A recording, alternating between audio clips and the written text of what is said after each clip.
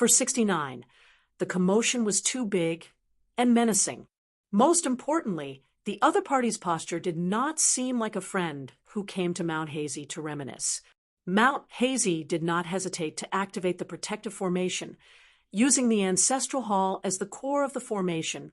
The originally dark scene of heavy rain and white mist rose from the foot of the mountain and enveloped the top of the mountain. From the inside to the outside, the view on the mountain was as clear as day. From the outside to the inside, ordinary mountain woodsmen and hunters could only see a vast expanse of whiteness when they looked at Mount Hazy. Not only that, there were several strands of white light that were dozens of feet long that swept out from the ancestral hall at the top of the mountain, shuttling back and forth in the mountain mist and rain. They were on high alert. Many of the cultivators in charge of Mount Hazy had already left their respective mansions and headed to the ancestral hall to meet. Deep in their hearts, they naturally hoped that the imposing sword controlling a mortal was a friend and not an enemy. Mount Hazy's sect leader, Lu Yundai, and his son Lu Tingio were both famous figures in Colorful Robes Nation. One relied on his cultivation base, while the other relied on his father. Beside the father and son, there were dozens of old cultivators, direct disciples, and guest elders of Mount Hazy that were famous in the country. Most of them were in a heavy mood. Everyone could only watch as the golden line got closer and closer to the Hazy Mountain. They could not go out and greet people, right? The world's poorest and richest sword cultivator was one of the 4 troublesome ghosts on the mountain and ranked first. He was difficult to deal with because of his great killing power. Not only was his sword fast, but he also ran fast. However, one thing had to be understood. This kind of fast running was mostly done after killing people. If it was in the past, Mount Hazy might still be afraid, but they would not be so mournful. The situation was really unforgiving. The backbones of the temple and battlefield at the foot of the mountain were broken, and the courage of the cultivators on the mountain was almost smashed to pieces. The neighboring mountains gathered together to defend against the enemy.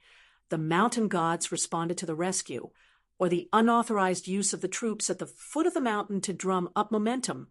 All became a thing of the past. They could no longer do it. After all, the world had changed. Many immortal rules that had been unshakable for thousands of years suddenly did not work, because now they had to deal with Dali's native cultivators from time to time. The cave abodes on the mountains of more than 10 countries in Colorful Robes Nation realized that their realm and power were simply made of paper. When Dali's Iron Cavalry went south, they had destroyed a lot of embroidered pillows. Now, on the mountain and at the foot of the mountain, almost everyone was startled by the twang of a bow. On the battlefield, Colorful Robes Nation's so-called military strength was the best among the central countries of the continent. Guyu Nation's heavily armored infantry, Songshi Nation's light cavalry, and Shu Shui Nation's experts in mountainous warfare. When faced with Dali's iron cavalry, they either did not move or were unable to withstand a single blow. After that, they contacted Shichao Nation, Meli Nation, and other vassal states of the Zhuang dynasty further south, and did not retreat. Most of them brought a lot of trouble to Su Gaoshan and Chao Gui's 2 Dali iron cavalry. On the other hand, Colorful Robes Nation's border army was extremely weak and became a huge joke. It was said that Shu Shui Nation originally had a famous military general with outstanding achievements. After his defeat, it was said that he had learned all his military tactics from Dali's vassal, Song Zhengqiang. Unfortunately, he was not proficient enough. His biggest wish in this life was to be able to meet Song Zhengqiang once and humbly ask the Dali god of war for the essence of military tactics. Thus, there was a beautiful story of him acknowledging his ancestors. However, the Colorful Robes Nation was not much better off. Not only did the Colorful Robes Nation, which was known to have the most powerful armors, not fight a single battle in this war, the Colorful Robes Nation's royal family had always liked to announce to the public that there was a Jindan Earth immortal in the capital. They would often spread rumors that were vague, making it difficult for people to tell whether it was true or false. Thus, in the past, the cultivators of Colorful Robes Nation had always hoped to look down on the mountains of the other countries. However, when Dolly's metal cavalry arrived, the ancient U-Nation, symbolically at the border, mobilized more than 10,000 border troops. As an elite force in the field, they fought a head-on battle with Dolly's metal cavalry. Of course, the result was not surprising. A finger of Dolly's metal cavalry was thicker than the thigh of the ancient U-Nation. The ancient U-Nation had paid a heavy price for this. The Colorful Robes Nation saw that the situation was not good and surrendered earlier than the ancient U-Nation. Before Dolly's envoy entered the country, they had sent a convoy of envoys led by the Minister of Rights to find Dolly's metal cavalry and voluntarily become a vassal of the Song family. This was nothing. The Dolly Nation then searched through many records of the various countries and mountains. Only then did the world realize that the ancient U-Nation was actually quite deep. There was a hidden Dragon Gate realm sword cultivator from the Zhuang dynasty who was jointly killed by a group of Dolly's military secretaries. The battle was soul-stirring. On the other hand, if Lu Yundai had not broken through and ascended to the Dragon Gate realm in the Colorful Robes Nation, the sea-viewing realm cultivators would have been the leader of the country's immortal masters, other than the ancient U-Nation's imperial court, who looked down on the weak Colorful Robes Nation. The cultivators and heroes of the Jianghu from the neighboring Chushui Nation almost laughed their heads off. Lu Yundai was a laurel old man who wore luxurious clothes. His appearance was extremely good. Lu Tingio was a handsome young man with slightly sunken eyes. His appearance was not bad, and he wore a snow-white robe that was a high-grade spiritual artifact. His name was Lu Hua. He was 30 years old, but he looked like he was in his 20s. Regardless of whether it was the realm that he had obtained through the use of immortal money or his aptitude, he was still a cultivator of the fifth realm on the surface. In addition, he liked to travel and often made friends with the children of the Colorful Robes Nation's nobles. Therefore, in the Colorful Robes Nation, he was not considered bad. Therefore, in the secular dynasty, he was indeed young, promising, and elegant. However, in the eyes of a true cultivator, especially in the eyes of the Colorful Robes Nation's immortals of the Middle Five Realms and the gods of the Five Mountains, this Lu Tingio was naturally nothing. His Tao heart was not firm, and he liked to indulge in sex. He squandered a large amount of time on the piles of women at the foot of the mountain. If Lu Yundai really wanted to hand over the entire Misty Mountain to his son in the future, there might be an internal conflict. However, in recent years, there had been a rumor quietly spreading. It said that the reason why the Misty Mountain had been able to smoothly hook up with a powerful military general of the Song clan and was expected to become the next imperial tutor of the Colorful Robes Nation was because Lu Tingio had helped his father, Lu Yundai, to act as a go-between. If this was true, then the real person did not show his true colors. An old cultivator with a walking stick in his hand asked softly, "Sect Master, forgive this old man's eyesight for not being able to see the true realm of this person. Could it be the legendary Earth Immortal?" Lu Yundai looked calm and replied with a smile, "Earth Immortal Sword Cultivator?" The old cultivator seemed to feel that he had scared himself too much with the protection of the formation, and at the entrance of his own ancestral hall, he should not have lost his sense of propriety. He said resentfully, "That's too shocking. I don't think it's like this." A beautiful woman with an ancient sword hanging on her waist sneered, "So, what if it's a passing sword cultivator of the Middle Five Realms? Would he dare to barge into the Misty Mountains formation? Does he really think that our Misty Mountain is a soft persimmon that anyone can pinch?" Lu Tingio glanced at the woman's chest that was as tall as a mountain range. He narrowed his eyes and quickly retracted his gaze. This woman's realm was actually not too high. She was in the cave realm. However, as a cultivator, She was proficient in the sword-controlling technique of the Jianghu sword masters. She once had a magnificent feat. She used her sword-controlling technique to disguise herself as a cave realm sword cultivator and scared away a sea-viewing realm great cultivator of the Brushwater Nation. She was really too hot-tempered and did not understand the situation. She was blinded by her good figure. Lu Tingio felt that it was a pity. Otherwise, he would not have retreated in the face of difficulties. He should have put in more effort. However, after the situation in Colorful Clothes Nation was stabilized, father and son had a heart-to-heart talk.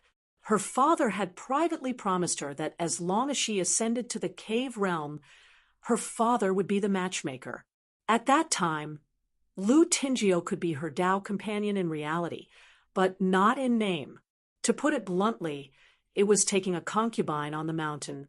A talented young direct cultivator asked softly, "Are those dolly cultivators not going to do anything about it?" Although he was able to stand here tonight, his seniority was low, so his position was at the back. He was the outstanding disciple of the woman in the cave realm who carried a sword. He carried a sword gifted by the ancestral hall.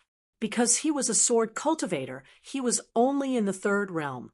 He had almost exhausted all of his master savings and tried his best to nourish his natal flying sword. Only then did he have a sword embryo. Now it was still weak. Therefore, when he saw the sword immortal coming with the wind and thunder momentum, the young cultivator was both yearning and jealous.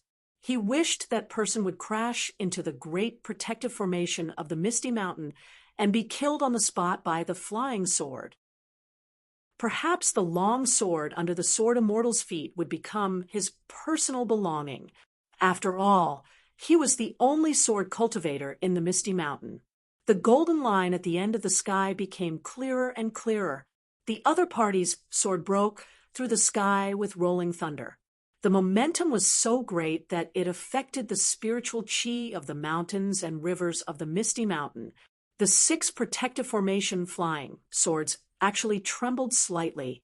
The strict orbit of the stars in the sky actually began to become chaotic. Lu Yundai said softly, "If he's willing to stop outside the formation, it's fine. He's most likely not here to seek revenge." Everyone nodded in agreement. The old cultivator with the walking stick tried his best to open his eyes and look into the distance. He wanted to discern the other party's approximate cultivation level, so that it would be easier to deal with him. However, he did not expect that the sword light was so dazzling that it made the eyes of a dignified sea-viewing realm cultivator ache. The old cultivator actually almost burst into tears. The old cultivator was so frightened that he quickly turned his head and did not want to be mistaken as a provocation by the sword immortal. If the sword immortal chose to kill him as a warning to others, he would die an unjust death. He hurriedly switched to the red wooden walking stick with both hands. He bent down and murmured with his head lowered, "How can there be such a sharp sword light in the world? It's already so dazzling from dozens of miles away. There's no doubt that it's an immortal magic treasure. Sect Master, why don't we open the door and welcome the guest? He's just a passing sword immortal, but our Misty Mountain coincidentally activated the formation." The old cultivator, who was getting more and more timid, rambled on. His voice was as soft as a mosquito's. Those with poor hearing could not hear him at all. As a Dragon Gate realm cultivator and a leading figure of the country's cultivators, Lu Yundai clearly heard his martial uncle's attempt to curry favor with both sides. He laughed and said, "Martial Uncle Hong, the other party is coming for our Misty Mountain. There's no doubt about that." Martial Uncle Hong could not even look directly at the golden sword light, let alone young mountain master Lu Tingio, the cave-dwelling realm woman, and her proud disciples. In the end, only Lu Yundai could gaze at the sword light. Lu Yundai seemed to be reminding everyone, but more like he was talking to himself, "He's here." The radiant sword light that illuminated the rain became as bright as day, and the closer it got to Hazy Mountain, the faster it became. The unknown sword immortal riding the sword, clearly didn't care about a mountain protecting formation. Without the slightest hesitation, the sword light suddenly became brighter and brighter. At this moment, even Lu Yundai had to squint his eyes to avoid the dazzling sword light that exploded.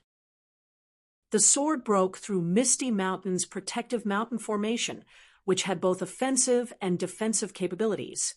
It was like a knife cutting through tofu. In a straight line, it crashed into the ancestral master hall at the peak of the mountain. The 6 protective flying swords that had contributed greatly to Misty Mountain were unable to stop it in time. Moreover, they seemed to be innately afraid of the Sword Immortal's sword. They swayed and tottered. The most terrifying thing was that after the sword broke through the formation, the long golden line that stretched from the horizon to Misty Mountain still did not disappear. The length of the sword chi and the richness of the sword intent were simply shocking. The wind and rain were carried by one person and one sword. Strong winds blew on the peak of the mountain, and spiritual chi boiled. Apart from the old immortal Lu Yundai of Dragon Gate, most of the people from Misty Mountain had their souls unstable and breathing difficult.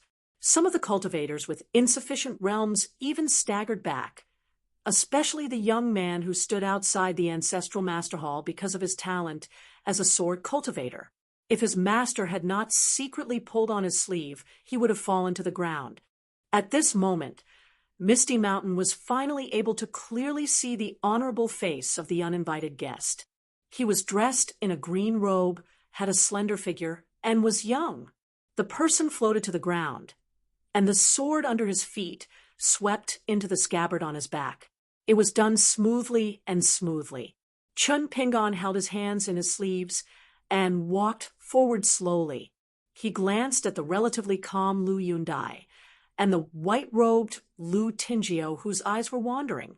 He smiled and said, "I visited Misty Mountain today to tell you one thing. I am the guardian of Zhao Wan of Beautiful Robes Country's Yenji County. Do you understand?" The old cultivator with the surname Hong, who held a walking stick, lived in seclusion. He had long accepted his fate and handed over all his authority. He only relied on his status as the sect master's martial uncle to enjoy his old age, and did not care about worldly affairs. He quickly nodded. "Who cares if I understand or not? I'll pretend to understand first." The woman of Cave Abode realm, who was proficient in the sword master sword controlling technique, felt her mouth and tongue dry. She was clearly timid. Her confidence and boldness of "what can a foreigner do to me" was now gone. The proud disciple behind her, who was also a sword cultivator like the visitor, did not even have the courage to face the enemy. Lu Yundai narrowed his eyes. He had some doubts in his heart, but he still had a smile on his face. "Senior Sword Immortal, what do you mean?" The two parties were less than 20 steps apart. Chun Pingon smiled and said, "Misty Mountain is interesting. Those who don't understand pretend to understand, and those who understand pretend to not understand. It doesn't matter." After a slight pause, Chun Pingon looked past the crowd. "This is your ancestral hall, right?" Lu Yundai was still weighing the pros and cons in his heart, but his face was full of anger. "Senior, are you really going to be unreasonable? You didn't explain anything clearly, and you want to use your power to oppress others?" Chun Pingon turned his head slightly. Lu Yundai's face could not deceive anyone. Chun Pingon was very familiar with Lu Yundai's fierce appearance and cowardly heart. It was true that he wanted to occupy the moral high ground first. What Lu Yundai really wanted to say, but did not say out loud, was that the current colorful clothes mountain was under Dali's jurisdiction. He wanted Lu Yundai to consider carefully, now that more than half of the Aquarius continent was the Song clan's territory.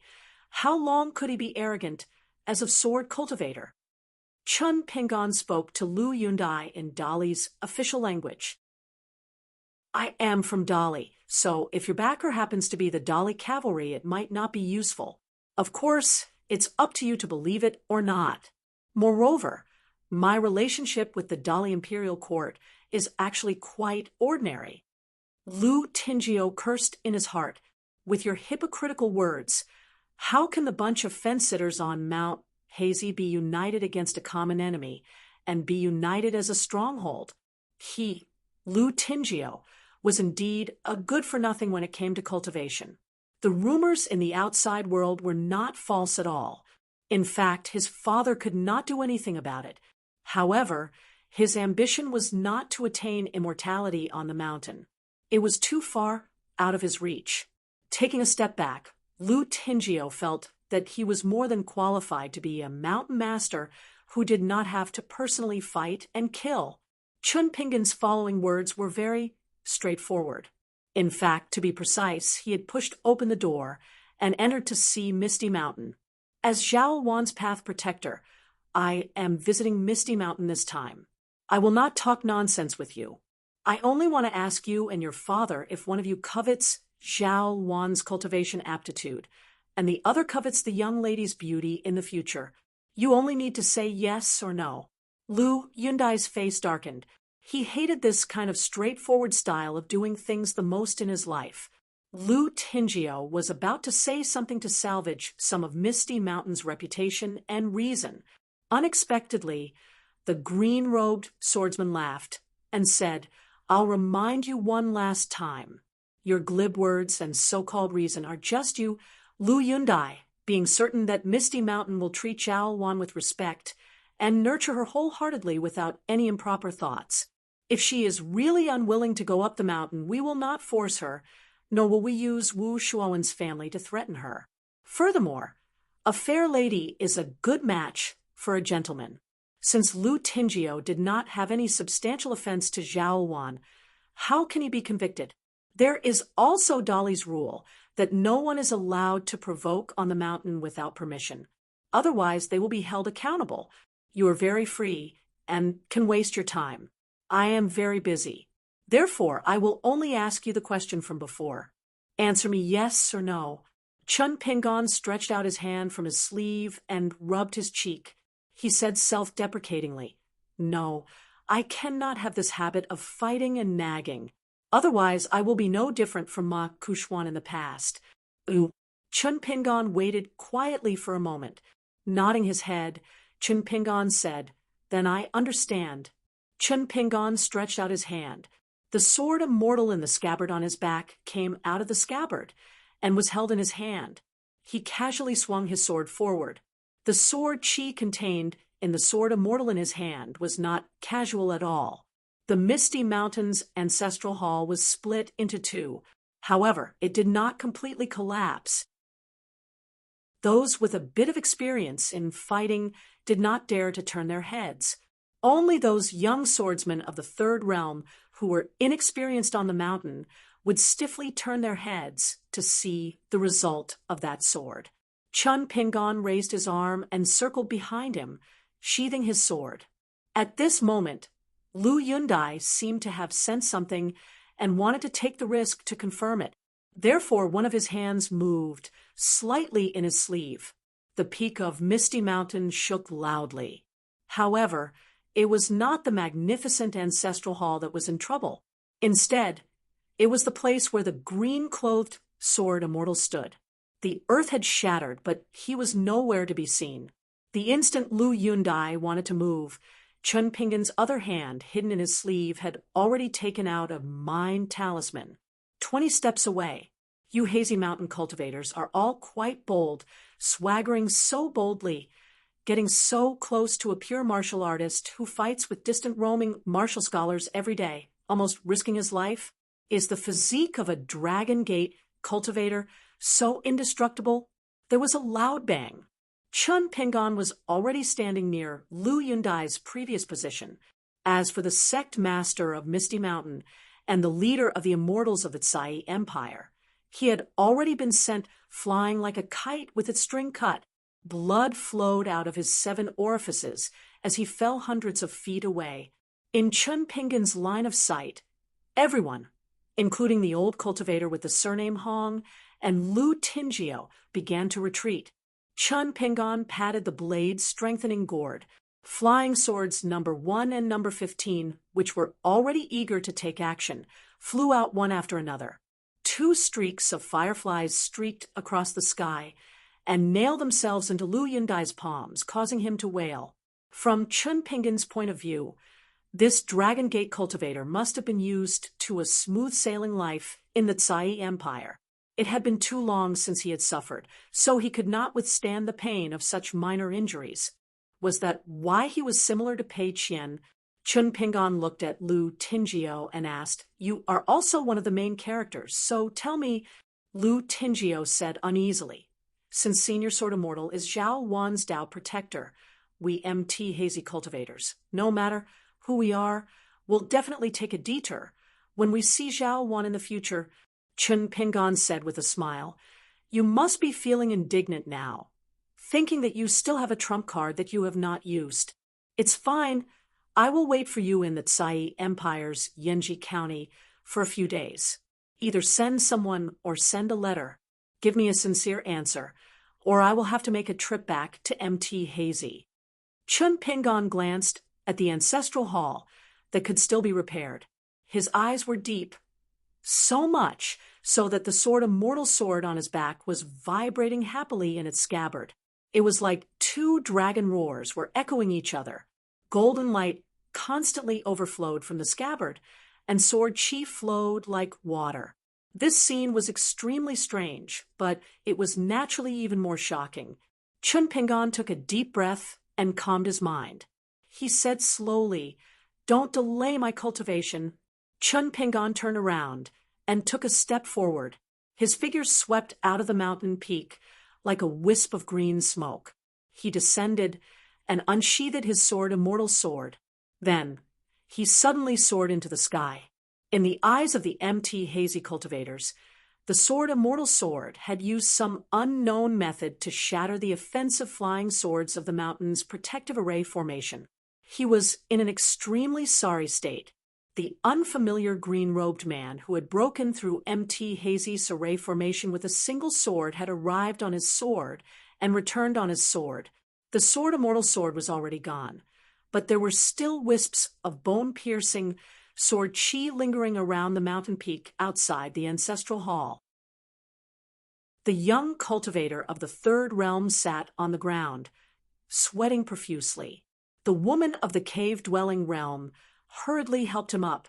Her face was still filled with panic, but she still comforted this proud disciple who had high hopes for her. She lowered her voice and said, "Don't hurt your sword heart. Don't let your mind be in chaos. Quickly calm that natal flying sword. Otherwise, you will have bumps and bruises on your great Tao in the future. But if you can suppress that panic and trembling, it will be a good thing. Although I am not a sword cultivator, I heard that sword cultivators subduing inner demons is a method to sharpen their natal flying sword. Since ancient times, there has been a saying of sharpening one's sword by the lake of one's heart. The disciple's eyes were in a daze. Fortunately, he was reminded by his master, so he was not muddle-headed. He did not even care about the phenomenon in his natal aperture that was nourishing his natal flying sword. The young sword cultivator hurriedly recited the incantation of the MT Hazy's ancestral hall's direct disciple. He circulated his spiritual chi and tried his best to calm his mind.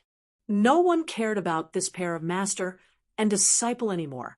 This was because everyone had gathered around sect Master Lu Yundai. Lu Yundai's face was as pale as a sheet of gold, but his foundation was not damaged. He would be able to recover to his peak after a few years of careful recuperation. This was the silver lining of misfortune. If he had fallen back to the sea-viewing realm after just ascending to the Dragon Gate realm, coupled with the ancestral hall being split into 2, MT Hazy would have been scared out of its wits. Lu Yundai waved his hand and said, "All of you go back first. As for today's disturbance, we will discuss it tomorrow in the ancestral hall in my misty estate." Everyone retreated, each with their own thoughts. LV Tingio accompanied his father to the ancestral hall. Someone still had to close the mountain protecting array. Otherwise, it would cost a small sum of money for every incense stick. On the road, There was a line that was as wide as a finger. It extended out and then divided the MT Hazy's ancestral hall into two. Lu Yundai stopped outside the ancestral hall's door and asked, "Did you see anything?" LV Tingio shook his head. Lu Yundai's tone was flat. With such a heavy sword chi, how did he manage to leave such a neat sword mark with a casual strike? Generally speaking, he is undoubtedly a genuine sword immortal, but I keep feeling that something is wrong. Facts have proven that this person is indeed not a golden core sword immortal, but a cultivator who does not follow common sense. His skill is that of a martial arts grandmaster, but his aura is that of a sword cultivator. As for his specific background, it is hard to say at the moment, but it is enough to deal with MT Hazy, which only acts tyrannically in Sai Kingdom. Tingio, since you were the one who successfully roped in General Ma of Dali, you now have two choices. Ma Tingio smiled bitterly. "Father, please speak clearly." Lu Yundai covered his chest and coughed incessantly. He waved his hand, indicating that his son did not need to worry. He slowly said, "In fact, it's all a gamble. First, bet on the best outcome. The backer is General Ma, one of the surnames of the Pillar Nation of Dali. If he is willing to accept the money, he will be willing to do the job and stand up for MT Hazy. According to our way of thinking, act decisively and use the word rules to quickly kill that young man. At that time, Wu Shuowen's death will be nothing. Xiao Wan will be your woman. And MT Hazy will have another junior who has the potential to become a golden core earth immortal. If you do this, you will go down the mountain with Hong to find General Ma right now. 2. We'll bet on the worst outcome. If we provoke someone we shouldn't and can't afford to provoke, we'll admit defeat and quickly send people to Yenji County. We'll make them admit their mistakes and pay what they should pay. Don't hesitate. Being indecisive and hesitant is the biggest taboo." Lu Tingio's expression was bitter. "Father, shouldn't you make the decision when it comes to the survival of the sect and the continuity of our Lu family's ancestral hall?" Lu Yundai shook his head. "I can't see the situation clearly now. Just like when you were rejected by me, you could only rely on MT Hazy to bet on Dali's generals. In the end, the entire MT Hazy was wrong. Only you were right. I feel that in this chaotic world, no one's realm is higher than yours. Therefore, I am willing to believe in your intuition once more. If you bet, you lose everything. If you bet big, you win big. If you lose, your continuity will be cut off. If you win, you can be considered a true friend of General Ma. As for the past, you were just borrowing his power, and he was giving you charity. Perhaps in the future, you can even take the opportunity to cling onto the surname of the Pillar Nation." Lu Tingio said softly. "What if that person is really from Dali?" Lu Yundai sneered. "So what if he is from our side? Our Shu Hong is loyal and devoted to MT Hazy, and my Ma family, our Dali, Yuan, and Chao surnames of the Pillar Nations are amiable. That General Ma doesn't have any competitors in the army that he dislikes, killing an unruly sword immortal to establish his might. Even if General Ma has a firm foothold in the beautiful Robes Nation and stands out from the other regents of similar ranks, isn't it still a gamble?" Lu Tingio asked tentatively. "From Father's tone, you are leaning towards the first option?" Lu Yundai sighed. Apart from his son's mediocre aptitude and hopelessness in cultivation, his other weakness was that he was too cunning and too smart. Most of the time, this was a good thing. However, at certain moments, it was hard to say. He could forge ahead and assess the situation. However, when a person was smart, they were often afraid of death and responsibility. The reason why Lu Yundai had held back his anger and risked his life to break through to the Dragon Gate realm was because he was worried that Lu Tingio would not be able to convince the masses in the future. The Lu family's power in MT Hazy had fallen. For example, the woman who had a sword, cultivator disciple, or Shu Hong, who suddenly had an interest in power. Many of the new consecrated guests were not easy to deal with. Otherwise, there would have been 7 or 8 more people outside the ancestral hall. Lu Yundai suddenly spat out a mouthful of congested blood. It looked scary, but it was actually a good thing. His mind seemed to have opened up a little, and the qi in his body was no longer stagnant. Lu Yundai's eyes suddenly widened. He rushed to the edge of the cliff and looked over with rapt attention. He saw a pocket-sized flying sword, hovering not far from the bottom of the cliff, and a talisman that was about to burn out.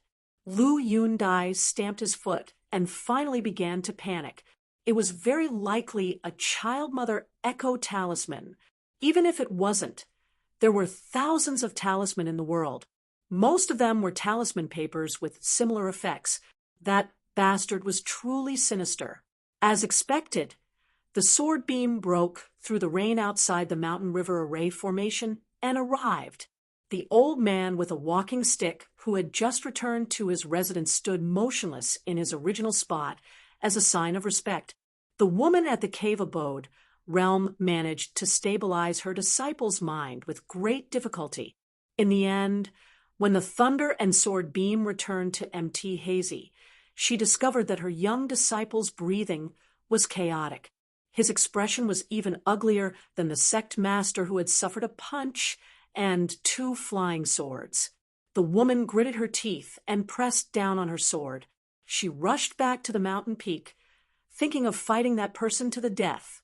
If this disciple damaged the foundation of his great Tao, his sword heart would be covered in dust, and he would no longer have a future. Would she really have to be Ma Tingio's bed-warming concubine in the future? At the peak of Mt. Hazy, the azure-clothed youth once again landed on the mountain peak. After patting the blade-strengthening gourd, the flying sword Chu-Yi that was secretly hiding outside the cliff rushed back into the gourd. This time, the sword was too lazy to return to its scabbard. It slowly rose and finally hovered beside Qin Pingan. Just as it was about to reach out and grab it, the sword tip pointed straight at Lu Yundai in front of the ancestral master hall. Qin Pingan smiled and said, "General Ma, right? Aren't you going to pay a visit with me and your father?" His sleeves were fluttering. His words were pleasant, but his aura was not light at all. Especially the sword tip, golden sword qi condensed into a water droplet. It dripped onto the ground and rapidly spread with a dazzling halo. For some reason, Lu Tingio recalled the words, "Don't delay my cultivation." His legs went limp. Lu Yundai cupped his fists and bowed to the ground. "Senior Sword Immortal, we admit defeat and are sincerely convinced. If Senior does not believe me, I, Lu Yundai, can go to the Ancestral Master Hall and use 3 drops of my heart's blood to light 3 incense sticks.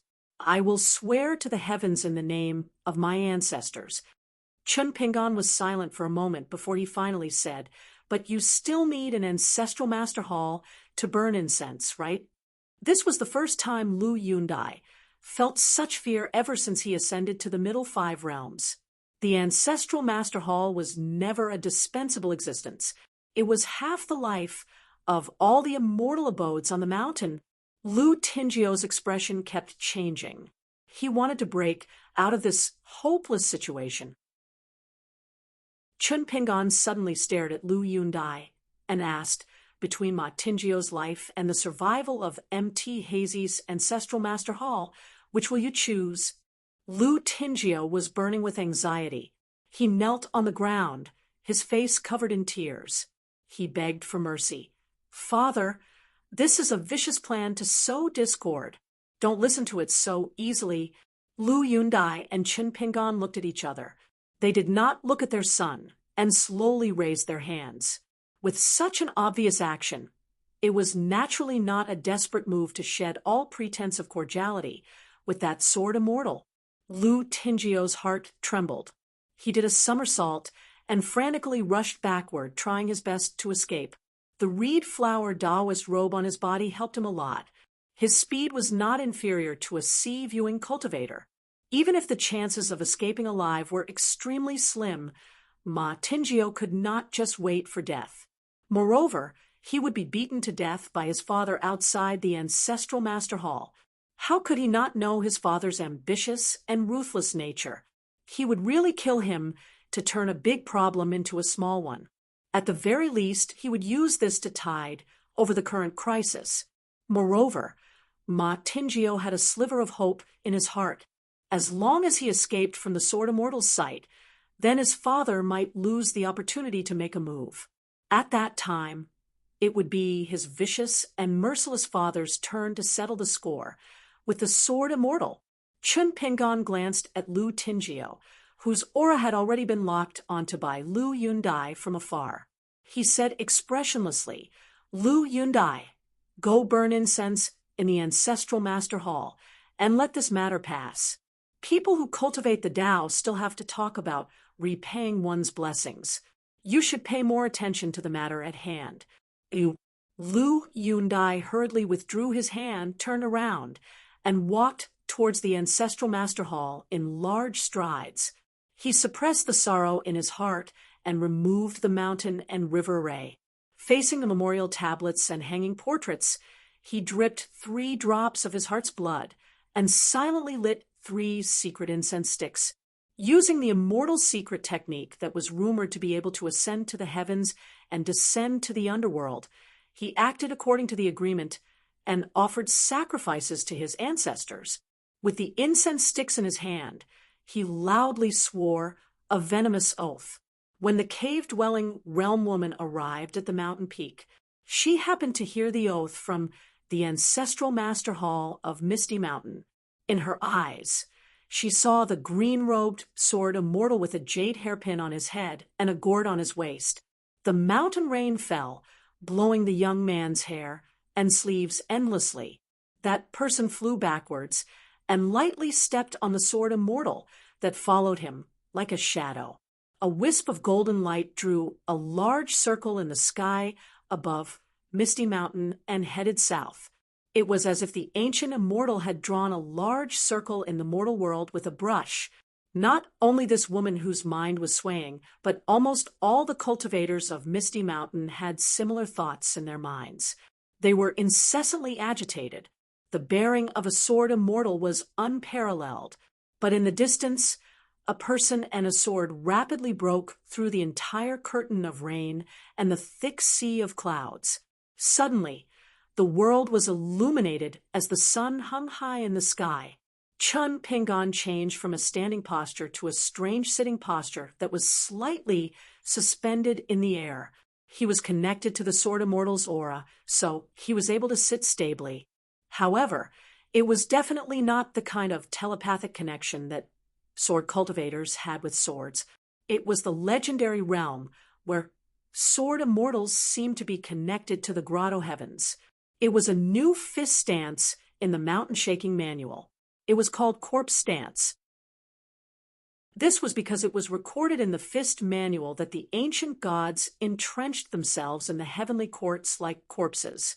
Chun Pingon was able to travel on his sword because he was standing on a Sword Immortal.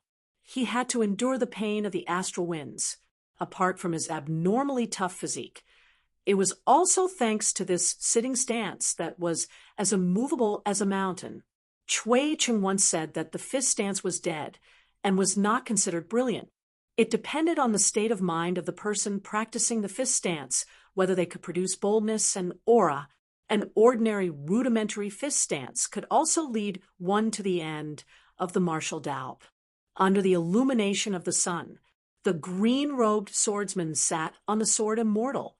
Man and sword, sword and heart, clear and bright. For 70, at dawn, at the city gate of Yanji County in Sai Kingdom, a group of wandering Jianghu heroes were waiting for the gate to open. Among them, a famous Jianghu figure of Shui Kingdom was sitting high on his horse. He was rubbing a piece of white jade handle in his palm. He had nothing to do, so he looked around and saw a travel-worn young wanderer coming from afar. He looked tired, but his eyes were not cloudy. The old man thought that the young man should be a martial artist, but judging from the depth of his steps, his skill should not be too high. The old man continued to look around. He saw some women and young girls, but unfortunately, most of them were village women. Their skin was dry, and their looks were average. He was a little disappointed.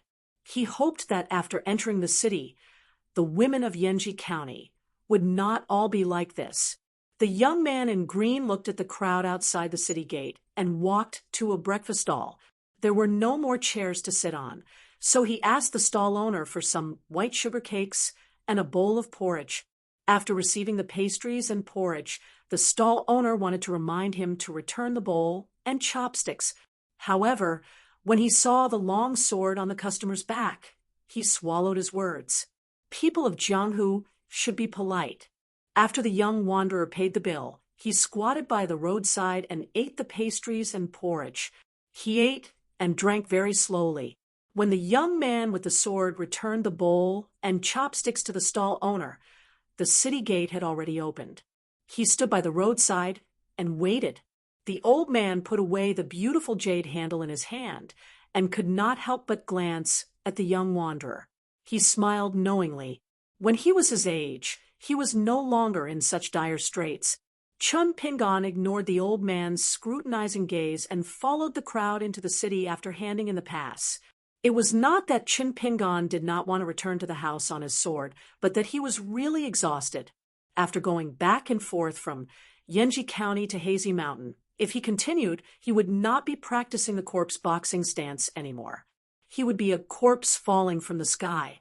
Although the stance could benefit the soul as long as he could sit still, the benefits to the soul would come at the expense of his body and vitality. Overdoing it would be as bad as not doing enough. However, it was indeed a good idea to travel on the sword in the future in a corpse boxing stance.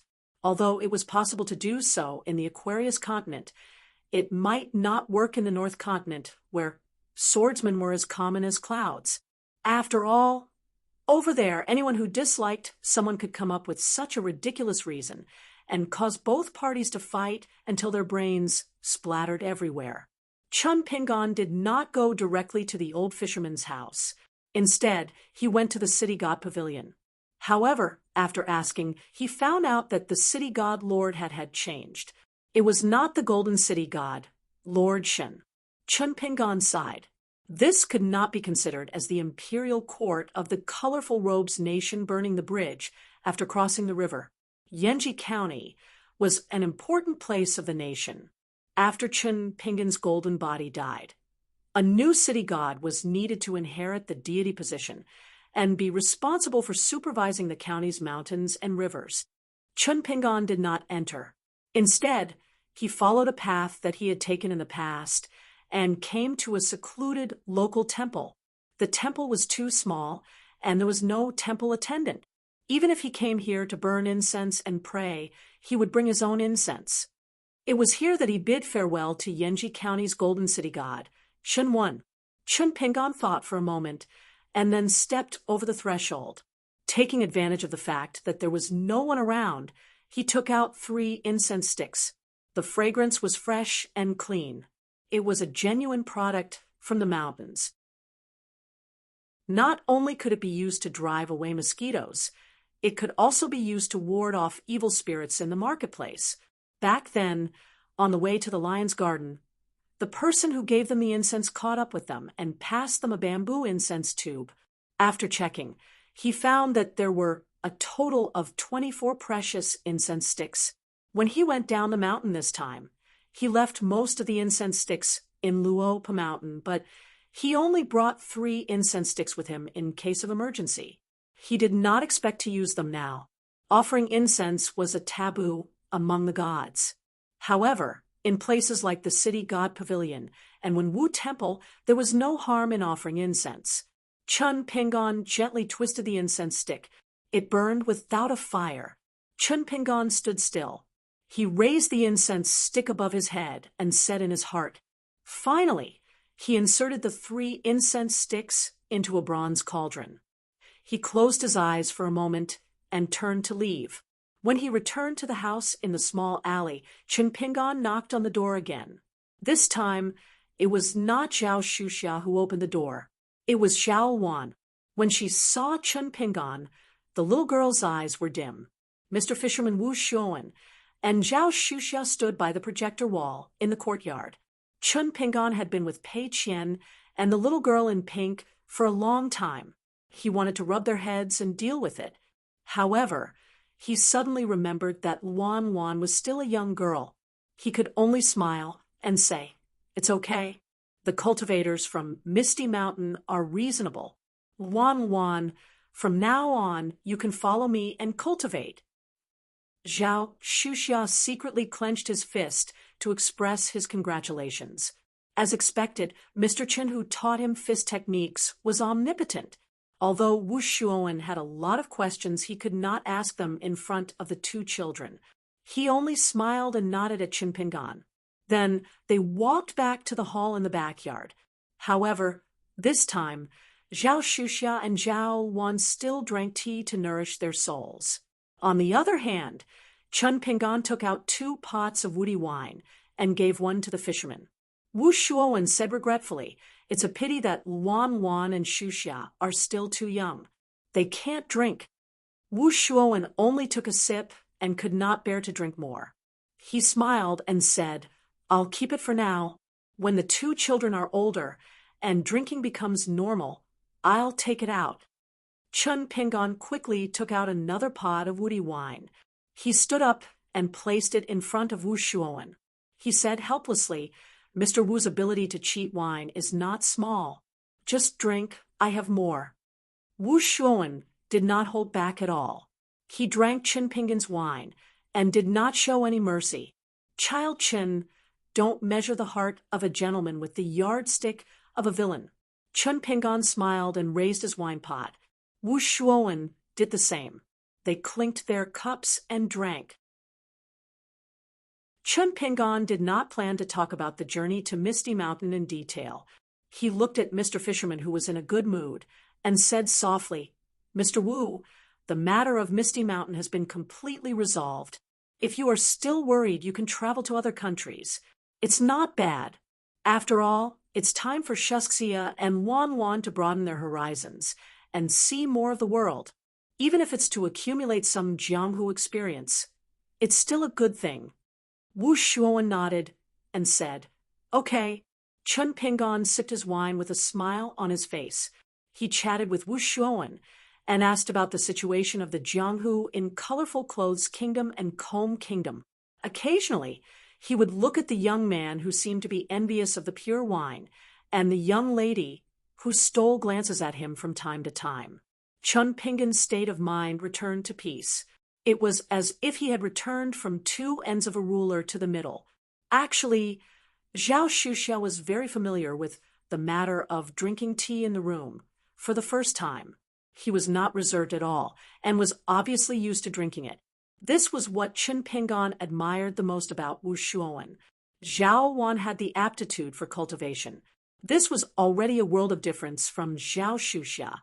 Moreover, Zhao Wan was very talented in cultivation. This meant that according to common sense, the Zhao Wan who needed Zhao Shuxia's protection in the past would not even need a few years to make Zhao Shuxia, who only knew how to practice martial arts, disappear on the path of cultivation. Of course, Wu Xuan was aware of this point. However, this kind of immortal tea that cost immortal money was still drunk by Zhao Wan. Zhao Shuxia also drank it. There was no difference in status. He was not cultivating the siblings as disciples.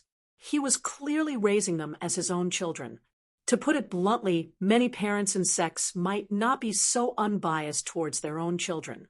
Chen Pingan felt that this old Confucian, who did not have a high cultivation, was a true gentleman.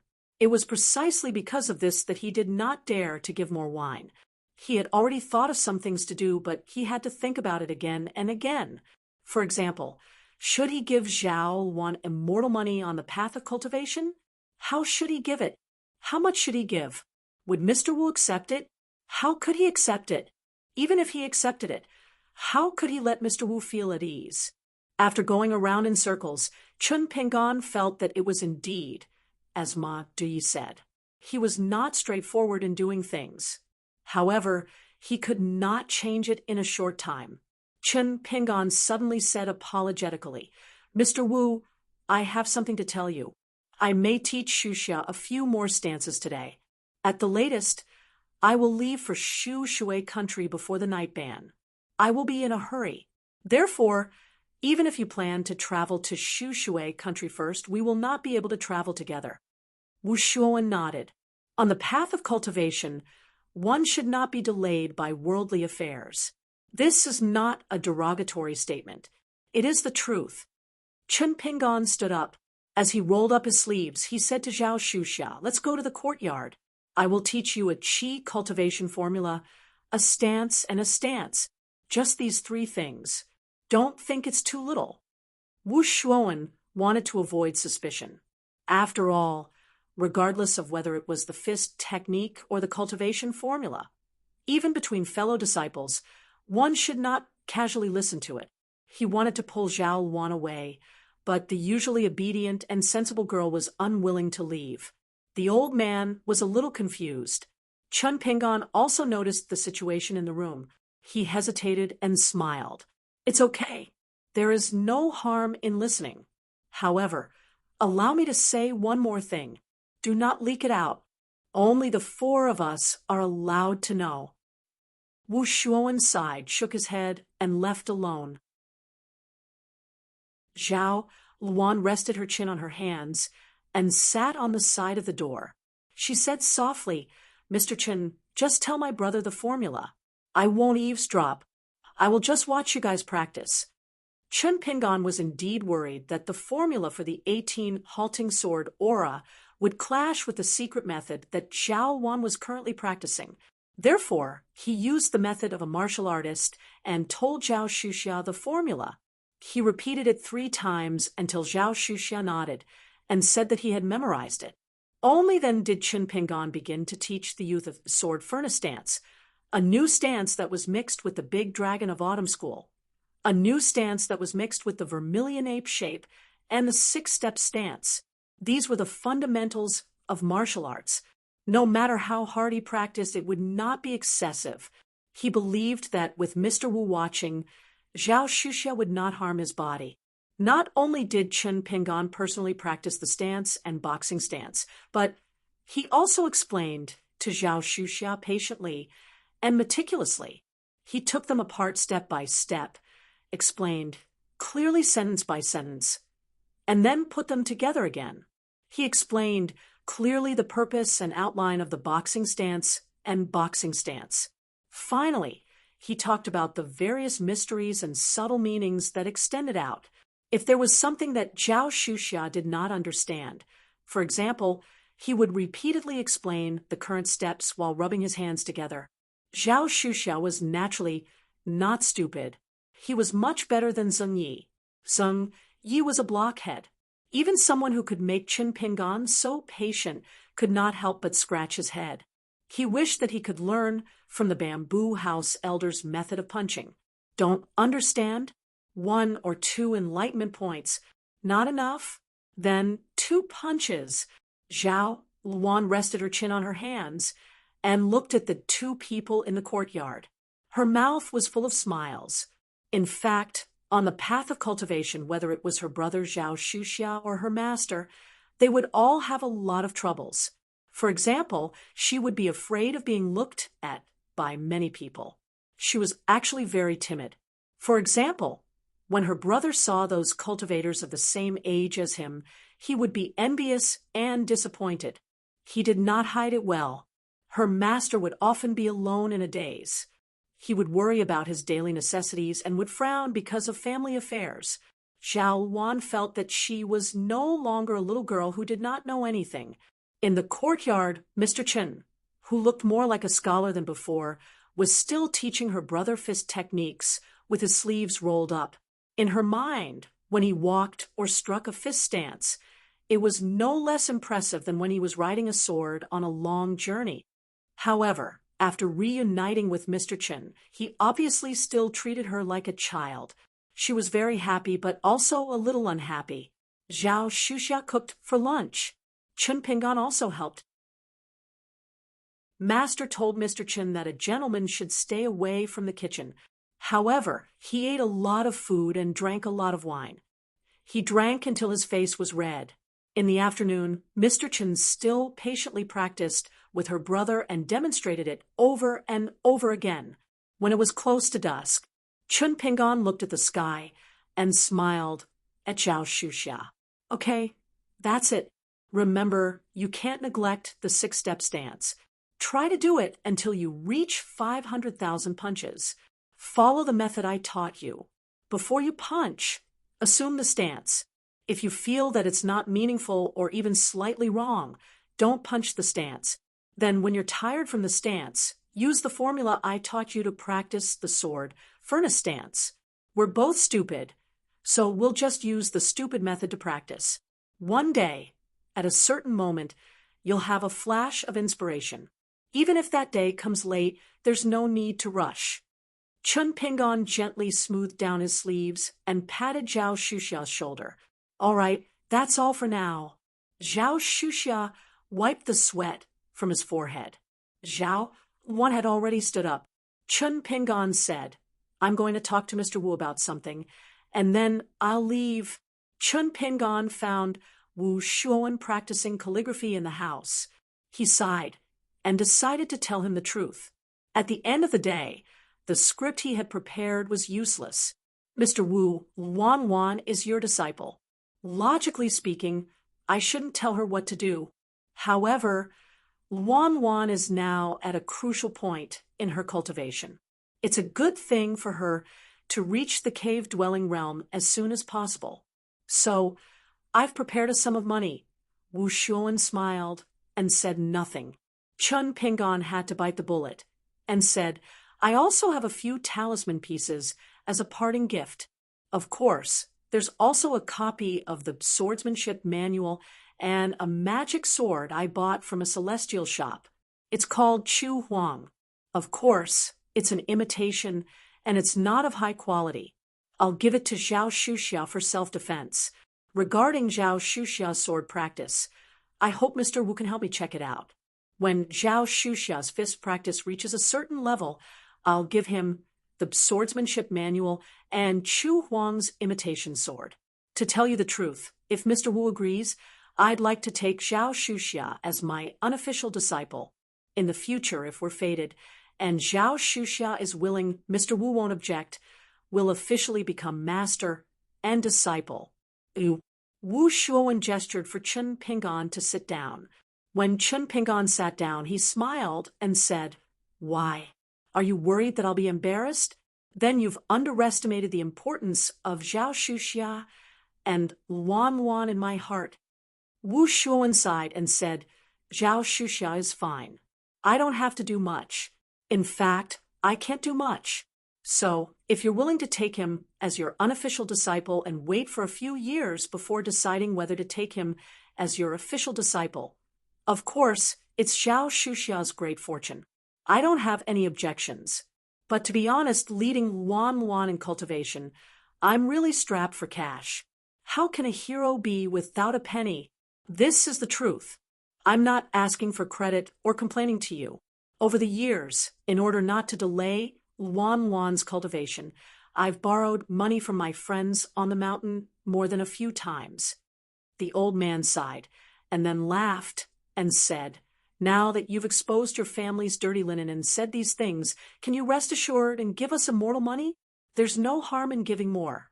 My old bones don't have the ability to fight to the death with people, but it's not difficult to carry some immortal money. Chun Pingan took out the manuscript Swordsmanship Classics, a yellow sword, and 3 golden talisman. Then he took out a handful of immortal money and gently placed it on the desk. At first, Wu Shuowen stroked his beard and smiled. When he saw the immortal money, he was silent for a long time. Finally, he couldn't help but ask, Are you running a bank on the mountain? The small summer money is fine, but why are there 3 grains of grain rain money? Chun Pingan was stunned and said, This is too little? Do you really want me to sell everything I have? Wu Shuowen didn't know whether to laugh or cry. He didn't expect Chun Pingon to be so shameless. The old man picked out the 3 grains of rain money and said firmly, "Take it back. There's no need for this. In the future, when Luan reaches the cave realm, I won't stop you if you give her more. Not now." Chun Pingon didn't insist. Chun Pingon put away the 3 grains of rain money, which was originally his trump card, and said goodbye with a fist salute. "Mr. Wu, you don't have to send me off." Wu Shuowen stood up and said, "Then just send me to the door. This is a courtesy." When they left the house and came to the courtyard, Zhao Luan had already taken Chun Pingon's bamboo hat. Zhao Shusha smiled and said, "Luan, and I will send Mr. Chen to the city gate." Chun Pingon took the hat and shook his head. "No, I plan to hurry." Zhao Shusha scratched his head. Zhao Luan said timidly, "Then send me to the door." Chun Pingon smiled and nodded. Wu Shuowen walked back into the house and looked at the items and divine coins on the table. He smiled and shook his head, thinking that it was unbelievable. However, when the old man saw the 3 golden talisman papers, he understood. He was still the same person, but he had become a young man from a teenager. Wu Shuowen stroked his beard and smiled. "Thanks to Luan, I've finally seen more than 1 rain money in my life." Outside the house, Chun Pingon put on the bamboo hat and prepared to leave on his sword. He was going to the Jianshui mountain villa in Shushui Nation, where he still needed to eat hot pot. Zhao Shusha was still okay. He didn't seem too sad about parting. He kept chatting with Chun Pingon. The little girl didn't say a word. Zhao Shusha suddenly remembered something and said that he would go back first and let Luan say goodbye to Mr. Chen. Chun Pingon couldn't help but laugh. "Did you use your cleverness in the wrong place?" Zhao Luan lowered her head. It was as if there was no need to say goodbye if she didn't speak. Chun Pingon hesitated for a moment, but still patted the little girl's head gently and called her Luan. Zhao Luan looked up, blushing slightly. Chun Pingon wasn't stupid. The way the little girl looked at him was different. Sometimes the word "like" was written in the eyes even if it wasn't said. Chun Pingon thought for a moment and said softly, "Luan, let me tell you something. Just treat it as a small promise between us. Okay?" Zhao Luan was a little flustered, but she was also looking forward to it. Chun Pingon smiled and said, "You like me, right?" Zhao Luan's face turned red.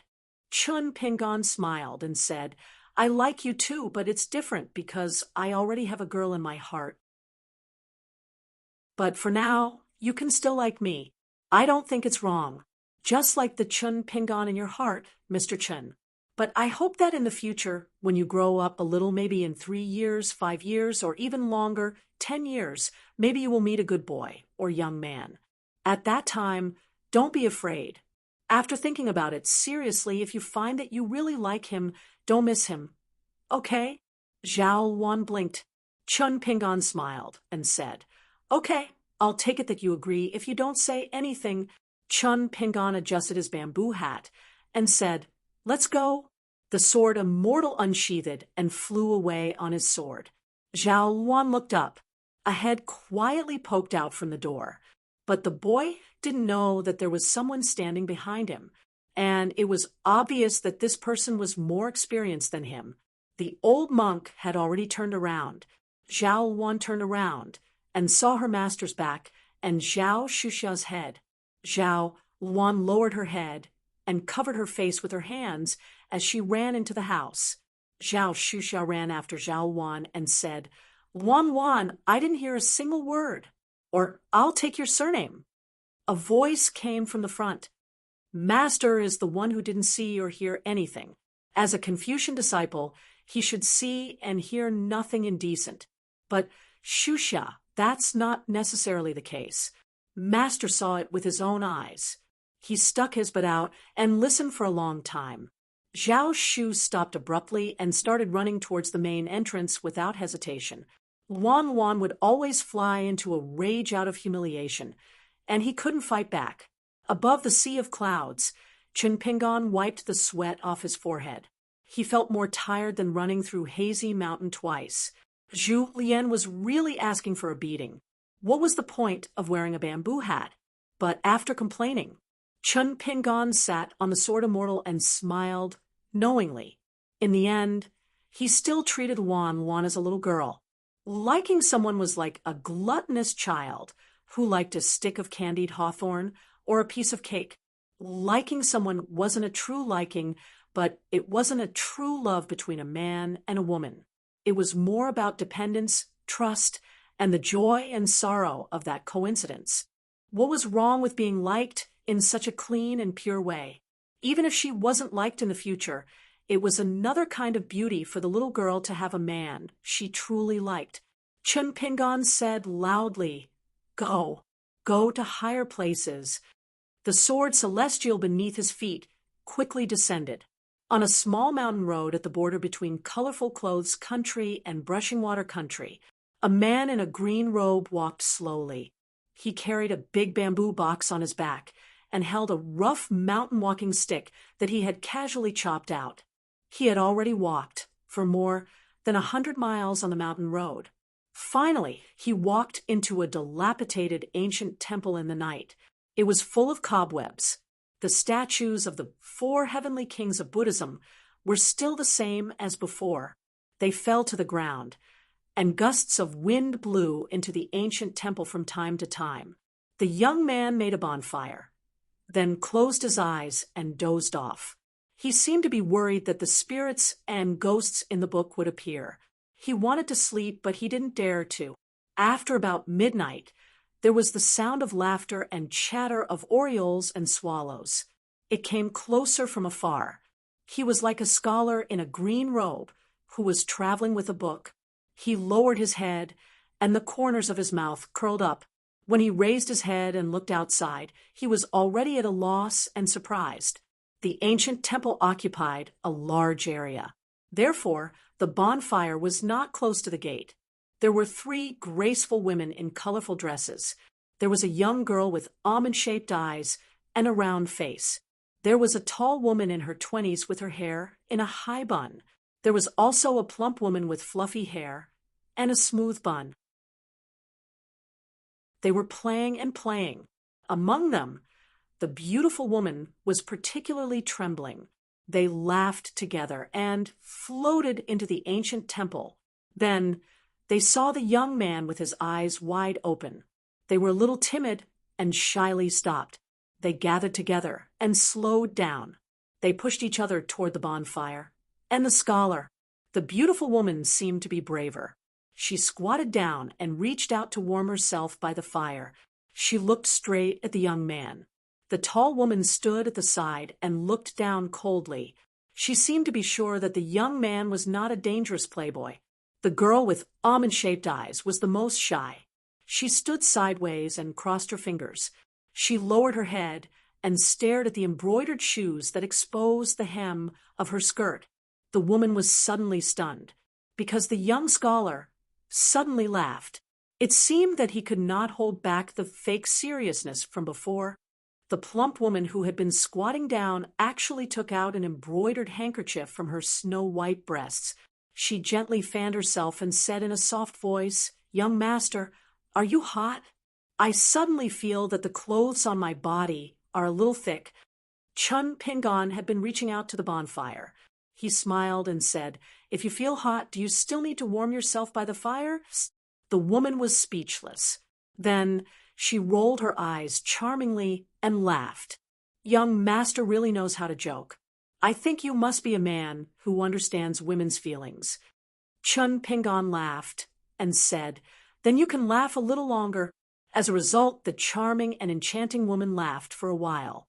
Soon she could not laugh anymore.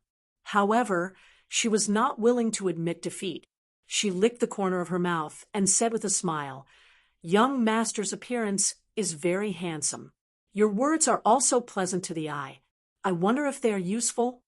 Chun Pingon still smiled and said, "Annie, you also know how to joke." The woman's smiling face stiffened. Chun Pingon, who had deliberately used this appearance to revisit his old home, sized up the three people again. In the end, he looked at the most timid girl and said with a smile, "Okay, I know your background. We've dealt with each other before."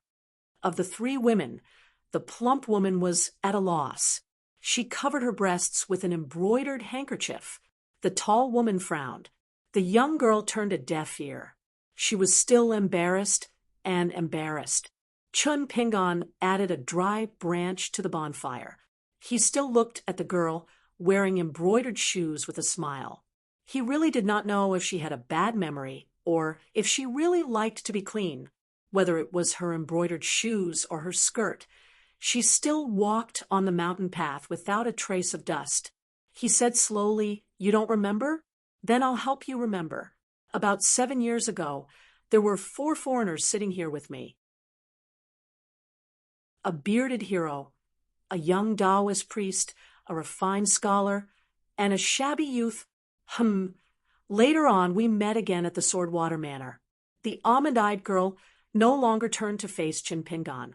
She covered her mouth and laughed. "How can I not remember? That time I suffered a great loss at the hands of you and that bastard old song. Now, when I think of this tragic matter, my little heart still hurts. You stinky men, you don't know how to be tender and protective of the fairer sex. You killed my 2 pitiful maids just like that. If I'm not wrong, young master, you're that young man who was the most ruthless in destroying flowers back then, right? Oh, my, you're really getting more and more handsome as you grow up. I wonder what you're here for this time." Ooh. She put her hands behind her back and walked half a circle around the bonfire. From beginning to end, she kept a certain distance from Chun Pingon. What? Could it be that young master is not as young and ignorant as before? Could it be that you're beginning to understand the taste of women? After tasting the women of the mortal world, you're a little tired of them and want to come here to try something new?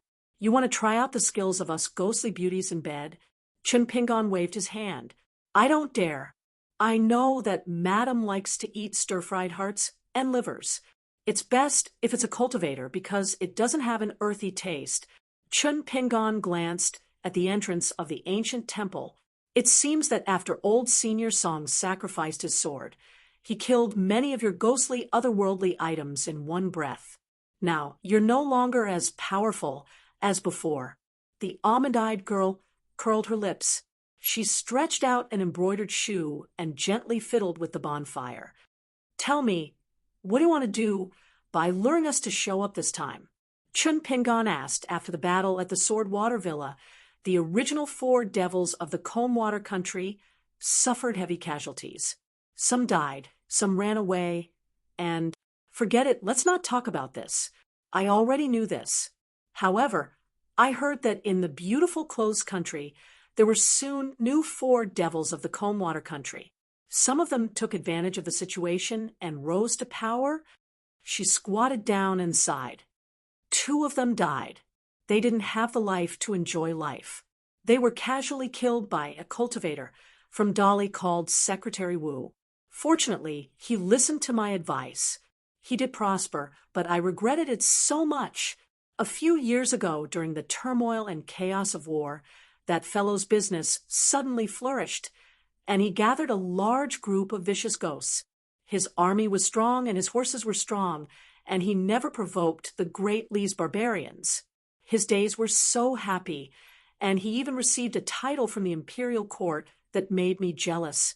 Not only did he no longer mention the title of 4 evils of Combwater country, even I was almost kidnapped by that beast to be his mistress. In this world, it's hard for a human to live, and it's hard for a ghost to live. What kind of trouble is this?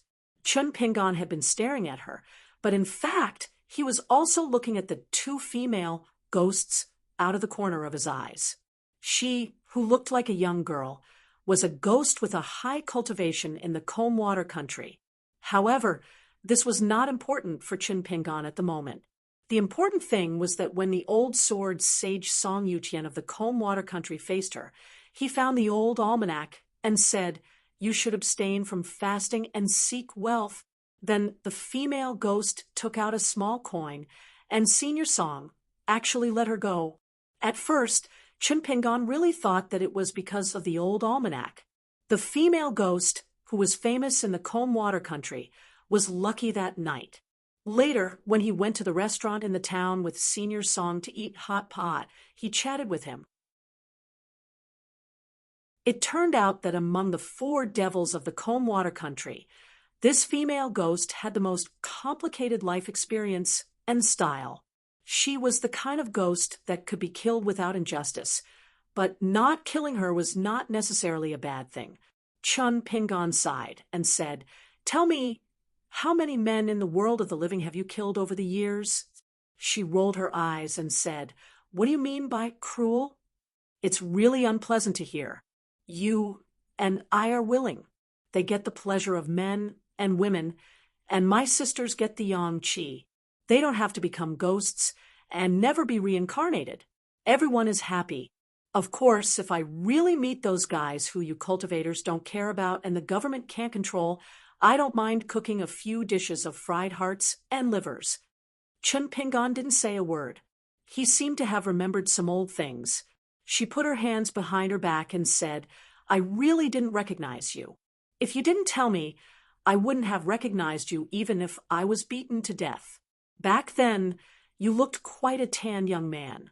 It's said that a woman changes 18 times before she grows up. Are you men the same?" Chunpingon said, as if he was joking, "Since you can't recognize me even if I beat you to death, I can consider not killing you." She glanced at the green robe on this guy and suddenly became angry. She turned her head and glared at the tall woman. "Don't think that I don't know that you're still fooling around with that poor scholar. Are you thinking that one day he'll help you escape the sea of suffering? Do you believe that I won't deliver you to that bastard tonight? He's now an upright mountain deity. A mountain deity taking a concubine.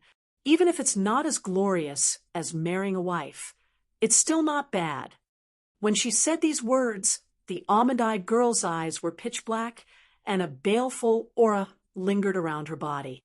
A scarlet color slowly flowed on her pair of embroidered shoes, as if blood was flowing on the shoes. The tall female ghost looked terrified. With a thump, she knelt on the ground and trembled all over. The plump woman on the side had a face full of ridicule. Perhaps there was also a bit of jealousy in her ridicule. Chunpingon glanced at the temple door and waved to the 3 female ghosts. "You can leave." A moment later, the female ghost with the appearance of an almond-eyed girl frowned. She said to the 2 remaining maids beside her in a deep voice, "You can leave first, go through the back door, and directly return to the mansion." At this moment, a dense black wind, mixed with specks of golden light, rolled into the temple. A burly man with a bare upper body and 2 fangs exposed from the side of his mouth appeared. After he appeared, he took large strides forward and laughed loudly. "Leave? I don't think anyone can leave. I've been waiting for this day for many days. I'll catch you all in one fell swoop. You little girl, you're really hard to catch. I've sent people as bait several times, but you didn't take the bait. How come you can't bear it anymore and have the courage to run out of your nest? Do you really think that by picking a concubine with long legs, you can fill my stomach? Don't you know that I like women like you the most?" When the burly man with a height of 10 feet appeared, the ancient temple was suddenly filled with a pungent stench. The surroundings of the ancient temple were noisy. It was obvious that this mountain deity spirit was waiting for an opportunity to move and came prepared. Chunpingon helplessly said, "This must be the mountain deity. Don't be in a hurry to deal with me. In any case, I can't run away. You can catch up with each other first. Betrothal gifts should be given, and concubines should be given." The burly mountain monster, who was one of the 4 evil spirits of Combe Country in the past, now spent a lot of money and finally got the title of mountain deity, habitually drooled from the corner of his mouth. He really ignored this young man who looked like a cat warrior or a mediocre little cultivator. He turned his head to look at the short and slender girl with almond-shaped eyes, and then waved his hand. The plump, beautiful woman immediately rushed to him and was hugged by him. The woman nestled in the forest of the mountain deity's chest and giggled. She didn't dare to look at her master's girl, but stared fiercely at the tall female ghost whose face was full of astonishment. "Bitch who doesn't know her own fortune. Why can you be taken as a concubine and dare to refuse such a good thing?" The mountain monster's laughter shook the sky. "After tonight, you're all family. You're all sisters in bed. Don't hurt your feelings because of a few words. You and her each have your own advantages. Master will cherish you." He wiped his mouth, and then casually wiped the woman's chest in his arms. "Master will never treat the three of you like he treats the weak women at the foot of the mountain in the future. Besides, they really can't stand the torture. It's so hateful that they can't become ghosts even if they die. They are not as lucky as you. Otherwise, you can have more sisters. Master's mountain deity temple will be very lively." In the end, he put away the embroidered handkerchief that he had given to the ghost woman. It was because of this that he was able to chase after the wind and block the cunning woman who had been coveting for a long time here. Otherwise, even if he managed to break into her mansion with great difficulty, the gains would not make up for the losses, and he might even lose both. It should be known that he was very ambitious now. He was aiming for the 5 mountain deities of the Combe country. Even if the country became a vassal state of the Song family of the Great Li, and the status of the 5 mountain deities would not be as high as before, a starving camel was still bigger than a horse. In the Combe country, let alone a rural woman, and a few beautiful ghosts, even Granny He and the higher-ranked female water deity were nothing to him. It was just a matter of hooking a finger. Chun Pingon added a handful of firewood to the fire. Even if his movements were gentle, there was still some noise. The mountain deity was obviously not as rough and reckless as he looked. He stared at the strange traveling scholar at the first moment. Chun Pingon smiled and said, "Sorry, you can continue." The new mountain deity of Combe country, who was born as a mountain monster, temporarily suppressed the strangeness and suspicion in his heart. He smiled at the almond-eyed girl and said, "Wei Wei, will you accept me? How about it? I won't treat you badly. You have the status. I guarantee that it will be the standard of a mountain deity's marriage. I'll marry you back to the mountain with 8 palanquins. As long as you ask, I'll even let the county's city god clear the way, and the land carry the palanquin for you." The female ghost named Wei Wei raised one of her legs high and shook her embroidered shoes. "Do you see how clean it is? Why don't you pee and look at yourself?" The mountain monster pushed the beautiful woman in his arms away and touched his crotch. He chuckled and said, "I like this temper of yours. I have no choice but to use the mountain deity's supernatural powers to snatch the bride and do the proper business first. In the future, we'll make up for the marriage ceremony. Don't blame me. You're the one who asked for it. With this temper of yours, if I don't torture you properly in bed, how are we going to live in the future?" Wei Wei patted her chest. "Oh, you scared me." The tall female ghost standing beside her was in a dilemma. She took a step forward. "I'm willing to be your concubine. Can you let my master go?" Wei Wei's expression was displeased. With a wave of her sleeve, the female ghost was sent flying and crashed into the wall. Looking at the strength and posture, it seemed that she would break through the wall and escape. The burly mountain monster's mouth twitched. With a stomp of his foot, the mountains and rivers flowed rapidly. The tall female ghost crashed into the ground, as though she had crashed into an iron wall. The colorful dress on her body fluttered along with the dust. Some of the ashes scattered. She curled up at the corner of the wall and stretched out her hand to cover a portion of her body. The mountain monster sneered, "Wei Wei, times are different now. Are you still unwilling to accept your fate? Do you really think that I'm still that big idiot that you can tease? Did you know that every time you teased me back then, I would give you a whip in my heart, you little b*****? I will let you know what is called beating is affection and scolding is love. He stretched out his hand, and a thick mercury-like, nimble whip appeared in his hand. Among the whip there was a golden thread that was as fine as a hair. However, it showed that he was now the orthodox mountain deity. Wei Wei did not turn her head. She only pointed at the green-robed scholar behind her. You filthy beast that hasn't even shed all your hair. Do you see him? He is the lover that I was planning to take in. Today, I'm a ghost. I'm going to die with a scholar in an ancient temple. It's not a loss. Chun Pingon laughed. Don't drag me down with you when you're about to die. Being a ghost is so unkind. No wonder there is such a calamity tonight. Wei Wei sneered. She no longer paid attention to the pitiful fellow behind her, who was bound to die. On this mountain, the meaning of a mountain deity was self-evident. The slap that she gave earlier was already very good for the long-legged but brainless maidservant.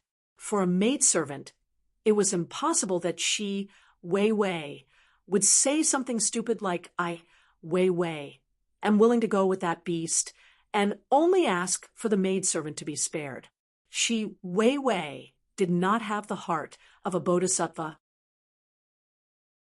As for the young man behind her who came to her door and caused her to be reduced to this state, she would not care about him. He deserved to die here tonight. Die for love? Die for love, my ass. Hundreds of years of glory were gone just like that. If that beast did not kill him, she would have slapped him to death herself. She did not want to be skinned and tossed into the frying pan by those mountain monsters. He even had to thank her for giving him a quick death. Chun Pingon suddenly asked, Master Mountain Deity, you were able to be conferred the title of Mountain Deity. Did you follow the path of a civil official of Dali's Iron Horse Cavalry, or did the officials of Jishui country accept money and help you? The mountain monster laughed sinisterly and said, When you die, if you can still become a ghost servant, I will tell you. Wei Wei laughed heartily and said, He dares to find the barbarians of Dali? I reckon that when he hears the word Dali, his 3 legs will go soft. Chun Pingon nodded and said, So that's how it is. The mountain monster said sternly, Wei Wei, just you wait. In less than 10 days, I will make you give up on that pitiful hobby of grinding mirrors. The tall female ghost in the corner, as well as the beautiful female ghost, had a strange expression on their faces. Wei Wei did not care at all. She began to think about how to strike a stone with an egg. She tried her best to destroy both jade and stone. Chun Pingon slowly stood up and patted his clothes. It was about time. His luck was not bad. There was one of the Jishui country's 4 demons who came to find him. However, looking at the aura of the black smoke and the golden thread of the whip, it should be, because the golden body was not stable and there was not enough incense. Chun Pingon bent down to rummage through the book box. The mountain monster frowned. Wei Wei could not help but take a few steps back. Only then did she turn her head to look. She did not know what the fellow who carried a bamboo box up the mountain wanted to do. She saw that person trying to carry the long sword that was originally placed in the book box on his back. After seeing Wei Wei's inquisitive gaze, Chun Pingon laughed and said, A half-immortal weapon. Have you never seen it before? How can you travel over land and water without any treasures? Wei Wei laughed at this fellow's shameless boasting. She smiled and nodded. I've seen it before. I've seen dozens or even hundreds of half-immortal weapons. The mountain troll immediately relaxed. A true cultivator wouldn't need to act mysterious and bluff his way out of this predicament. Chun Pingon looked around. This is a Buddhist land of tranquility. The monks and scriptures are no longer here. However, perhaps the Dharma is still here.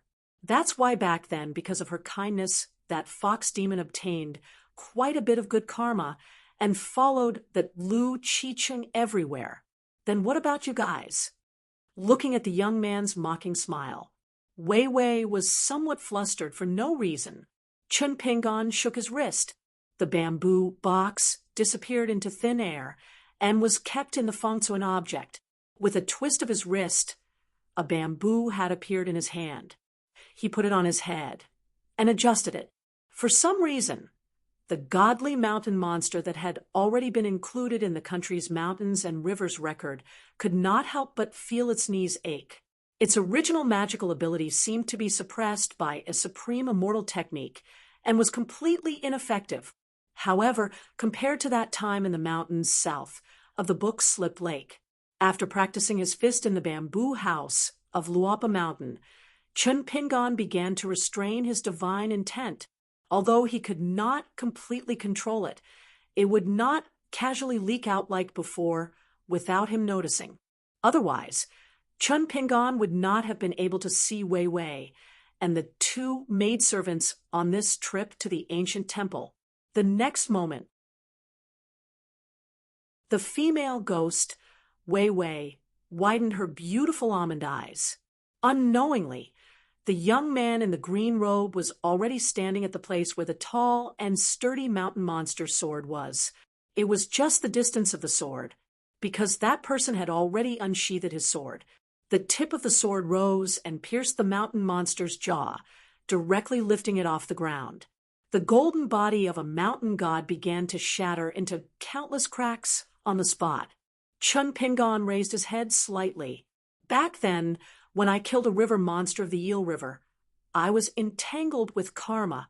Then, when I killed a righteous god of mountains and rivers, it should be more, not less. For the first time, Wei Wei was somewhat at a loss. She only felt that the world was silent. Only the voice of the green mountain swordsman could be heard. It doesn't matter. I'll take this karma. The female ghost, Wei Wei, did not even know when that person left. After a long time, she came back to her senses and was able to use her brain. However, she began to be in a daze again. She did not know why he did not kill her. Of course, in the end, she did not know whether that sword was really a half-immortal weapon. In the ancient temple, it was the plump female ghost who began to kowtow and beg for mercy. The tall female ghost came to Wei Wei's side, trembling. She said in a trembling voice, "Master, you've been lost in your thoughts. That immortal master called you, but you didn't respond. He asked me to tell you that we shouldn't come to this ancient temple in the future. It's not a bad thing if we can accumulate more karma. Maybe the bodhisattvas of this ancient temple are watching." Wei Wei also realized her strange situation. She forcefully operated her magic, as if she was forcefully pulling her feet out of the mud. Only then did she regain her senses. She gasped for breath. Even though she was a female ghost, she was sweating all over. Her dress and embroidered shoes were different from those of the maidservants around her. They did not use those kinds of coarse camouflage. Wei Wei glanced at the empty ground where the body of the mountain monster should have been lying. There was not even a trace of blood. She frowned and asked, "Where's that person?" The tall female ghost shook her head and said, "He left after he finished speaking." Wei Wei was just about to kick that lowly servant girl into ashes when she suddenly withdrew her embroidered shoes. She said angrily, "I'll spare your life. Go back and receive your punishment." She waved her hand and said, Go quickly." However, before she left the dilapidated ancient temple, she stopped at the doorstep and turned around. She put her palms together. This evil female ghost who never believed in Buddhism actually lowered her head and murmured, "Bodhisattva bless, Bodhisattva bless." Finally, Wei Wei glanced at the bonfire that had not yet been extinguished. It was a ball of light. They rushed away and returned to the temple. After Wei Wei and the three female ghosts left, not long after, he returned to the ancient temple. He took off his bamboo hat and continued to face the bonfire. Occasionally, he would add dried branches, as if he was keeping watch at night. During this time, he stood up once and then stood in a corner of the temple. He closed his eyes and gently waved his sword forward. The sky was slightly bright. He walked out of the temple's gate and came to the edge of the cliff. After he finished punching, he stood still and turned his head with a smile. Chun Pengon withdrew his gaze and looked into the distance. The sky was wide, and the scenery was picturesque. He believed that next spring there would be red peach blossoms, white plums, and yellow cauliflower.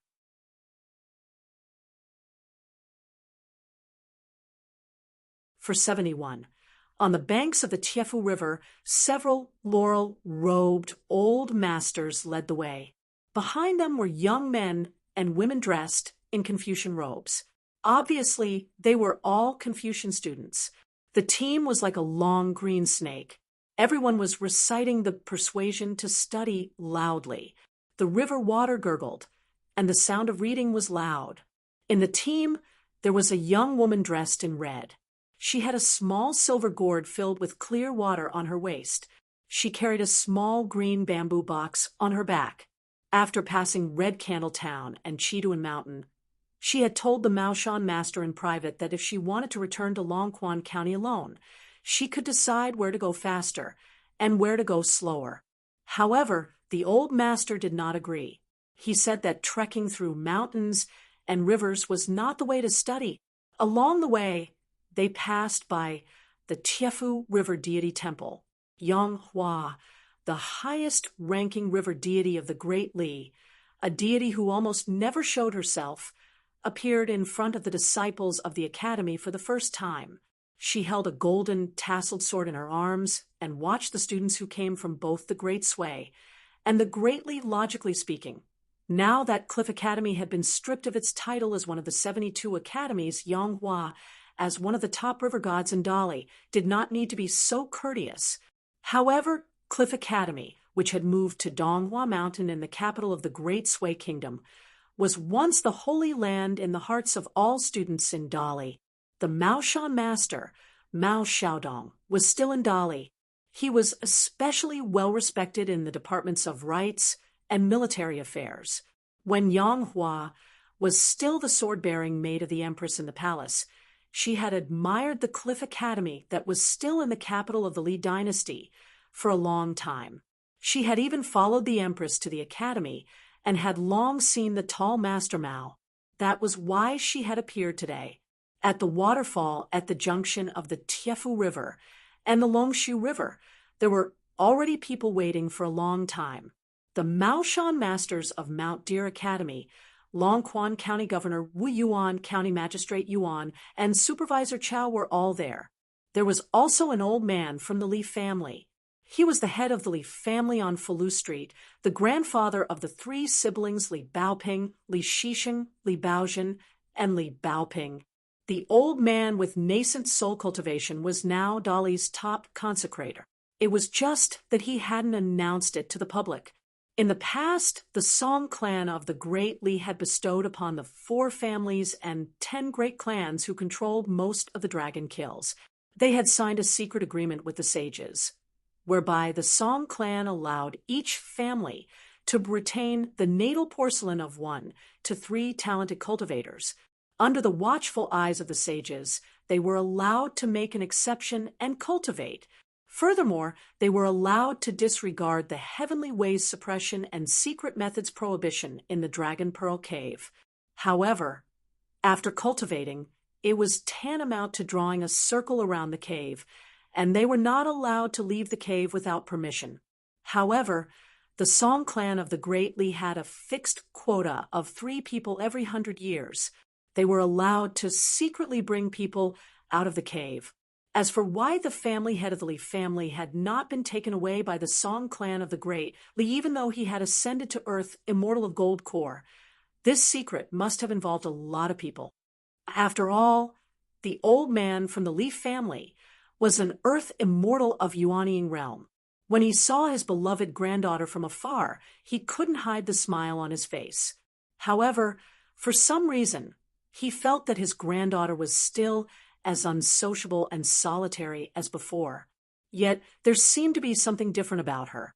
The old man suddenly felt both gratified and disappointed. Little Baoping had grown up after all. She had grown up so secretly.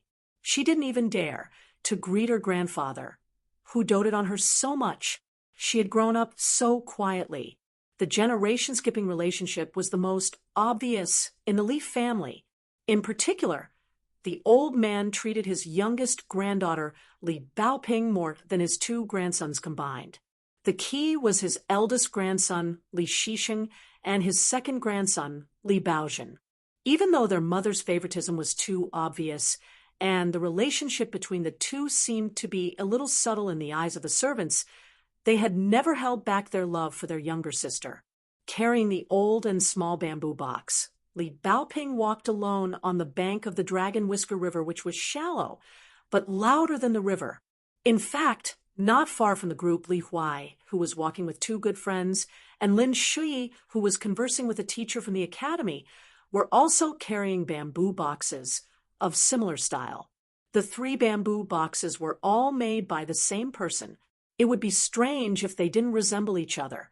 However, Li Baoping's box was made the earliest and was made of the most common green bamboo. Lin Shui and Li Huai's boxes were made by Chen Pingan after crossing the Chiduan Mountain using Wei Pai's valiant bamboo. However, after so many years, the boxes were still green and glistening. As for Yu Lu and Xie Xie, who met Chen Pingan for the first time at the Dali Pass, they did not receive such treatment. Dali's northern peak god, Wei Pai, did not appear. Saint Wantong did not appear either. A deputy headmaster of Cliff Academy, who had once slammed the table with Mao Xiaodong and had a heart-to-heart talk with Cui Dongshan, frowned. Dali's actions were reasonable, but not reasonable. The 2 most important people had ignored Cliff Academy. The key was that neither Linlu Academy nor the prefectural governor, Wu Yuan, seemed to have any intention of explaining. This deputy headmaster, who was born in the Great Sui Kingdom, could not help but sigh in his heart. In the end, it was because of the difference in strength between the 2 countries. Back in the days, the Great Sui Kingdom and the Lu dynasty had many Dali scholars who came to the Great Sui Kingdom because of their reputation. They were complacent because they had sung poems with famous scholars from the 2 countries. The group stopped, and the old teachers of the academy and Dali's group exchanged pleasantries. When Li Baoping saw her grandfather, she finally acted like a child. She gently shook the bamboo box and the silver gourd at her waist and ran over. The old man laughed and shouted, "Little treasure bottle, run slower." Li Baoping stopped in front of the old man and laughed. She called him Grandpa loudly with a bright smile. The old man grumbled insincerely, "You're a big girl. You're outrageous." Not far away, Ma Lian, who was born in the Great Sui Kingdom, finally saw the girl's smile. He breathed a sigh of relief, and his mood improved. Seeing this, Lu Guan shook his head. Ma Lian, this dumb goose, was incurable. He was like this in the academy. If he did not see her for a few days, he would lose his soul. Occasionally, he would meet her on the road, but he would never dare to greet her. Lu Guan could not understand. Ma Lian, who was born in the top family of the Great Sui Kingdom, who had been in charge for generations, did not even dare to like a girl in the end. Li Huai knew the inside story. Previously, the academy had received a letter from Chen Pingan from Longquan County. Li Baoping planned to ask for leave and return home, but the headmaster of the academy did not agree. Just as Li Baoping was about to jump over the wall and escape, there was a sudden news that the Maoshan master would personally lead a group of academy disciples to Dali's Pailuan Mountain. They would travel along the way and exchange knowledge with Linlu Academy. In addition, they would be able to watch thousands of gods walking together at night to visit the mountains. It was Li Baoping's fault. She said that she wanted to give her youngest uncle a surprise and did not tell the people at Luapa Mountain that they could return home.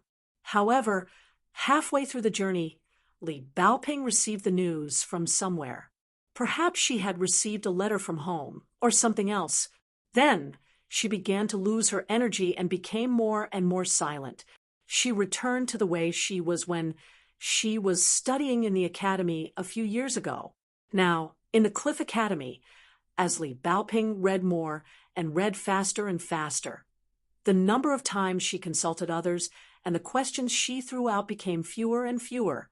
At first, almost everyone in the academy was stumped by her questions, but now, everyone felt lonely. Without those difficulties, they were not used to it. They missed the little girl in the red cotton-padded jacket, who asked them strange questions with a straight face. The students of Cliff Academy had to go to Linlu Academy in Pailuan Mountain first. Then they would have 2 days of free movement. Then they would gather at Linlu Academy again to watch the night tour of mountains and rivers held by Dali's Beiwe. A group of people passed through the small town in a mighty manner. The old man from the Li family did not go to his ancestral home on Falu Street. Instead, he planned to go to the mountain with little Baoping. Of course, as a nascent soul cultivator and first-class consecrator of Dali, he was well learned in Confucianism. If he did not accompany Li Baoping, it would only cause his granddaughter to be further away from her classmates in the Great Sui Kingdom.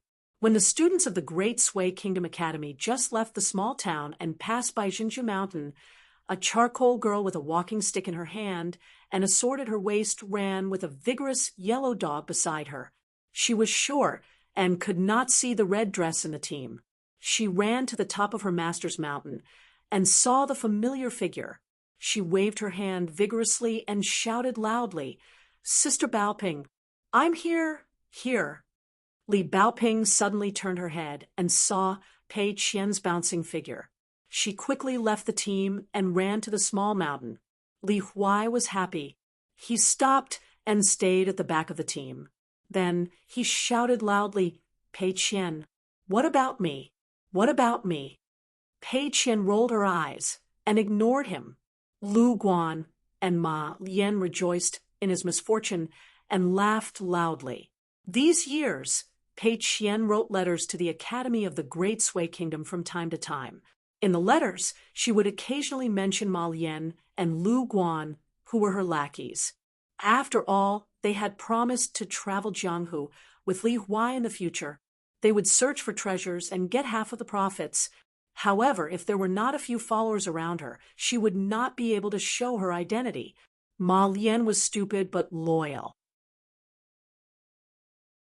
Lu Guan was cunning and could be an advisor. Li Baoping ran to Jinju Mountain, and Pei Qian ran down the mountain. They met at the foot of the mountain. Li Baoping reached out and pressed Pei Qian's head. She gestured and asked, "Pei Qian, why don't you grow taller?" Pei Qian was unhappy, as if she was struck by lightning. Sister Baoping was too bad with words. Alas, how could she poke at someone's heart? Li Baoping suddenly said, "It's okay. Ambition is not about height." Pei Qian was in a good mood. Yes, yes, yes. My ambition is high. Everyone in Luopa Mountain knows that. Even my master recognizes me. Speaking of this, Pei Qian turned her head and glanced at the dog lying not far away. The dog lowered its head and did not dare to look at the guy with the mountain walking stick. Speaking of his master, Pei Qian comforted her. "Sister Baoping, don't be sad. My master did not know that you were coming, so he went to Jianghu. Don't be sad. When I see him later, I will scold him for you. Well, scold him just a few words." Li Baoping, who was almost a head taller than Pei Qian, asked with a smile, "Why are you in the small town instead of practicing your crazy swordsmanship in Luopa Mountain?" Pei Qian stuck out her chest and stood on tiptoe. "Sister Baoping, you don't know that I am now in the small town looking after the business of 2 shops for my master. 2 very, very big shops." Li Baoping was surprised. "You are already so powerful." Pei Qian nodded vigorously. "If Sister Baoping doesn't believe me, I can bring you to the Riding Dragon Alley now. The Spring Festival couplets, Door Gods, and the words Fu and Chun were all put up by me personally." Li Baoping nodded and praised. "Not bad. You are not tall, but you can already share the burden of junior martial uncle." Pei Qian smiled from ear to ear. Sister Baoping did not praise people easily. Li Baoping looked back at the team and said to Pei Qian, "I will go to Mount Cloud Forest and Deer Academy first. After I settle down, I will go down the mountain to play with you." Pei Qian looked at the tall and skinny Sister Baoping and seemed to have thought of something. The little girl, who was full of joy just now, suddenly burst into tears. She lowered her head and wiped her tears with the back of her hand. She sobbed, "Sister Baoping, Master has lost so much weight when he returned home this time. He is even thinner than you, so thin that I almost couldn't recognize him. My master did not say anything, but I know that he did not have a good time in the 5 years at the Book Lake. Sister Baoping, you've read a lot, you're capable, and you're brave. Master likes you so much. Why don't you visit Master all these years? Master will be happier to see you than to see me. Maybe he won't feel so tired." Li Baoping smiled and turned her head to look towards the south. She narrowed her eyes, and her face was no longer as round as it used to be. Her face was now a little pointy, like a goose egg. She bent down and wiped Pei Qian's tears. She said softly, all right, blame me, blame me." After Pei Qian was done crying, she felt guilty. "I am sorry, Sister Baoping. I was talking nonsense." Li Baoping patted Pei Qian's shoulder and smiled. "See you later." Pei Qian nodded and watched as Li Baoping turned and left. Sister Baoping was carrying the small bamboo box and wearing the familiar red clothes. However, Pei Qian looked at the back of the figure that was gradually disappearing. She did not know why, but she was worried that she would be taller and different when she saw her the next day, or the day after. She wondered if her master had the same feeling when he walked into the Cliff Academy. Back then, he must have dragged them to do those things that Pei Qian thought were fun on the Academy Lake. Was it because her master had thought of this day? Because it seemed fun, but growing up was actually not fun at all. Pei Qian scratched her head and stomped her feet. She was annoyed. She was now the third shopkeeper of 2 shops. How could she not remember? She took out 2 sticks of candied haws that were wrapped in oil paper from her sleeve. She forgot to give them to Sister Baoping. She sighed and put 1 stick of candied haws back into her sleeve. She kept the other stick and started eating. It tasted good. As for the money for the candied haws, it was paid by Shiro. Shiro was really too much. Pei Qian was just talking about the candied haws in the shop. She asked Shiro if she heard the sound of hawkers hawking candied haws.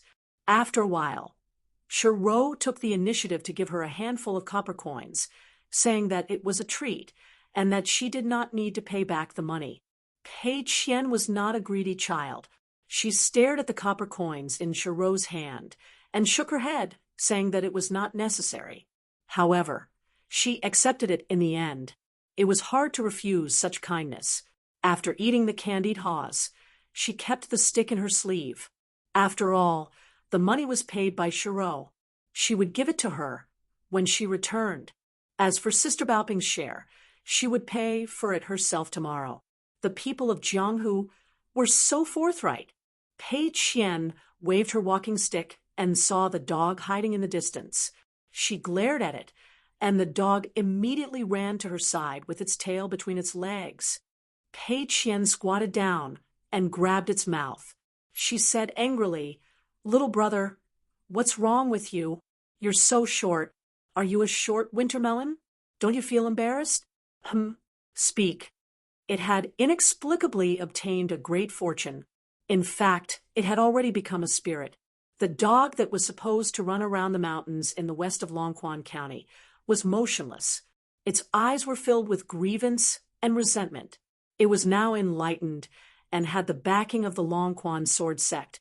In the mountains in the west, it could be considered a mountain spirit that no one dared to provoke.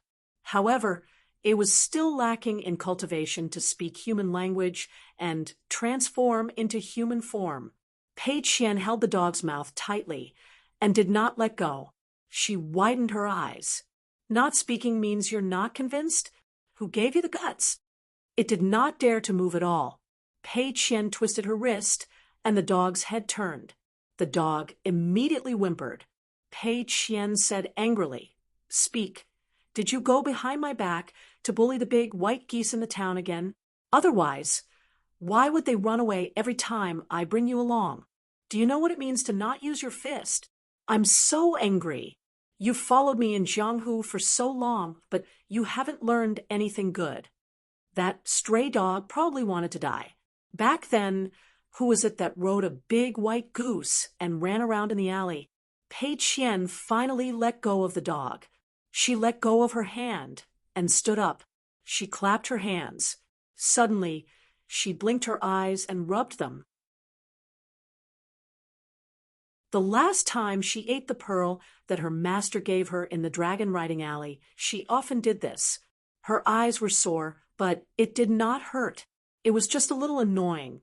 There were several times when she was copying books. In the blink of an eye, the strokes were crooked. If she did not write neatly, she had to write again. This was one of the few rules of her master. She had always followed it, even if no one cared about her copying books now. Moreover, she occasionally looked at the paper full of words. She always felt that some of the words would move. However, when she looked closely, it was very normal. One by one, the words were lying on the paper. Pei Qian intended to take the opportunity of bringing Sister Bao Ping to Luopa Mountain in the future to ask old Chef Xu, who was always idling on the mountain. Anyway, old Chef Xu knew everything. If he really couldn't do it, he would ask Mountain God Wei Ba. If he still couldn't do it, alas, he could only go to the tiger's den on the second floor of the bamboo building to ask the old man who wanted to teach her fist techniques. The old man was just relying on his age and strength to be stronger than her master. How could he know any fist techniques? Could he know more than her master? What the hell did the old man know? Pei Qian began to swagger towards the town. She raised her head and did not look at the road. She puffed out her chest and said loudly, "Walking arrogantly makes the enemy panic. If it's a friend, kill the dog. I'll eat the meat and you can drink the soup." The dog tucked its tail and obediently followed the heroine Pei. The town became more and more lively because there were many students of the Great Sui Kingdom Academy who spoke the elegant language of the continent. Li Huai took Lu Guan and Ma Lian to his own house, which was extremely dilapidated. Lu Guan was still all right. He was born in a poor family, but Ma Lian was dumbstruck. He had seen poor people before, but he had never seen such a destitute house. Li Huai did not mind at all. He took out the key to open the door and then took them to fetch water and clean the house. Naturally, there was more than one well in the small town. Tai Su well. There were other wells nearby, but none of them were as sweet as the water from Tai Su well. When Li Huai's mother encountered a good thing at home, or when she heard that someone's family was in trouble, she would take the long way to fetch water from the well and exchange pointers with Granny Ma from Apricot Blossom Lane, Widow Gu from Mud Bottle Lane, and a large group of women. Since Lu Guan was a lazy person, he was unwilling to move. He said that he would light the fire and be in charge of cooking. Li Huai then brought Ma Lian to fetch water. In the end, Ma Lian's delicate and tender shoulders suffered unspeakably. The women by the well laughed endlessly. Ma Lian's delicate and pretty face flushed red. Li Baoping arrived at the town and went home first. Her mother's tears did not stop. Li Baoping could not hold back either. Li Baoping left Falu Street and went to the dragon riding lane. She was very familiar with it. The two shops that were now owned by her youngest uncle were the ancestral properties of the man with the ponytail. Li Baoping often went there when she was young. Moreover, Li Baoping was very familiar with the town. She could walk through the streets with her eyes closed. However, she walked slowly this time and was no longer in a hurry. As expected, she saw Pei Qian sitting on a bench and waiting for her at the shop. Li Baoping quickened her pace. After staying at the shop for a while, She went to the mud bottle lane with Pei Qian. She found that her youngest uncle's ancestral house was very clean and did not even need to be cleaned. Li Baoping brought Pei Qian back to Falu Street. Pei Qian squatted beside the small pond and stared at the stones with her eyes wide open. She looked at the golden carp that was said to have been raised in the pond for many years. It was given to her by her youngest uncle. She also looked at the golden crab that was caught by Sister Baoping herself. Actually, the truth of the matter was that the little girl in the red cotton-padded jacket had pinched the crab's finger. She ran home with tears all the way and opened the crab's pincers for her brother, Li Shisheng. Pei Qian looked at the two little guys for a long time. They did not give her face and hid away. The small pond was built by Li Baoping when she was very young. She personally picked up the stones from the stream. She only picked up the colorful ones. She spent a lot of effort to move the stones. First, she piled them up at the corner of the wall and made a small hill. Then, the pond was built. Now, most of the stones that were used as founding achievements had faded. However, there were still many stones of different sizes that were still crystal clear. Under the sunlight, they shone brightly and were full of spiritual qi. Lin Shui went to the Yan Dian Bureau. The kiln supervisor's office was an old haunt. When he was young, he often played here. The Lin family was a big family in the small town, but it was not one of the 4 families or 10 families. Moreover, the Lin family was not famous and did not like to interact with their neighbors. For example, Lin Shui's father was just a low-ranking official in the Yan Dian Bureau. When he was working in the only government office in the small town before moving away from Lizhu Cave, he had assisted 3 Yan Dian officials. However, it seemed that no one wanted to promote him. The Lin family moved to the capital of Dali, but the old house was still there. It was not sold, but there were only a few old servants left. Lin Shui did not have any big thoughts about the family since he was young. The family seemed to treat him the same. They hated each other. Even though Lin Shui's deeds in the academy had been spread to Dali one after another, the family seemed to be indifferent. Lin Shui did not find it strange. His father had always been like this. As long as his father believed in something, other people's words and deeds were wrong as long as they did not conform to his wishes. Between father and son, the mother would always stand on her husband's side. The way she looked at her son was always cold and cheerless. It was as if she was looking at someone who was only helping her to stay in the Lin family. He was not an outsider, nor was he a relative. Anyway, it was not like how a mother treated her own flesh and blood. She was polite and estranged. Lin Shui recognized his father's colleagues in the government office and took the initiative to visit them. They did not talk much because there was really nothing to talk about. Besides, chatting with people was never Lin Shui's strength. It was said that the Yan Dian supervisor went out for a stroll today. According to the official of the government office, there was no doubt that Lord Chow went out for a drink. Lin Shui could not help but feel a little strange. It seemed that no matter whether it was the official or the official, when talking about the Yan Dian supervisor, they were all smiling and talking casually. Coincidentally, Yu Lu and Xie Xie went to the ancestral house of the Chow family. Back then, after Yu Lu and Xie Xie's identities were exposed, they were brought here, together with the handsome young man named Cui Ci. They became servants of the young imperial tutor Cui Dong. The legitimate grandson of the Chow family of the Upper Pillar State of Dali, who was the current supervisor Chow of Longquan Commandery, now lived here. Today, Lord Chow drank to his head, so he did not go to the government office. He was the highest official there, so there was no need for him to make any orders. Carrying an empty wine pot, he staggered back to the ancestral house, intending to take a nap. On the way, he greeted the people he met and addressed them properly.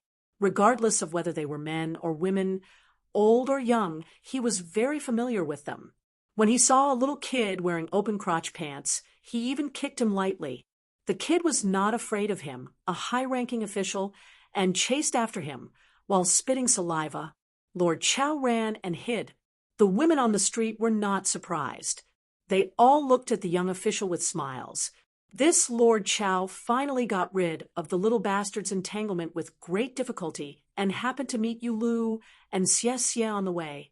It was unknown whether he recognized them or guessed their identities. The romantic and leisurely drunk Lord Chow asked Yulu if he wanted to drink. Yulu said he could drink a little. Lord Chow shook the empty wine pot, threw the key to Yulu, and turned to run to the wine shop.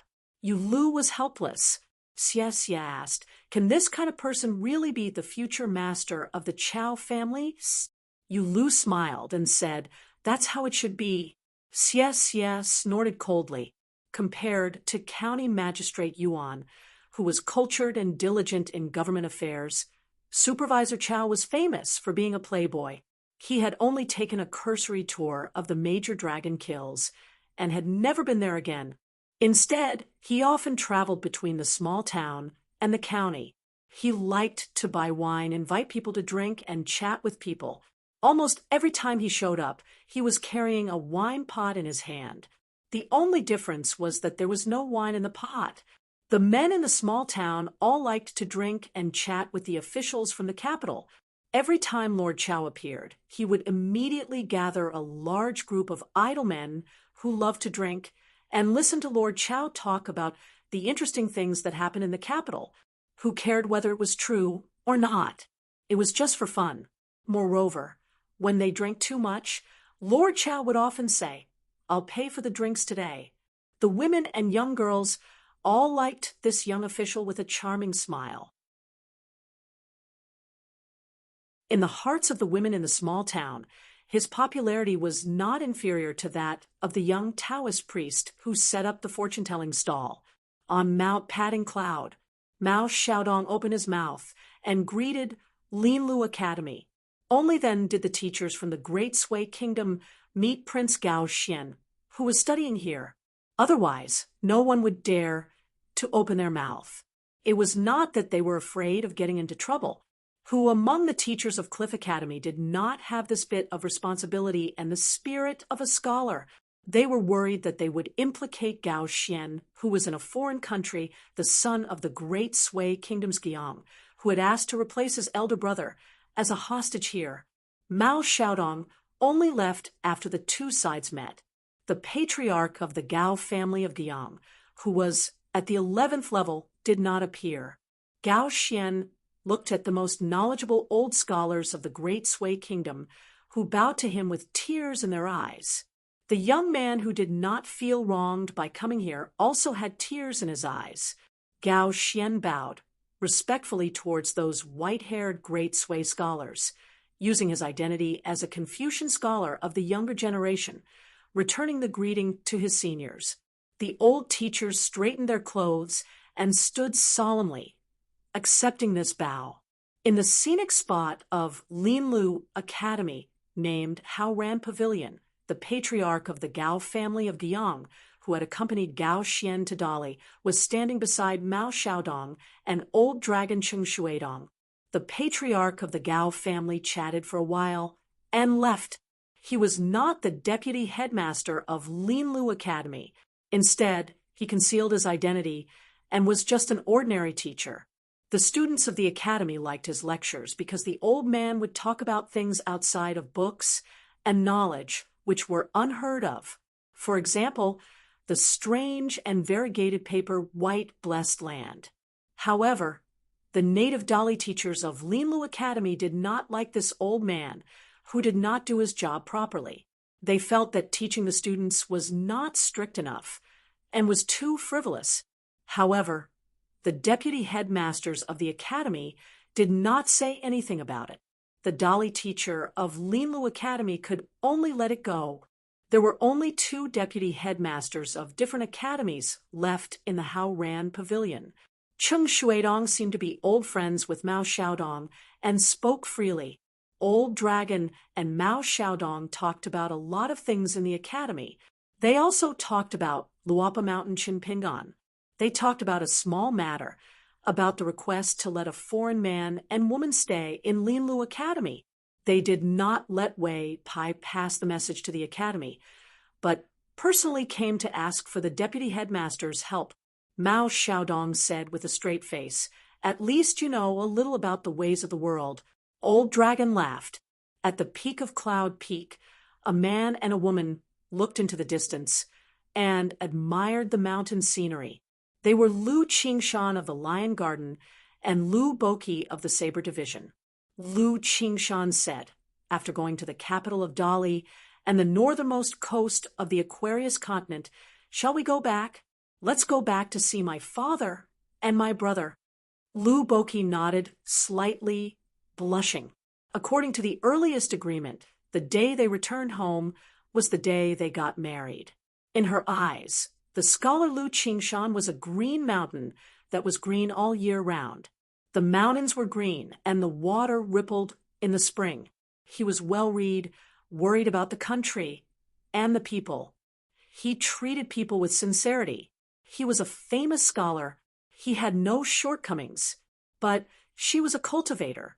She was average-looking and only knew how to fight and kill. She did not speak elegantly and drank tea like wine. She did not know how to play the zither, chess, calligraphy, or painting. She was not gentle at all. It was as if she only had shortcomings. In fact, she had been worried about whether Lu Qingfeng, as an ordinary teacher, would die of old age in the future when they were traveling together. Would Lu Qingfeng suddenly be tired of her and feel that she was not worth his love until his hair turned white? Lu Boqi was worried. It wasn't until they went to Luopa Mountain that Elder Zhu's words broke the knot in her heart. "I think the Green Mountain is charming. I think the Green Mountain will see me the same way. How I, Lu Boqi, see Lu Qingshan, and how much I like Lu Qingshan will be how Lu Qingshan sees me, and how much he likes me." Lu Boqi wanted to confirm it herself and mustered her courage. But when it came to it, she was still very nervous. She could not help but grip the hilt of the saber at her waist tightly. She turned her head and said, "Qingshan, I want to ask you something. Don't think I'm stupid and don't laugh at me." However, before Lu Boqi could continue speaking, Lu Qingshan gently held her hand that was holding the knife. He held it with both hands and said with a smile, "Do you know how beautiful you are in my eyes? It's a beauty that you can't even imagine." Lu Boqi lowered her head slightly, her eyelashes trembling. Lu Qingshan said softly, "It's my fault. I should have told you. If not for Elder Zhu's reminder, I might have to wait until we return to the lion's den to tell you what's on my mind." Lu Boqi raised her head. Now that the knot in her heart had been untied, there was no longer any shyness in her eyes. Only the faint blush on her face revealed the ripples in her heart lake. Lu Boqi said softly, "Elder Zhu has actually been reduced to watching over Chen Pingan's house. It's really a pity." Lu Qingshan laughed involuntarily. He wanted to help Chen Pingan say a few words, but for some reason he remembered Elder Zhu's teachings. It's enough to not give in on major matters. Why argue with the woman you love over minor matters? Have you married a wife, or have you taken in a disciple as a teacher? Lu Qingshan immediately felt that Elder Zhu was really a towering mountain. His words were priceless. This time, before leaving Longquan County, he had to ask Elder Zhu for advice again. At the Yang family shop, the young man who was both a shop assistant and old Yang's disciple felt that he could not continue living like this. The shop's feng shui was not good, and it had a grudge against money. It was not a good thing for business to always be so cold. The young man called Shilingshan had to at least acknowledge his master and do some filial things. So he acted on his own initiative and ran to his uncle who worked at the construction supervision office to ask if he could help draw in some customers. In the end, he was scolded by his uncle. He said that the shop and the Yang family's reputation was now so bad that no one dared to run there. The young man returned to the shop dejectedly. In the end, He saw his senior brother Zheng Dafeng sitting at the entrance, chewing on a stick of candied hawthorn.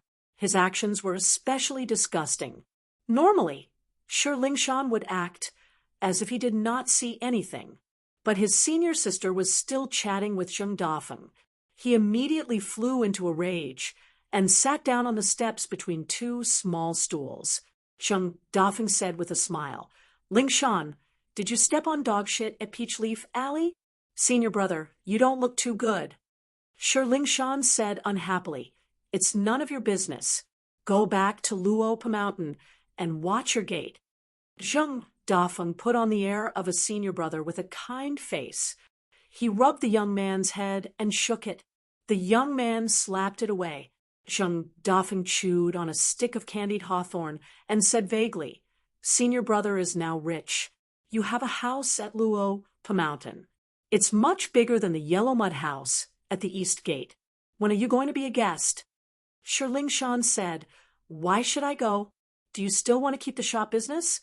Zheng Dafeng said regretfully, "It's a pity. The new house has 2 rooms, and the beds are especially big and sturdy. No matter how you roll around, there's no sound. I originally wanted to invite you and Sue Girl to spend the night together. It's a new house after all, so I need to find someone to add some liveliness." "Sigh, it's fine if you think it's too far." But Sue Girl agreed. "Well, 2 people in 2 rooms, so there's no need to squeeze on the beds." Shi Lingshan opened his mouth wide in regret. The girl called Sue Girl by Zheng Dafeng didn't say a word. Even if Zheng Dafeng didn't say anything to her before, she didn't refute.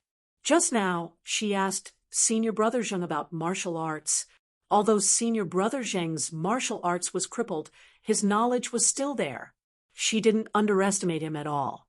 Compared with the young man in Peach Leaf Alley who had not really cultivated yet, she had been exposed to a lot of inside stories and secrets much earlier. Her horizons had been broadened.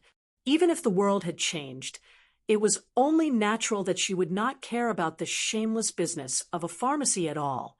However, just as she was about to ask Senior Martial Brother Zheng about the strange thing that gave her a subtle feeling, she was interrupted by the rock, Spirit Mountain. Zheng Dafeng said, "Shi Lingshan, what are you waiting for? Go and get some food for your senior brother." Shi Lingshan sat between his senior brother and senior sister, not lifting his butt. The girl went to the shop to get some food. Zheng Dafeng slapped him. "What an idiot! You'll be a bachelor for a long time." Shi Lingshan stood up and said angrily, "Be careful, or I'll get angry with you." Zheng Dafeng rubbed his chin. "Lass Sue is so beautiful. In the future, there will definitely be many men fighting to marry her. Sigh, I don't know which bastard will have the good fortune to spar with Lass Sue in the middle of the night. As her senior brother, when I think of this day that will come sooner or later, I feel a little tired. Luckily, she has always listened to me. In the future, when she's blind, I'll still be the one to check and help her make the final decision." Shi Lingshan was immediately in a mess. It was as if his senior brother had smeared his face with yellow mud. Shi Lingshan turned his head and looked inside the shop. Senior sister was at the counter, tiptoeing to the medicine cabinet to get something. There were some herbs in the shop that could be eaten directly. Senior sister stood on her tiptoes and stretched her waist. Her figure became even slimmer. Shi Lingshan quickly turned his head and sat back down on the steps. Senior sister's real name was Su Jian, and her nickname was Rouge. It was said that senior sister's biggest dream in her early years was to open a small shop selling rouge and face powder. The name was also given by her uncle, and her nickname was also given by her uncle. At this moment, a young man carrying a bag ran over from the small town. Zheng Dafeng wiped his face. It was over. He met this heartless brat again. Back then, he had caused him to suffer so much injustice from his sister-in-law. Li Huai ran to the entrance of the shop and smiled. "Hey, isn't this Dafeng? You're sunbathing. Where's your wife? Tell the Annies to stop hiding and come out to see me. I heard that you've married 7 or 8 wives. You've become successful. He touched the pot that didn't boil. Zheng Dafeng said in annoyance, "Get lost." Li Huai laughed and ran into the shop. He went straight to the backyard and shouted, "Old Yang! Old Yang! Guess what I brought you?" Old Yang, who was sitting in the backyard, raised his head and looked at Li Huai. Li Huai took off the bag and ran directly into the main room that Zheng Dafeng, Su Jian, and Shi Lingshan regarded as a forbidden area. He threw the bag on Old Yang's bed and left the room. He ran to Old Yang and took out a jar from his sleeve. "This is the best tobacco bought in the Great Sui Kingdom's capital for 100 years. A full 8 maces of silver for 1 tael. Are you convinced? I'm just asking you if you're scared. In the future, when you smoke, you have to remember my kindness.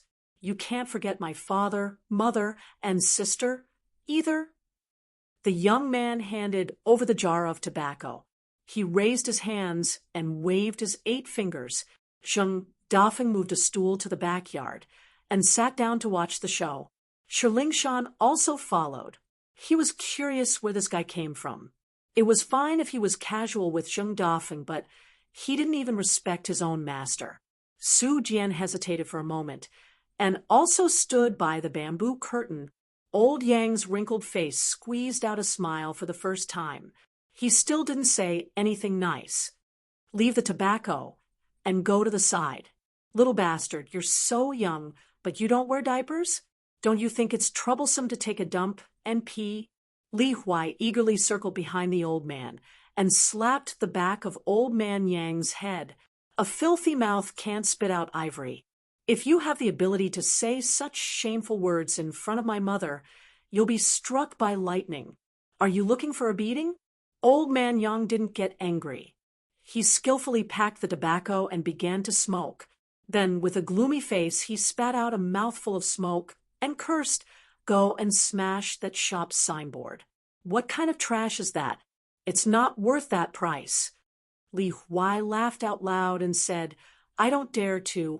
I can't afford a treasure that costs 8 maces of silver per tael.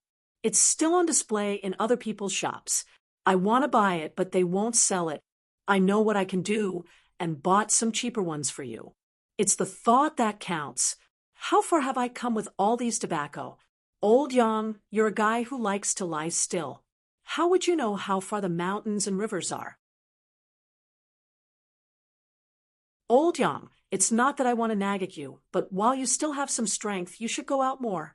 Don't stay here all day. If you go out and see an old woman you like, it'll be terrible. Dry wood and fire. Won't I have to drink your wedding wine?"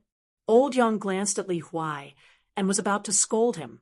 Li Huai covered his ears with both hands and shook his head. "Old bastard Yang loves to chant. Uncle Li Huai won't listen." Ooh. This scene caused Zheng Dafeng's eyelids and mouth to tremble. It had been too many years since he had experienced his sister-in-law's scolding and Li Huai's piss all over the floor.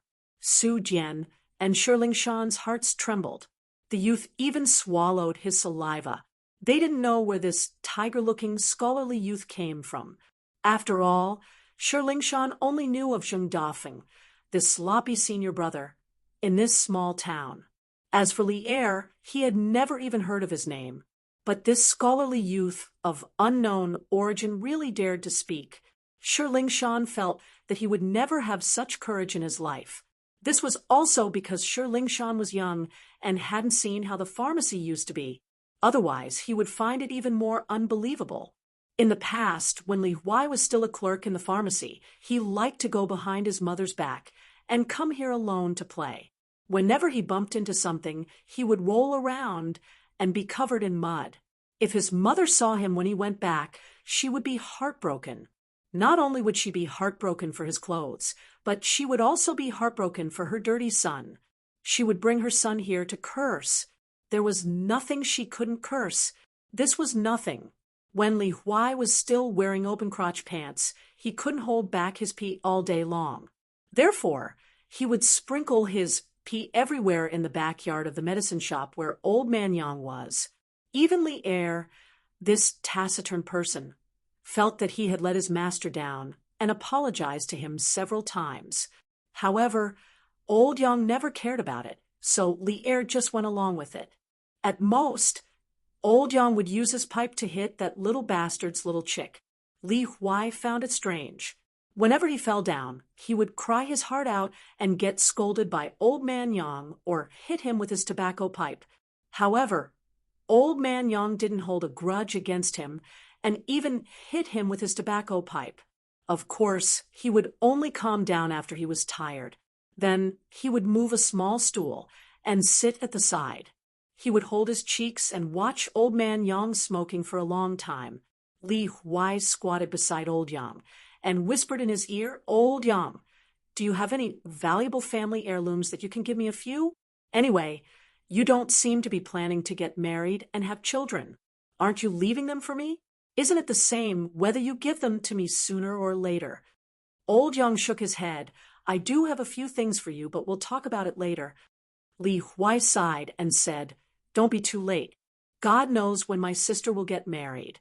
Our family is poor, so we might have to give it to my sister. If her in-laws look down on her, I'll have to rely on you to support me." Old Yang's mouth twitched. Li Huai suddenly turned his head. "Old Yang, smoke less in the future. You're already so old, but you don't know how to take care of your body. Eat more bland food and go out more often. You're cooped up here all day waiting to die. I think your body is quite strong. Climbing a mountain to pick herbs shouldn't be a problem. All right, chatting with you is the most boring. Let's go. There are new clothes and cloth shoes in the bag. Remember to change into them." Li Huai left as soon as he said he would. Of course, he didn't forget to scold Cheng Dafeng. Then he bid farewell to Shi Lingshan and Su Jian with a smile. It was obvious that they were close and distant. It was the opposite. The ancient temple was about 700 miles away from the Sword Water mountain villa in Shui Nation. Back then, they traveled on foot, so naturally it was slow. However, when Chen Pingan traveled on his sword, it was very fast. He didn't go straight to the villa or even outside the bustling town. When he was still 100 miles away, Chen Pingan rode on his sword and landed on a tall mountain. Previously, when he overlooked the mountains and rivers, he could vaguely see some clues. Not only were the mountains and rivers beautiful, but there were also clouds and mist that shrouded one of the mountain peaks like a veil. When Chen Pingan landed on the mountain peak and sheathed his sword, a god who should be from a land appeared. He bowed to Chen Pingan and called him a mortal master. Chen Pingan took off his bamboo hat and quickly returned the greeting. He smiled and said, "I'm just passing by. The lord of the land doesn't need to be so polite." In the customs of his hometown in Longquan County, after one's loved ones died, they had to choose a grave to open the mountain. They had to first use stones to press paper money and place it at a specific location on the mountain. It was equivalent to renting the mountain with the local god. When the coffin was buried, paper money would be thrown out along the way. According to the old man back then, this was to buy money for the loved ones through the local god, so that they could smoothly pass through the gates of hell and the road to the underworld. Chen Pingan had a deep impression of this matter. However, when he left the town for the first time, he met the local god, who was still detained in Chiduan Mountain, Wei Pai. At that time, Chen Pingan was actually very disappointed for a long time. At that moment, the middle-aged local god didn't dare to stay any longer. He had a respectful expression. After exchanging a few pleasantries, the local god in charge of a mountain range was about to leave. It was because the other party was clearly a sword immortal. A small local god couldn't afford to be associated with him. If it was only a cultivator of the middle 5 realms, he naturally wouldn't want to miss it. Chen Pingan took out a pot of woody wine and handed it to the somewhat reserved local god. "This pot of wine is my gift for taking the liberty of visiting the mountain." The low-level god, who didn't even have the qualifications to have his name recorded in the register of mountains and rivers of the Combe country, immediately panicked. He hurriedly went forward and bent his waist to receive the pot of wine. Just by weighing the wine bottle, he knew that it wasn't something of the secular world. Chun Pingon took off the blade-strengthening gourd and drank the wine made by the old granny in the old house. He asked, "Lord of the land, I'm going to visit a friend at the Sword Water Manor. I wonder how the manor has been in the past 10 years. The local god carefully pondered. He didn't ask for merit, but he didn't ask for fault. He slowly said, reporting to the immortal master, "The Sword Water Manor is no longer the #1 sect of the Combe country. Instead, it has been replaced by the Sword Grandmaster Wang Iran's Hungdao Manor. Although this person is the younger generation of Sword Saint Song, he has vaguely become the martial arts alliance leader of the Combe country. According to the words of the Jianghu, only Wang Iran and Sword Saint Song are left to fight. Firstly, Wang Iran has successfully broken through and become a first-rate grandmaster. His sword skills have already reached perfection. Secondly, Wang Iran's daughter has married the son of a tycoon of the Combe country. Thirdly, the Hungdao Manor was the first to join the Dali cavalry when they went south.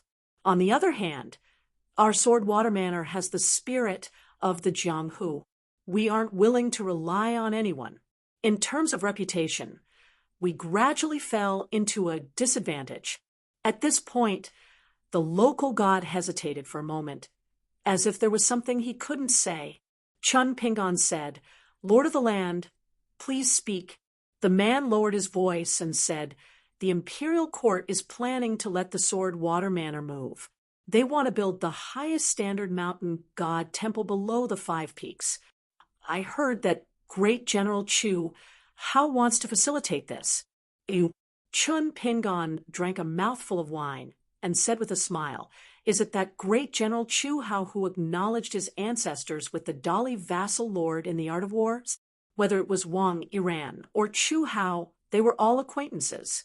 Wang Iran wasn't bad, although his daughter, Wang Shanhu, was far inferior to him. Wang Iran's words and actions during that storm were worthy of the title of a hero. As for Chu Hao, who fought side by side with Senior Song in the past and fought with him on the battlefield, Chun Pingon didn't want to seek revenge. The battlefield and the Jianghu were 2 different places. However, now that the topic was mentioned, Chun Pingon naturally wouldn't be polite. The local god chuckled. The more he spoke, the more mistakes he would make. It was fine as long as his intentions were clear. After all, he was still a small local god of the Combe country, while Chu Hao was in existence above everyone in the Combe country's imperial court. Of course, he had to exclude that group of civil officials who were stationed in Great Li as the retired emperor of the Combe country. Chun Pingon wore his bamboo hat and fastened the blade-strengthening gourd. He cupped his fists and thanked the local god. The local god hurriedly held the pot of wine and bowed. "Immortal master is too courteous." Chun Pingon rode his sword and left the mountain. The local god suppressed the fear in his heart and asked doubtfully, "Song Yu is only a martial artist. How did he get to know such a sword immortal?" On a secluded mountain outside the small town adjacent to the Sword Water Manor, Chun Pingon sheathed his sword and went down the mountain. He walked slowly on the official road. After passing through the small town, he arrived at the gate of the Sword Water Manor. Chun Pingon took off his bamboo hat and smiled at an old gatekeeper of the villa. "Please tell Old Sword Saint Song that Chun Pingon has invited him to eat hot pot." The old gatekeeper hesitated and looked at the young man. He had a sword on his back and a wine pot on his back. He should also be someone from the Jianghu. However, his face and name were unfamiliar. He shouldn't be an old friend of the manor. Moreover, it was unfortunate and inappropriate for him to visit the manor at this time. Therefore, the old gatekeeper said apologetically, "Young master, our manor isn't receiving guests recently. Please go back." Chun Pingon could only explain that he and Senior Song were really friends. Back then, they had stayed in the manor for a period of time and practiced at the waterfall of the Mountain Water Pavilion. The rules of the Sword Water Manor were strict. The old gatekeeper guarded his own land and didn't like to ask about other things. Furthermore, when Chun Pingon practiced at the waterfall, Song Yu had listed the Mountain Water Pavilion as a forbidden area. Therefore, the old gatekeeper had never heard of Chun Pingon. Most importantly, although the old gatekeeper was old, his eyesight was good, and his memory wasn't bad. If he saw Jianghu's friend, he would remember it. The old gatekeeper really couldn't recognize the young man in front of him. He had never seen him before. Therefore, the old gatekeeper quietly moved and blocked the side door. He didn't want this Jianghu Jr. to barge in. Currently, the manor wasn't peaceful, and there were many external threats. However, the old gatekeeper believed that this time it would be similar to the previous time when the imperial court's army pressed on the border. As long as the old manor lord was there, they would be able to turn misfortune into blessings. However, deep in his heart, the old man was still very worried. After all, Chu Hao, who liked to compete with the manor, had not only been promoted, but was also an ordinary general from the border. Now he held great power in the court. Then there was the rapidly rising Horizontal Blade Manor. They should have been friends with the Sword Water Manor, but the Jianghu was so helpless. Everyone liked to compete. For first place, that green bamboo sword immortal Su Lang from Pine Stream Country had killed the ancient Yu Kingdom's sword grandmaster Lin Gushan in one fell swoop. The divine weapon green pearl that Su Lang hung at his waist was proof. Now, Su Lang believed that his swordsmanship had reached great heights and wanted to compete with the old manor lord for first place in swordsmanship. As for Wang Yiran, he wanted to compete with the old manor lord for first place in swordsmanship. As for the two manors, it was the same for two sections. However, even in his own manor, no one could say that the green bamboo sword immortal Su Lang and the horizontal blade manors Wang Yiran were bad people. Since they were already at the main entrance of the Sword Water Manor, Chun Pingon was no longer in a hurry. He patiently chatted with the old gatekeeper. After a while, the old gatekeeper probably confirmed that this Jianghu Jr. wasn't a bad person other than speaking nonsense to fool people. He blocked the door and chatted with him. After all, he had nothing better to do. However, the old man cursed in his heart. This young man wasn't very clever. After chatting with him for so long, he drank many mouthfuls of wine from the wine pot. He didn't even ask if he wanted to drink. He didn't even ask him out of politeness. It wasn't like he would really drink a mouthful of wine. Now that he was still guarding the door, he naturally couldn't drink. Moreover, the wine brewed in his manor was very good. Why would he be greedy for the wine in his broken wine pot? It didn't smell good. But drinking or not drinking was one thing, and whether a young man like you asked or not was another. Of course, Chun Pingon had his own difficulties. The blade-strengthening gourd was only a smokescreen. Once the old man took it, he would be exposed. Chun Pingon couldn't possibly conjure a pot of woody wine out of thin air. Moreover, he really couldn't bear to part with it. Both sides were unrelated. How could he give away immortal wine whenever he met someone? Chun Pingon's stinginess was somewhat famous in the Jianghu. Since the old gatekeeper had nothing to do, he complained about the young man's lack of understanding. At the same time, he followed the young man's words and told him some things that the entire Combe nation knew. In the imperial court, Chu Hao had already announced that if the Sword Water Manor didn't move out of this place within a month, they would have to bear the consequences. As for Wang Yiran, he was still kind. He didn't come to the manor to cause trouble. He only invited heroes from all over to the Horizontal Blade Manor as guests to participate in the grand event. As for that green bamboo sword deity Su Lang, he would soon come here to ask for a sword. He didn't come with good intentions. If he didn't have some confidence, he wouldn't dare to play around with this kind of thing. The old gatekeeper also said that he had clearly rejected Su Lang's challenge. However, that green bamboo sword deity was still young and hot-blooded. He said that he would definitely visit the Sword Water Manor. After Chun Pingon heard this, he remained silent. He had fought with that Su Lang twice. However, Su Lang changed sides at the last moment for some unknown reason. He turned around and cut off the head of Lin Gushan, who was supposed to be his ally. The old gatekeeper lamented, "You outsider, now you know why I didn't let you in. If it were any other time, I would have let you in. Our Swordwater Manor doesn't lack a few pots of good wine. However, this isn't the peaceful days of the past. Who knows if there are spies from the imperial court watching over the small town? Once you walk in and out, it won't be clear. Young man, think carefully. Is it worth it to get into trouble for a bit of reputation in the Jianghu? Why bother? Let's go." Chun Pingon suddenly turned his head to look inside the door. The old gatekeeper also turned his head, thinking that someone from the manor had come to the door. In the end, there was no one. By the time the old gatekeeper withdrew his gaze, the young man had already handed him a pot of wine. He smiled and said, "Old Mister is experienced in the Jianghu. Just based on these kind words, you should accept this pot of wine." The old man was puzzled as to why the young man would look at him like that, so he didn't think much of it. He thought that this young man still had some aptitude for the Jianghu. Otherwise, he wouldn't necessarily be able to make a name for himself. The old man still shook his head and said, "If I took your wine and blocked you from entering for most of the day, wouldn't I feel guilty? Forget it.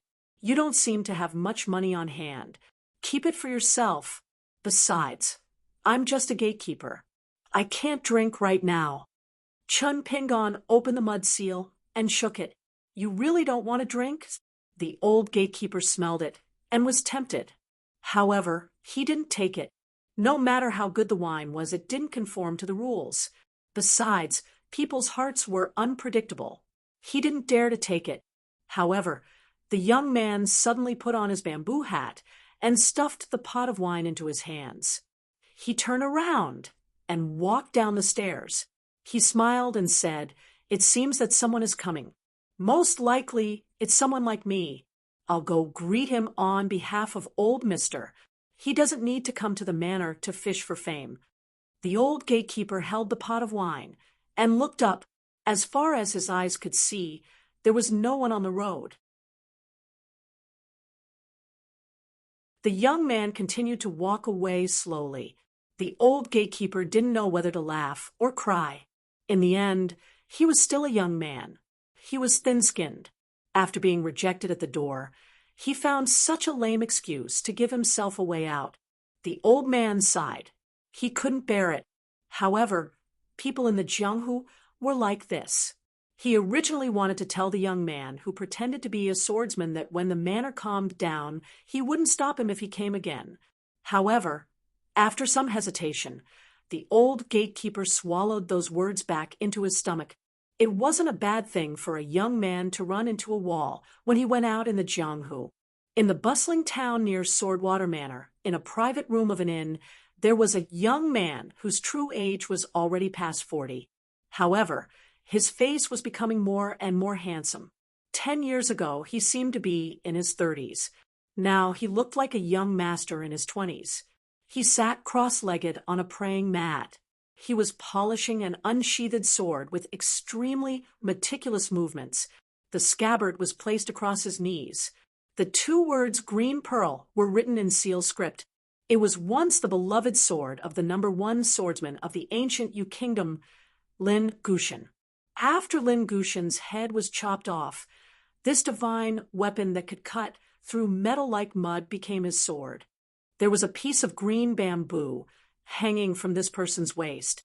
It was 2 feet and 6 inches long, the same length as the sword. An azure-clothed swordsman wearing a bamboo hat and carrying a sword on his back left the town. The beautiful woman who had accompanied this person polishing his sword with his head lowered all the way from Songshi Kingdom to this small town came to the door with light footsteps. She knocked on the door. She was both a sword attendant and a disciple. She said softly, "Master, someone has finally come to visit Swordwater Manor." The two of them were master and disciple, as well as master and servant. They had already been here for nearly 10 years. The man told her that when someone went to the deserted Swordwater Manor, it would be the time for her to draw her sword. She had been waiting at the highest point of the town for the past few days, waiting for that person to appear. She was getting a little annoyed from waiting. She believed that after this battle, her master's name would definitely spread throughout Chushui, Songshi, Tsai, and other kingdoms. However, after waiting bitterly for almost 10 years, not a single person of Jianghu had gone to Swordwater Manor. The man in the room smiled and said, "Very good." The female sword attendant retreated. She leaped onto a roof ridge. She was excited as she waited for her master's sword to be drawn. That sword would definitely be a peerless style that would reign supreme in Jianghu, because the man in the room was the green bamboo sword immortal, Su Lang. Su Lang was not in a hurry to get up in the room. He still lowered his head and wiped the green pearl sword. Wiping the sword edge was to nurture the sword intent and constantly accumulate sword intent. The female sword attendant only felt that a day was like a year. She looked at Swordwater Manor, afraid that Song Yufan would suddenly run away. Then she looked at the inn, hoping that her master's figure would appear quickly. Finally, green bamboo sword immortal, Su Lang, who had changed into a green robe, walked out of the inn's door and stood in the middle of the bustling street that led directly to Swordwater Manor. A piece of green bamboo, which showed his extraordinary identity, hung on his waist. Su Lang held the green pearl in his hand. On the street, the sword aura was abundant like a surging tide. The pedestrians on the street were so scared that they scattered like birds and beasts. Then someone took the lead to shout out the name of Green Bamboo Sword Immortal. What followed was shocking words, one after another.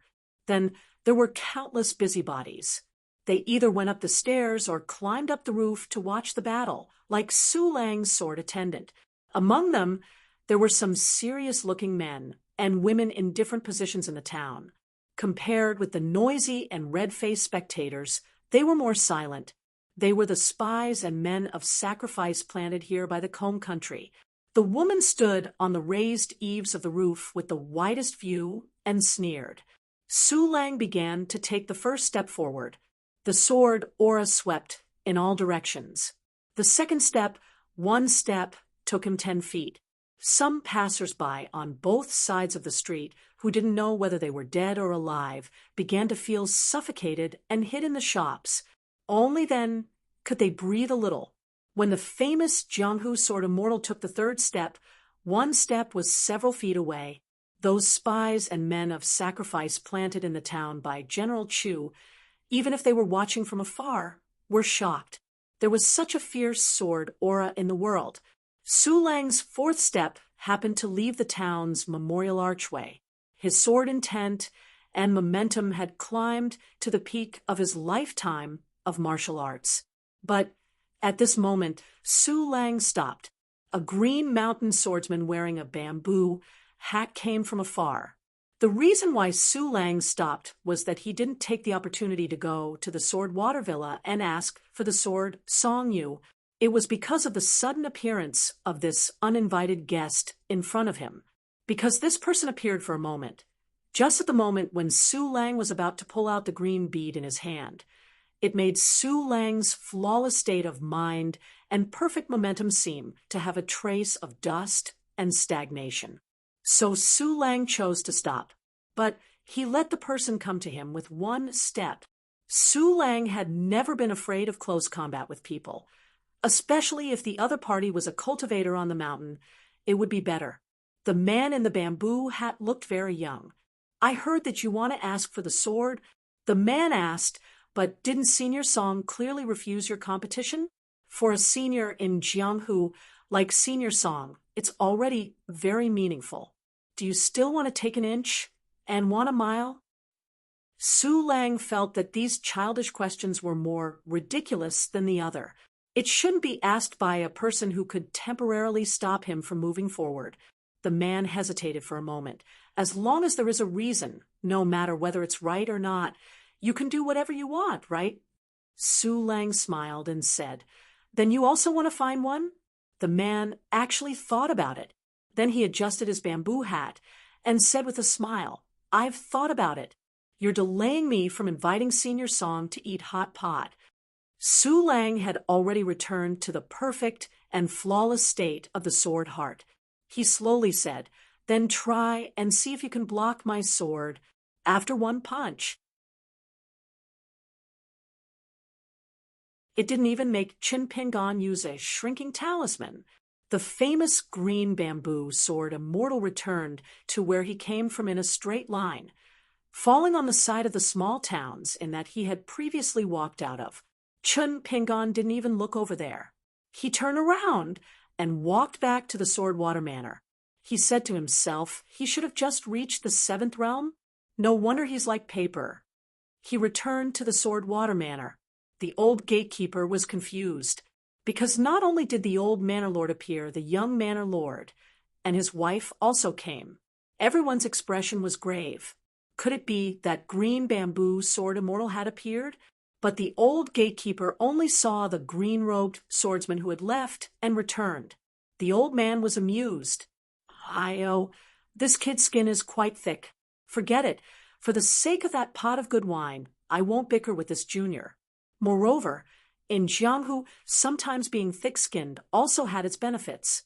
In the old gatekeeper's vision, the young man who was constantly approaching the gate was already waving his hand from afar. "Senior Song, do you want to eat hot pot?"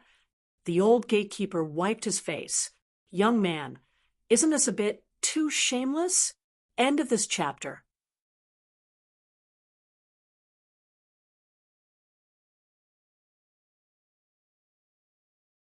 For 72, Chun Pingan came to the gate and took off his bamboo hat. Senior Song was still wearing a long black robe, but he no longer carried a sword and looked much older. The sword saint of Combe Nation had a look of disbelief on his face as he asked, with a heavy accent, "Melon?" Chun Pingan didn't know whether to nod or shake his head, but he nodded in the end.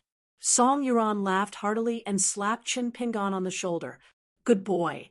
You've grown so fast that I can't recognize you. Why don't you wear straw sandals and carry a bamboo box? Maybe I'll recognize you at a glance." Chun Pingan asked with a smile, "Shall we go to eat hot pot?" Song Yuran didn't answer the question but asked, "What happened in the town?" Su Lang's sword chi suddenly stopped. "Is it related to you?" Chun Pingan nodded and said, "I stopped him and sent him back to the town.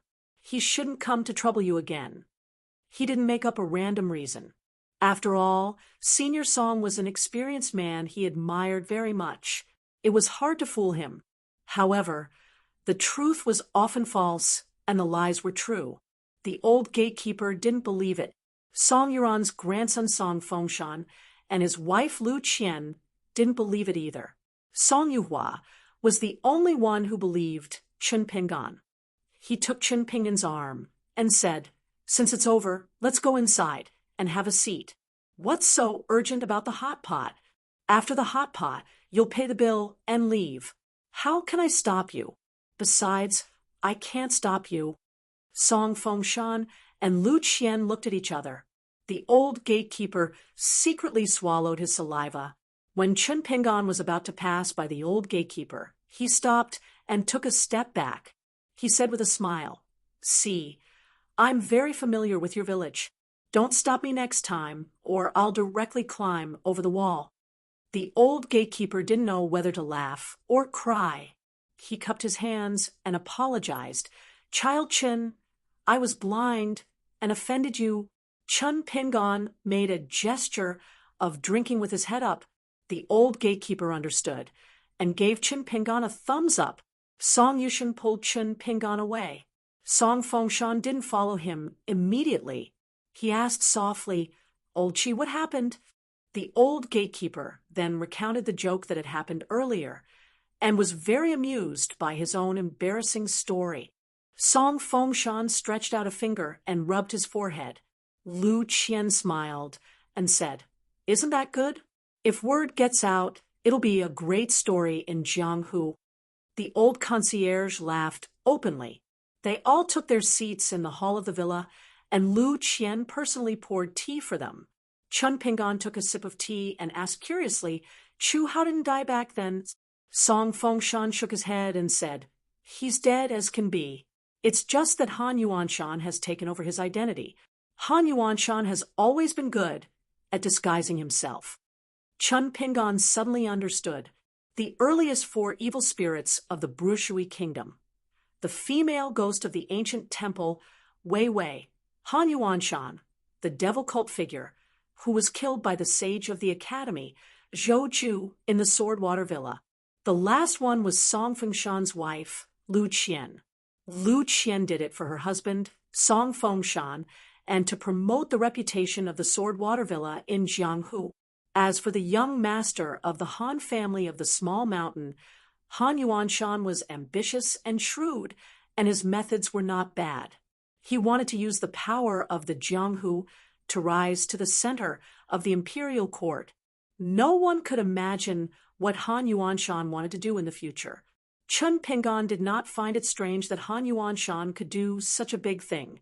With Chu Hao's appearance and status, he could do whatever he wanted in the Swordwater manner.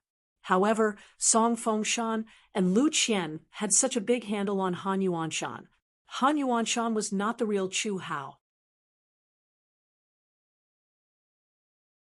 Why couldn't the Swordwater Manor fight back when he was so aggressive against them?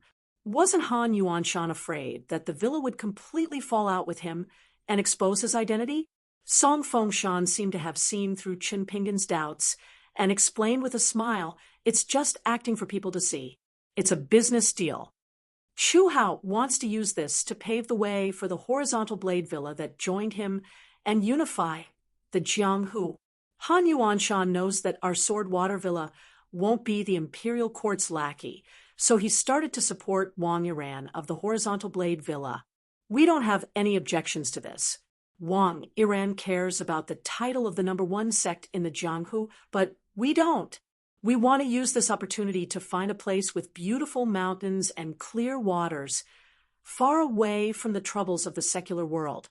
In exchange, Han Yuanshan will use the name of the imperial court of the Combe Water country to carve out a piece of land on the mountain for us to build a new villa. That's a place with good feng shui that grandfather has long taken a fancy to. Han Yuanshan will strive to obtain the title of a river god for my wife. I'll reject all social engagements and all human relations in the Jianghu. I'll practice the sword in peace." Lu Qian wasn't an ordinary woman. Her status and intelligence were both. Where there's life, there's hope. Chun Pingan nodded and said, "Take a step back. Brother Song can concentrate on swordsmanship, and sister-in-law can also seek a long future. Moreover, the ancestral land has been chosen as the mountain god temple. It's also considered a great merit. There will be ancestral merit to protect the descendants. But the only thing you need to pay attention to is the old senior and brother Song. You need to come here from time to take a look. If the incense of the new mountain god isn't pure, it will be cut off early. Of course, that's the worst result." Song Yushan and Song Yushan looked at each other and smiled. Chun Pingan understood that he must have said too much. Indeed, whether it was the old senior or Song Fengshan, they were actually familiar with the things on the mountain. The old senior especially liked to wander around with a sword. Otherwise, he wouldn't have been able to buy a sword for Song Fengshan from the immortal fairy on the Earth Dragon Mountain. Chun Pingan silently told himself that he wasn't in a hurry. He still had to stay in the villa for a few more days. After all, it was the Song family's own family affairs. Chun Pingan was actually new here, so it wasn't appropriate for him to ask too much. In Chun Pingan's mind, no matter how others traveled in the martial world, his martial world wouldn't be like how he defeated Su Lang with a punch today. ate hot pot with Song Yushan tomorrow, and rode his sword north the day after tomorrow. During this period, he didn't have to think about anything. It seemed that from the beginning to the end, he only had the fastest punches and the fastest sword riding.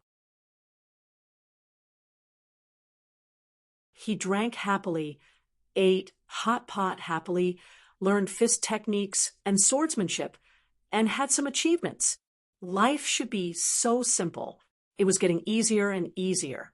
It shouldn't be like this. Perhaps things would be different in the North Continent, where he was unfamiliar with the people and the land, and he would not have so many concerns.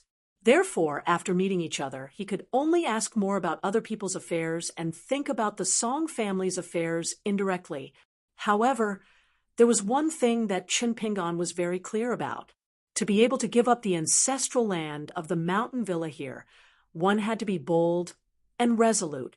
Especially when Senior Song was willing to agree, it was even more difficult. For the older generation of martial world people, face was more important than the sky. Senior Song was experienced in the martial world. In fact, Wang Yiran could be counted as well. However, Su Lang, the green bamboo sword immortal of Songshi country, couldn't be counted as much. Other things aside, Su Lang's appearance this time and his sword attack in the small town was very against the rules. Because according to the old rules passed down from generation to generation in the martial world, Senior Sword Sage Song of Coming Country had publicly rejected Su Lang's invitation without any reason or excuse. He didn't even say anything like postponing the battle for a few years. In fact, it was equivalent to Song Yushan voluntarily giving up the title of the #1 swordsman. It was like a game of chess where the player threw in a piece and admitted defeat. It was just that he didn't say the words, "I lost," for Song Yushan, who was experienced in the martial world. What he gave away with both hands was not only the title but also the reputation and face that he had accumulated over a lifetime. It could be said that he had given away half his life. Song Yushan just looked at Qin Pingan with a smile. The little melon of the past was now doing well. He just didn't know if his alcohol tolerance had increased. Could he eat spicy food? Did he still believe that drinking wine could relieve the spicy taste? The old man was especially curious. Did the girl that Qin Pingan had been thinking about become a couple after meeting her? Or did he really jinx it? Did he just say, "You are a good person," to dismiss him? After listening to Song Fingshan's reasonable explanation, Qin Pingan felt a little strange. He couldn't help but ask, "Then what's the matter with Su Lang?" I saw that he was ready to use his sword in the small town. It was true. He wanted to fight to the death with the old man, not just to see who was better in swordsmanship. This time, Song Yushan personally came to explain to Qin Pingan, the sword god of colorful clothes country that I respected the most in the past was probably in the realm of Su Lang now. Su Lang was very talented. After he broke through the realm, he wanted to find a whetstone to help him stabilize his realm. Song Yushan, happened to be a swordsman and was famous enough. I was one realm lower than Su Lang. Let's call it half realm. Of course, he was the best person to sharpen my sword. In fact, Song Yushan was not interested in drinking tea. It was just that he didn't drink much nowadays. He could only make an exception during festivals. His grandson and granddaughter-in-law were very strict, just like guarding against thieves. He had no choice but to treat it as drinking the tasteless wine. It was better than nothing. The old man continued, "It's just that Su Lang made a fuss, which put me in a dilemma. If I agree to fight with him, it doesn't matter if I lose or die, but it will ruin the deal between us and Han Yuanshan." Speaking of this, Song Yushan took a sip of tea. Lu Qian quickly got up and refilled a cup of tea. Song Yushan complained, "Even if I drink a few kilograms of tea, it still doesn't taste like wine." Now Qin Pingan is here. It's not good to treat guests with tea. Lu Qian was just about to sit down. Since her grandfather asked, she continued to stand and said with a smile, "Grandpa, Fengshan has the final say in this matter." Song Fengshan said with a straight face. During this year's Mid-Autumn Festival, Grandpa even drank all the wine for Lidong and Little New Year. Song Yushan sighed and didn't insist. Chen Pingan was a little happy. It could be seen that the relationship between grandfather and grandson was harmonious now. They were no longer as stubborn as before. Song Yushan continued the previous topic with a self-deprecating look. If I lose, there will definitely be countless people who will hit me when I'm down. Even if we move in the future, they won't stop. Everyone wants to step on us, or at least spit a few mouthfuls of saliva.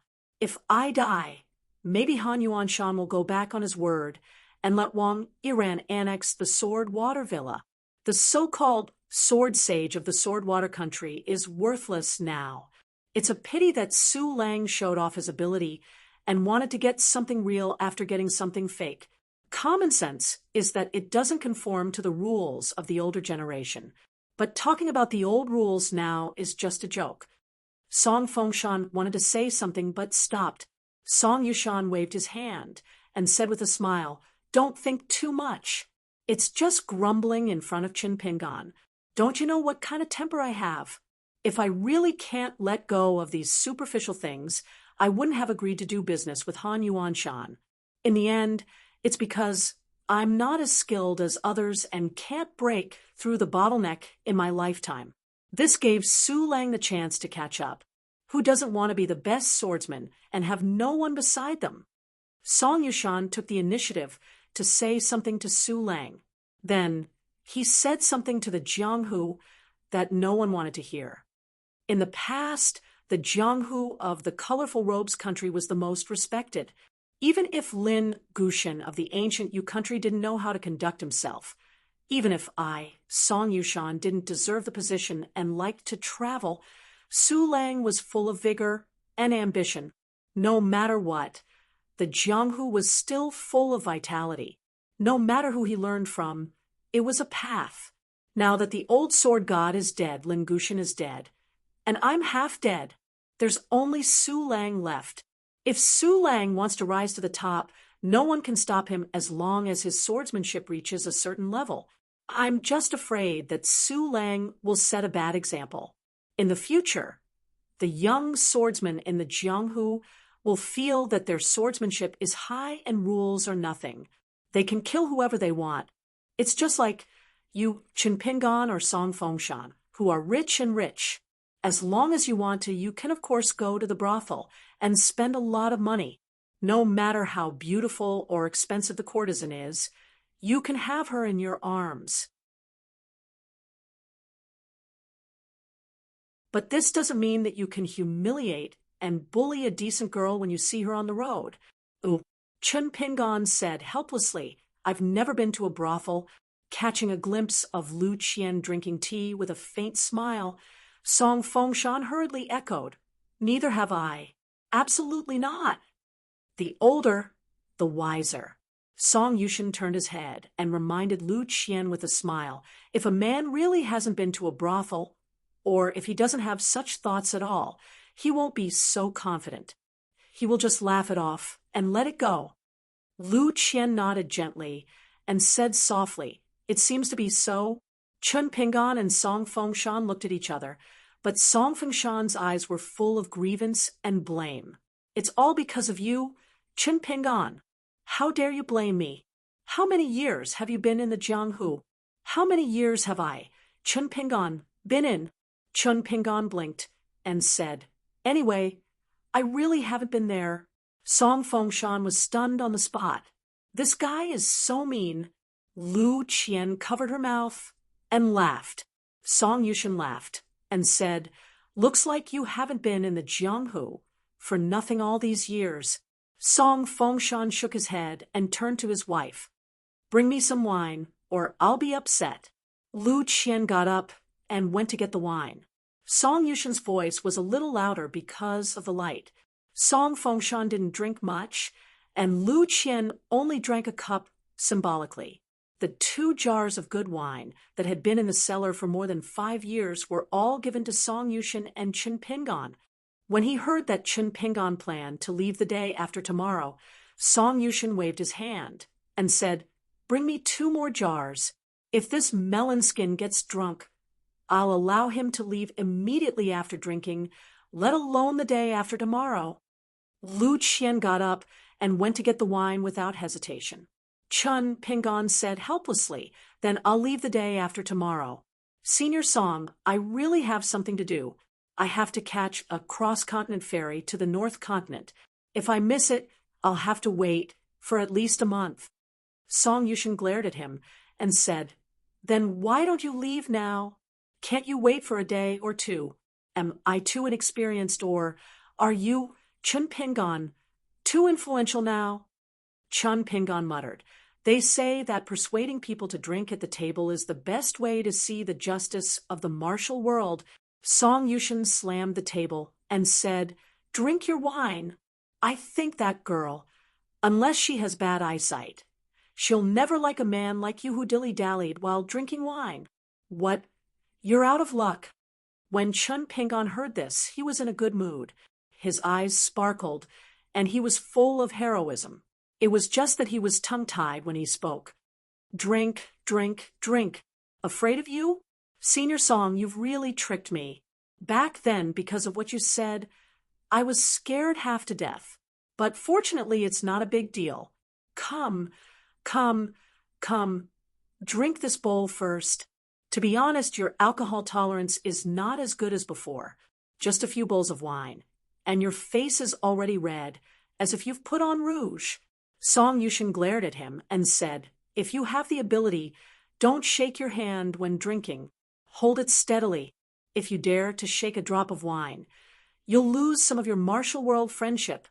Song Fengshan and Lu Qian were secretly happy. He was still young and experienced.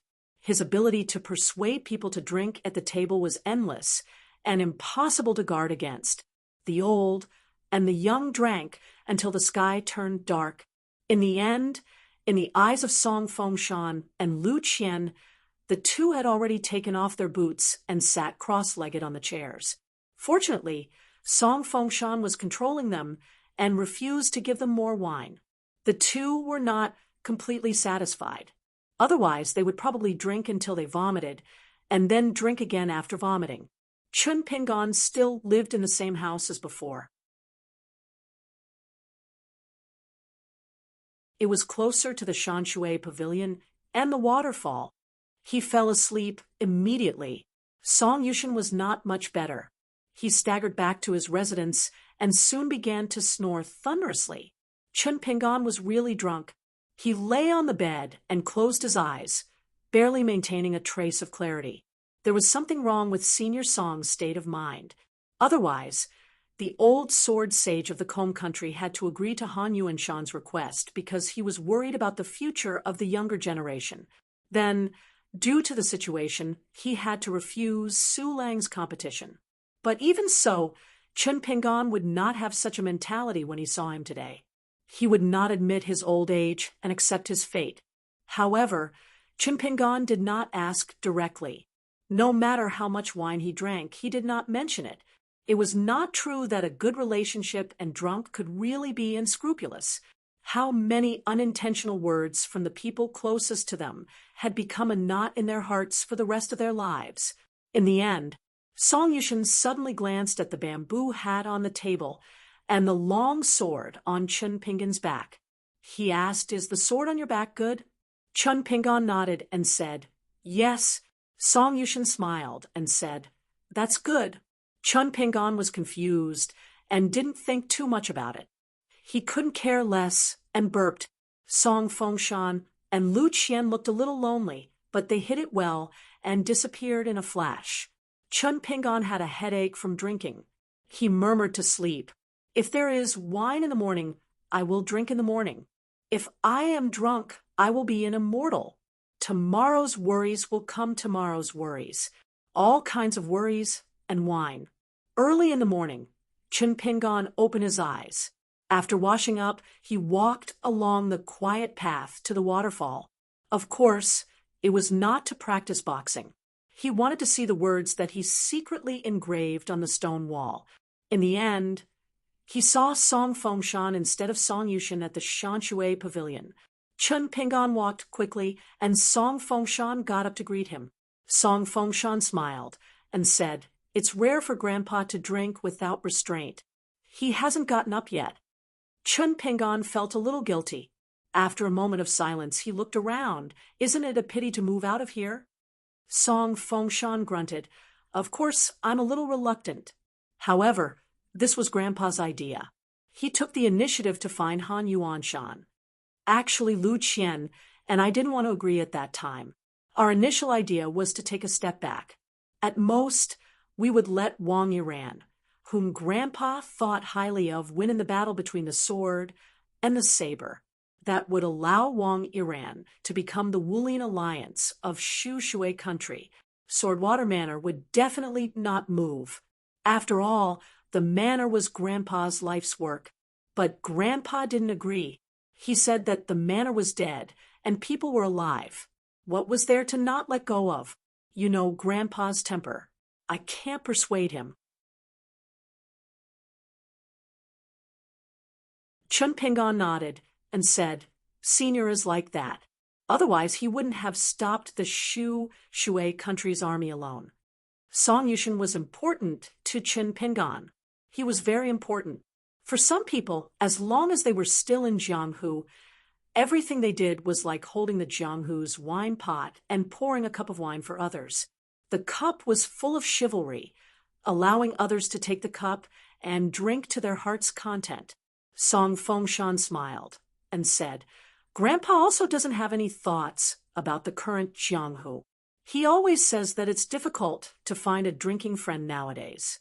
That's why he's like this." It seemed that his words were a little heavy. Then Song Fengshan quickly joked, "Chun Pingan, don't be afraid to come to our new manor to drink just because Grandpa made you drink like this. To be honest, it's also your fault. You said that you were going to leave soon. Grandpa naturally won't delay your matters. However, at the wine table, old people are all like this. It's not good to say anything soft in front of the younger generation in the family. He can only drag you to drink as much as he wants." Chun Pingan smiled and said, "I understand." Song Fengshan said, "To be honest, Wei Wei suddenly sent a flying sword to Lu Qian in the manor last night. She just asked if you were in the manor now. It seems that if you answer truthfully, she will come here. I asked Lu Qian to pretend that she didn't receive the flying sword. When you left, she wrote back that she really did come and just wanted to drink with Grandpa." Chun Pingan cupped his fists and thanked him. After drinking too much last night, Chun Pingan roughly talked about his reunion with Wei Wei of the Shu Shui countries for evil spirits. However, he didn't mention the matter of the mountain god. Chun Pingan had to clean up the mess himself. For example, after going to the immortal ferry of the Earth Dragon Mountain, he would find an opportunity to send a flying sword message to Wei Pai of the Cloud-Splitting Mountain.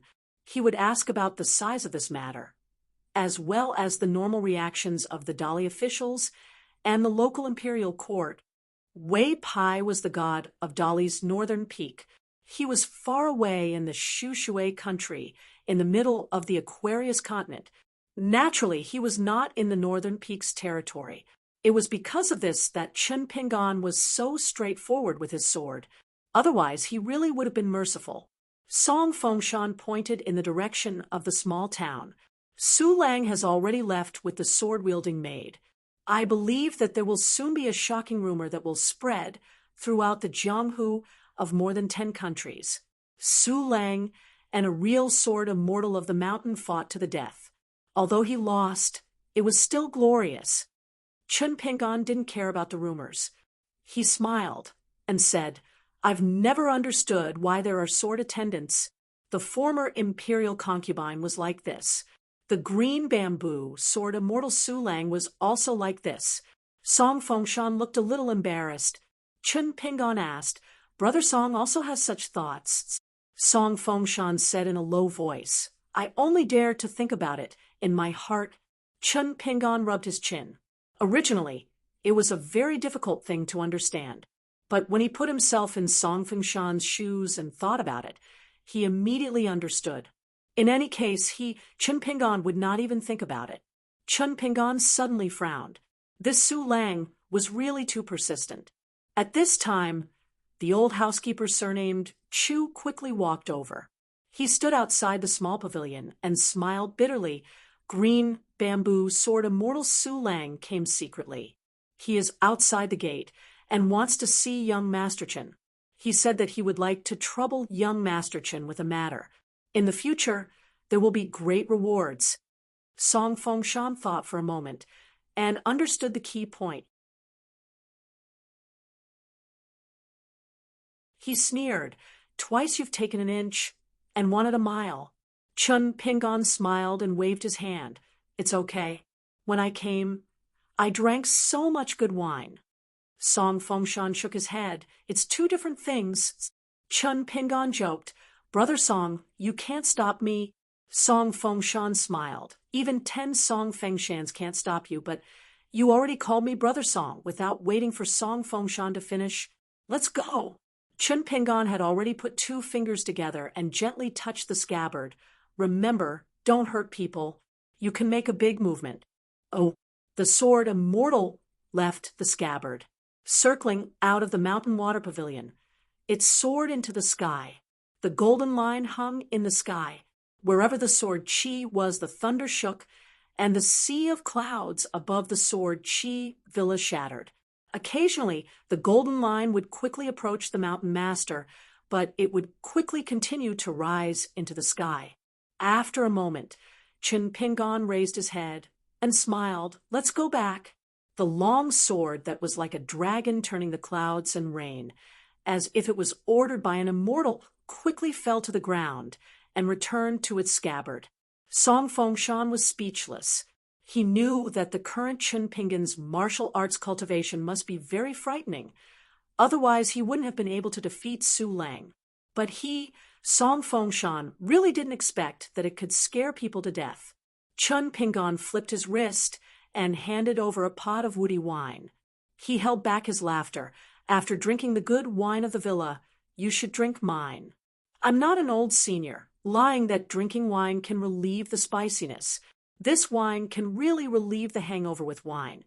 Song Fengshan opened the mud seal and smelled it. An authentic immortal wine. "This is good wine." Chun Pingan shook his head. "This kind of wine is only good to drink. I never miss it. If I can drink it, I'll drink it. If I can't, I won't think about it. But Brother Song, I've been thinking about the wine of your Sword Water Villa for many years." Song Fengshan lifted the wine pot. Chun Pingan lifted the blade, strengthening gourd, and said in unison, "Let's drink." Song Fengshan drank half a pot of wine and stopped drinking. Chun Pingan stood up and said that he wanted to go to the waterfall to take a look. Song Fengshan didn't go with him. They left the mountain water pavilion together. Song Fengshan walked back with a pot of woody wine that was said to come from Book Slip Lake. He handed the pot to the old housekeeper, Grandpa Chu, and said that it was a gift from Chun Pingan. He said that they would talk later and that he should give it after drinking it. The old housekeeper, who had a good relationship with Chun Pingan back then, smiled and took the wine pot. As long as it was a gift from that young man, he would accept it regardless of its quality. There was no need to be polite. The old housekeeper said that Green Bamboo Sword Immortal had already left. Before Su Lang left, he held his sword and bowed to the villa's gate. Lu Qian, Song Fengshan, and the old housekeeper met halfway. She called Grandpa Chu, and the old man left with a smile. The couple had just walked for a short while when Song Yufan came over. Seeing his grandpa, Song Fengshan smiled and said, "Grandpa, don't worry. I won't talk too much." Song Yufan patted his grandson's shoulder and continued walking to the mountain water pavilion that was still some distance away from the waterfall. After sitting down, he began to reminisce about the past. It was easy for old people to go to bed late and wake up early. Young people always didn't understand. In fact, when an old man thought about those old people and stories, Young people often didn't like to listen to them. The old man had to think about it himself. Chun Pingon broke the waterfall with a punch in the pavilion. He smiled when he saw those words. He turned around and soon left the waterfall and came to the pavilion. Song Yufan had already walked out of the pavilion. "Let's go and eat hot pot." Chun Pingon was a little shocked. "It's so early in the morning. The restaurant isn't even open yet." Song Yufan smiled and said, "The title of the sword sage of the brushing nation is worthless, but it's still okay to eat hot pot in front of your house. Besides, it's you who is treating. It's not like you don't pay. The shopkeeper will curse you in his mind later." The two didn't fly away like birds as before. They walked slowly. It was Song Yufan's idea. Halfway through, old butler Chu caught up with the two of them and took the bamboo hat that Chun Pingon had left in the house. Chun Pingon asked, "Are you chasing us away?" Song Yufan smiled and said, "The earlier you leave, the earlier you can come back next time. Can't you understand this? Don't you look like a fool?" Chun Pingon was speechless. When they arrived at the town, there was no smoke yet. There were only a few roosters crowing and dogs barking. It seemed even quieter. Song Yufan knocked hard on the door of the restaurant. It was the old shopkeeper that Chun Pingon was familiar with. He was a middle-aged man with sleepy eyes. When he saw old sword sage Song, he smiled and said, "What's the matter, Mr. Song?" Song Yufan pointed at the green-robed swordsman with a bamboo hat beside him. "This guy said he wants to eat hot pot. Please give him a table." The man's face and heart did not have the slightest bit of complaint.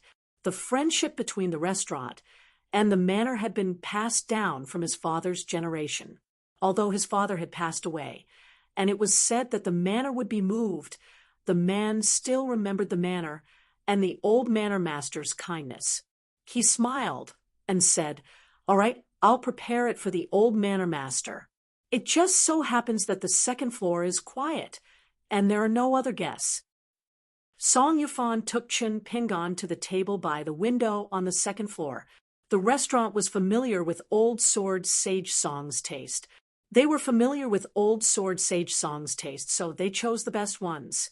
Soon, the table was full of big and small bowls and plates. The hot pot began to steam. Song Yufan asked for 2 pots of wine from the restaurant, one for each of them. He said to Chun Pingon, "Today, we'll drink less wine and eat more food." Chun Pingon nodded. Song Yufan glanced at the seasoning bowl that Chun Pingon made. It was quite bright red. Just the chopped chili alone was enough to fill half a bowl. "Good, this guy is good." Chun Pingon talked more freely than yesterday. He talked more about the things on the mountain. Among them was the trip to Hazy Mountain in colorful clothes country. Song Yufan was very restrained when drinking today. He mostly sipped wine. After hearing about Chun Pingon's breaking of the mountain and water tactical formation and tearing down the ancestral master hall, he smiled and nodded. In this way, the ancestral master hall will be broken. Father and son will turn against each other and become enemies. Even if they won't turn against each other for a while, they may have to complain about their difficulties. Afterward, they will smile and pretend to be filial. But Lu Yundai and Lu Tingio both know that they can't be united. What you did is more effective than tearing down their ancestral master hall. Good job, kid. You don't kill people, but you destroy their hearts. Who did you learn from? Chun Pingon also took a sip of wine. I learned a little from the mountain, and also from the Jianghu. Chun Pingon then chatted about the fisherman Wu Shuo and the young man Zhao Shuxia and the young girl Zhao Wan.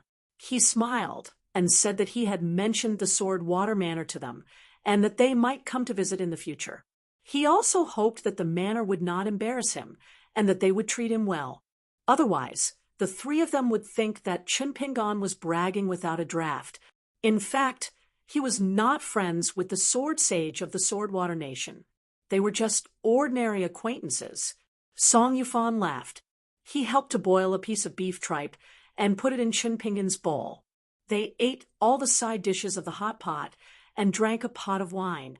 Song Yushuang once again sent Chen Pingan out of the town. However, this time, Chen Pingan's alcohol tolerance had improved, and he could eat spicy food. He was no longer as miserable as before, which made the old man a little disappointed. Chen Pingan stood still with his bamboo hat on. He cupped his fists and said, "Senior, I'm leaving." Song Yufan nodded and said, "He is not handsome. What's there to hide with the bamboo hat?" Chen Pingan held his bamboo hat and said, "Seriously, it's hard to say. How a man looks can only be judged by a woman." Song Yufan scolded with a smile. "What the hell?" Chen Pingan turned around and left with a smile. Song Yufan waited until Chen Pingan was far away. Then he turned around and went back to the villa along the deserted street. The old man walked alone to the memorial archway, where Su Lang wanted to ask him about the sword. There were some things that Chen Pingan wanted to ask but couldn't. Su Lang talked about things that seemed to be out of topic, such as his glory in the Misty Mountain. Song Yufan's swordsmanship was not high, but he had been in Jianghu for so many years for nothing. How could he not know Chen Pingan's nature? How could he not know that Chen Pingan would not say such words that were more or less suspected of showing off? What was it for? Wasn't it to make this old man feel better? He told him that Song Yu was having a fever. If something really happened and Chen Pingan, really asked, then he should just say it out loud and not hold it in.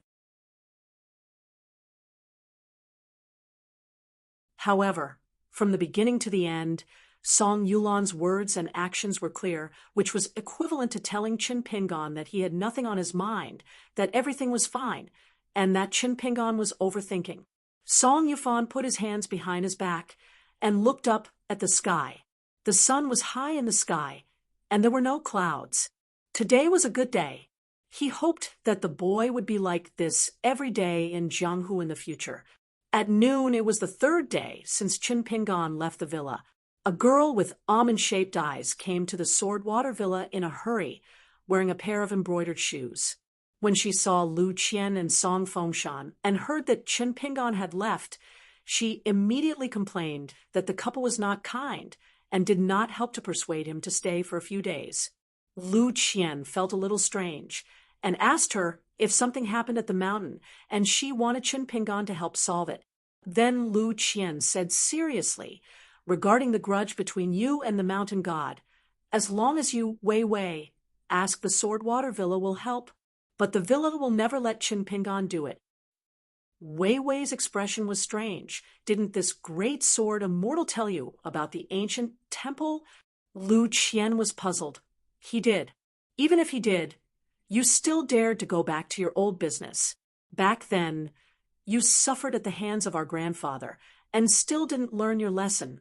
You went to the ancient temple to kidnap Men's Yangqi. Why? Is there something else after you met? Wei Wei chuckled. There's nothing else. It's just that he likes me, but he's too embarrassed to say it. I'm actually a little moved, so I wanted to ask old Master Song to help me matchmake. The corner of Song Fengshan's mouth curled up. What kind of nonsense was that? Who here didn't know what Wei Wei really liked? Furthermore, with Chen Pingan's temper and his current cultivation, you, Wei Wei, were already lucky that he didn't kill the demon with one strike. Lu Qian laughed and directly exposed Wei Wei. All right, don't make such a joke. If our grandfather or Chen Pingan hears it, you'll suffer. Lu Qian glanced at the couple who looked relaxed, frowned, and asked, could it be that Su Lang died halfway because he wasn't careful when he walked and didn't come to your villa to cause trouble? Otherwise, can you still laugh? Shouldn't you wash your face with tears every day?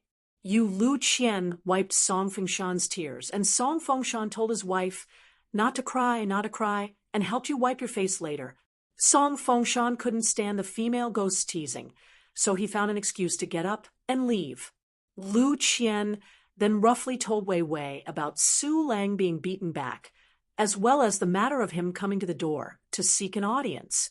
In fact, she had been diligently taking care of the affairs of Sword Water Villa all these years, so she knew what to say and what not to say. Otherwise, the grandfather and grandson wouldn't be so at ease with her taking care of the family. Wei Wei made an "oh" sound and didn't find it strange at all. Seeing Lu Qian's thoughtful gaze, Wei Wei exclaimed and held her chest. So young Master Chen is already like this. His swordsmanship is godly. It really scares me to death. My goodness, if I had known earlier, I would have recommended myself to sleep with him at the ancient temple. Even if I don't like men, I would have closed my eyes and let it pass. Lu Qian threw a handful of melon seeds over. Don't say such shameless and vulgar things. Wei Wei suddenly said, I should have arrived yesterday. Alas, we ghosts can barely ride the wind and travel far away, but we really can't compare to a sword immortal riding a sword as fast as lightning. Forget it, let's not talk about this. I've been cultivating hard for hundreds of years, but I can't compare to a man who traveled for less than 10 years. It's sad.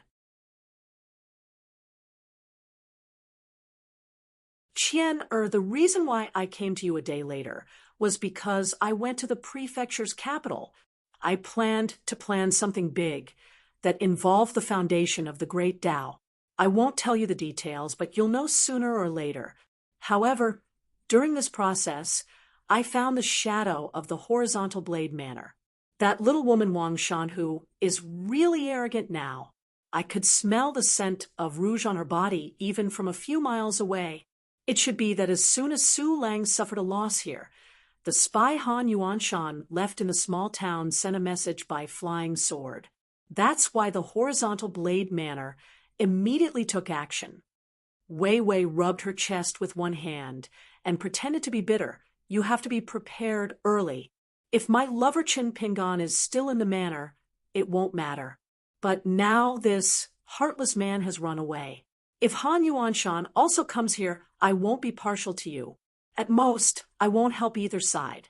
Sisterly love is sisterly love, but if Han Yuanshan really wants to punish you, I can only cry secretly. In fact, Wei Wei was very curious why Han Yuanshan was so ruthless and disregarded the general situation.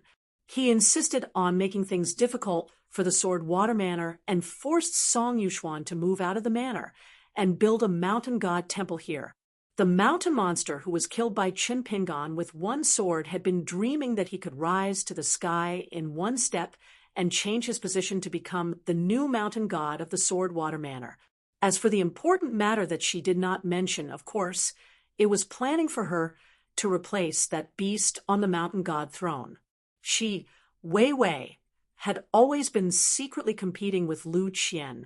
Many sisters in the world were like this. Although they were close, they had to compete to see who had a better life. Wei Wei and Lu Qian were once one of the 4 evil spirits of the brushing water country. Lu Qian, as a spirit of the mountains and lakes, had become the young madam of the Sword Water Villa. Why couldn't I, Wei Wei, be a mountain god and be superior to you? The business between the Sword Water Manor and Han Yuanshan was very secretive. Lu Qian naturally wouldn't tell Wei Wei anything. When it came to heartfelt words, it was better to say as little as possible. It also depended on the person.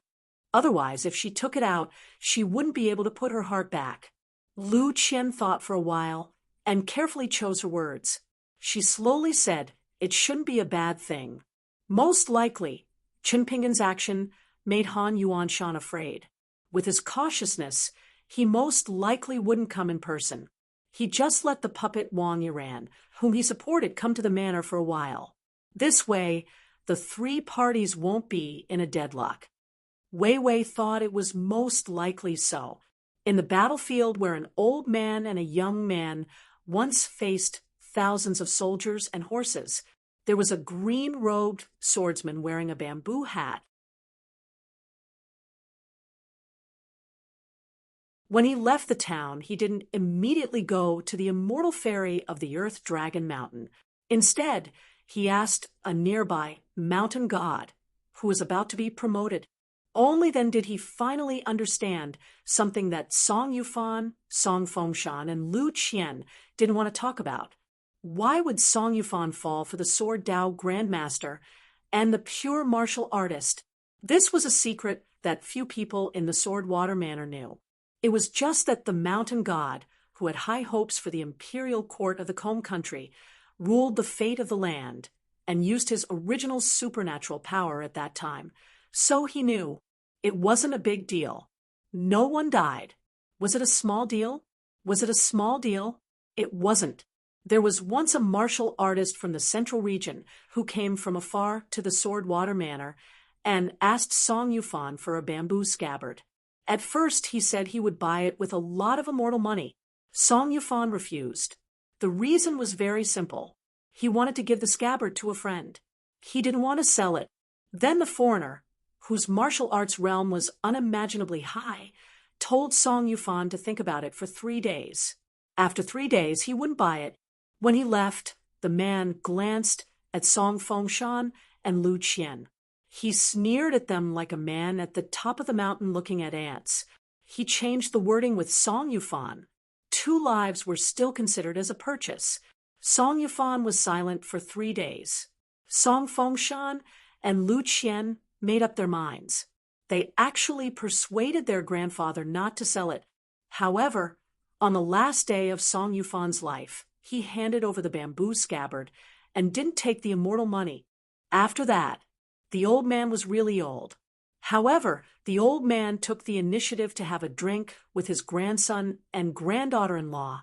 He even proposed a toast to his granddaughter-in-law, Lu Qian. He said that it was the Song family's good fortune for his grandson to be able to find a daughter-in-law like her in this lifetime. In the past, he, as her grandfather, had let her down and underestimated her. Lu Qian drank the cup of wine with tears in her eyes. Finally, the old man comforted the 2 juniors, saying that it was fine. It was really fine, and that they shouldn't take it to heart. It was just a bamboo scabbard. Anyway, he had never mentioned it to Qin Pingan. They could just pretend that nothing had happened. At this moment, a mighty convoy slowly drove towards the azure-clothed swordsman. Qin Pingan gathered his thoughts. Back when he met the local mountain god, he didn't need to mention it to the mountain god at the manor. They had already met. The mountain god naturally didn't dare. However, he still felt honored to be able to sit on the mountain peak with the young sword immortal and drink with him. The reason why Qin Pingan didn't leave immediately and didn't return to the Sword Water Manor was that he felt unhappy and didn't know what to do. So he kept walking around, thinking about things alone. Then he met an acquaintance. He first set a small goal, such as 1 second to remember. Book Guest House mobile version reading website.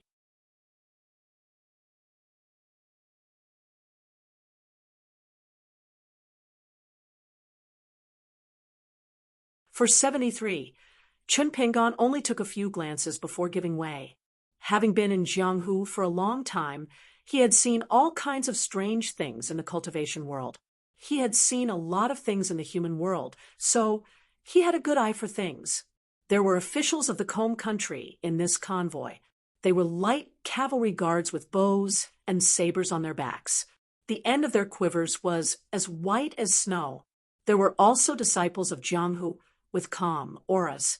The unique way of carrying a saber in the horizontal blade manner left a deep impression on people. Qin Pingan recognized one of the burly men with a huge horn bow on his back. His name was Ma Lu. Back then, at the waterfall pavilion of the Sword Water Manor, this was Wang Shanhu's retainer. He had a conflict with Qin Pingan and had been loudly reprimanded by Wang Yiran. In terms of upbringing, the horizontal blade manner was not bad. Wang Yiran's current glory was not entirely due to Han Yuanshan. Since Qin Pingan knew about the deal between the Sword Water Manor and Han Yuanshan, and the setback of Su Langwen Jian, the situation of the manor was already set. Therefore, even though he recognized the other party, he did not do anything. Not only did he give way, but he also slowly walked into the forest in the distance. The retainer Ma Lu was loyal to his duty. He glanced at the passerby. After carefully examining him, he did not take it to heart. In a carriage, there were 3 women. The woman was Chu Hao's first wife, the daughter of the previous leader of the Kom countries, Jianghu. In this life, she regarded the Sword Water Manor and the Song family as enemies. Back then, Chu Hao led the imperial army to encircle and suppress the Song family. It was this Mrs. Chu who added fuel to the fire behind the scenes. The other two women were younger, but they also had the hair and accessories of a married woman. One of them was surnamed Han. She had a baby face and a bit of childishness. She was Han Yuanshan's sister, Han Yuanxue. As a disciple of the Han family of Little Mountain, Han Yuanxue married a top scholar. She studied in the Hanlin Academy for 3 years. Her rank was not high, but she was still the most noble Hanlin official. Moreover, she wrote wonderful Bu Su Ci. The emperor, who advocated Taoism, liked her very much. With a huge backer like the Little Mountain Han family, he was destined to have a bright future.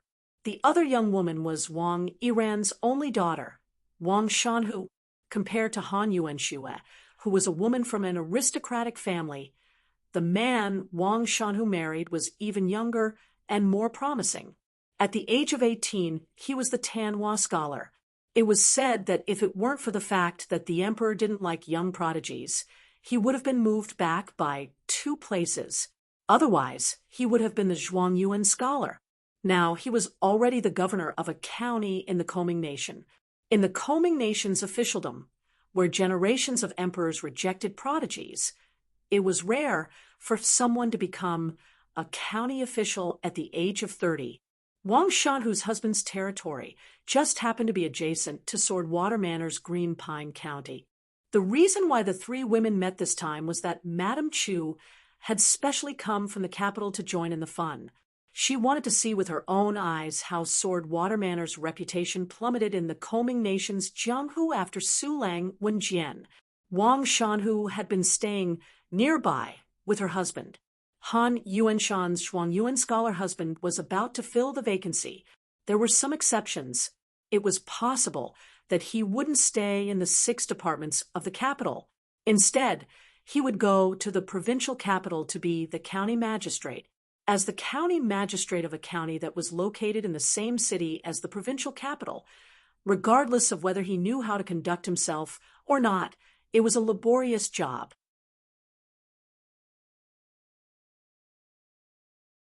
This time, Han Yuanshan came south to visit Wang Shanhu in the hope that Wang Shanhu's husband, who would be her husband's immediate superior in the future, could help take care of him. Otherwise, if the provincial governor didn't like him and the governor made things difficult for him, this county magistrate, who was the center of attention, would be ignored. When he became a local official, his original reputation and family background had always been a double-edged sword. There was a point in officialdom that was quite similar to children playing house. Whoever wore a new pair of boots would be kicked by you one by one. After they were dirty, everyone would be the same. This was the so-called one with the light and the dust. Madame Chu had a worried frown. Even though she wasn't young anymore, she maintained herself well and was still charming. She didn't lose to young women like Wang Shanhu and Han Yuanshan. Madame Chu couldn't help but feel sorry for herself. Originally, a good show had already begun with the beating of gongs and drums. She didn't expect that the green bamboo sword immortal of Songshi country, Su Lang, would actually fight twice. He didn't gain any advantage from Sword Water Manor. Instead, he let Song Yu burn, that old bastard who had half his body in the ground and earned a lot of reputation for nothing. She was so sad that she couldn't help but rub her chest.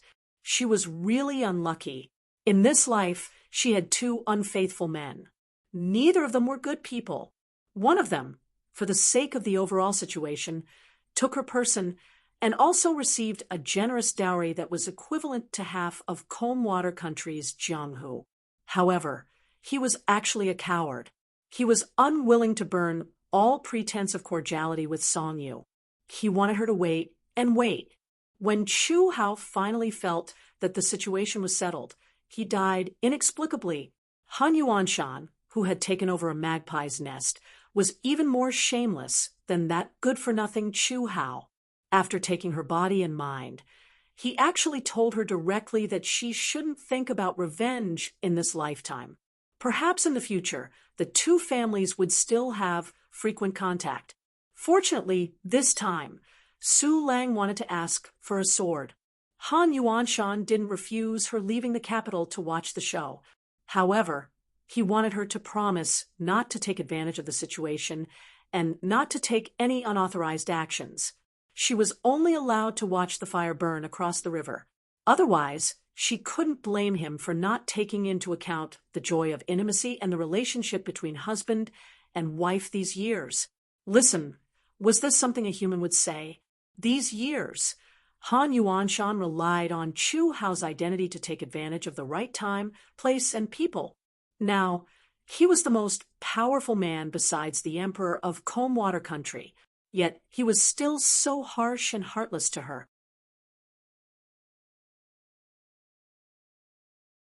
However, when she was alone, she occasionally thought that if Han Yuanshan wasn't so ruthless, he probably wouldn't have reached the high position he had today. She, as Madame Chu, also wouldn't have been able to be surrounded by the wives of officials in the capital, who were all titled madams. She still understood this principle. Han Yuanxue saw that Madame Chu was in a bad mood, so he gently lifted the curtain of the carriage to get some fresh air. Ever since her older brother went missing, Madame Han of Little Mountain had actually been implicated and suffered a great crime. Her father had ordered that no one was allowed to attend any banquets, and the family had shut themselves in for 2 years to reflect on their mistakes. However, later on, for some reason, she felt that the men in her family had begun to become active in the court and the battlefield again. They were even more successful than before. She only knew that the powerful great General Chu Hao seemed to be very close to Madame Han. She had also met him a few times. She always felt that the great general's gaze on her was very strange. However, it wasn't the kind of gaze that a man would look at a woman with. Instead, it was somewhat like an elder looking at a junior. As for the most popular woman in the capital, Madame Chu, she often pulled her along for spring outings. They were very intimate. This time, after hearing that Su Lang had failed to ask for a sword, Madame Chu actually wanted to return to the capital immediately. However, she and the prefectural governor's estate each received a secret letter from the capital, so she had to go out this time. In the letter that Madame Chu received, Han Yuanshan's wording was harsh. In the letter, he wanted her to take the initiative to pay a visit to Swordwater Manor. Otherwise, she could forget about being the head of the noble class in the capital in the future. Since you originally came from Jianghu, then scram back to Jianghu. Madame Chu was shocked and frightened. Her heart was broken, so how could she not be worried? Fortunately, Wang Shanhu and Han Yuanxue, these two juniors, had always been respectful to her, so she finally felt a little better. Chun Pingan suddenly stopped.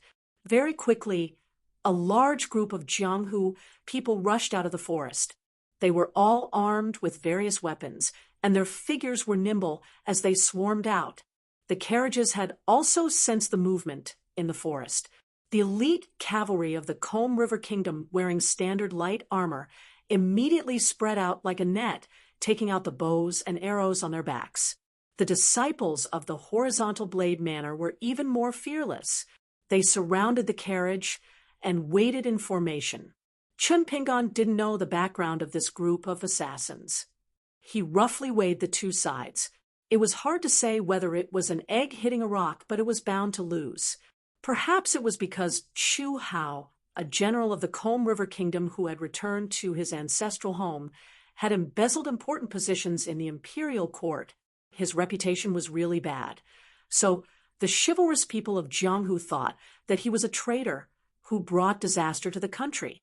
Everyone had the right to punish him. However, killing Chu Hao was as difficult as ascending to the heavens. There was more or less a chance of killing the people close to Chu Hao. Chu Hao was able to have the image of the imperial court today, especially after the Combe River Kingdom became a vassal of the Song clan.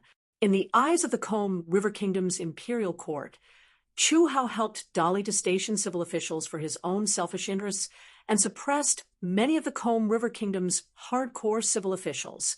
During this process, Chu Hao naturally didn't mind acting appropriately and used his official position for personal gain. This further solidified the identity of Chu Hao as a traitor to the country. Naturally, he also made countless enemies in the scholarly world, and Jiang Hu cleaning up the emperor's side became a natural trend. Madame Chu raised her hand and yawned. Clearly, she was already used to this kind of moths flying to the flame. Han Yuanxue grumbled, "These people of Jianghu are annoying. They only know how to vent their anger on us women.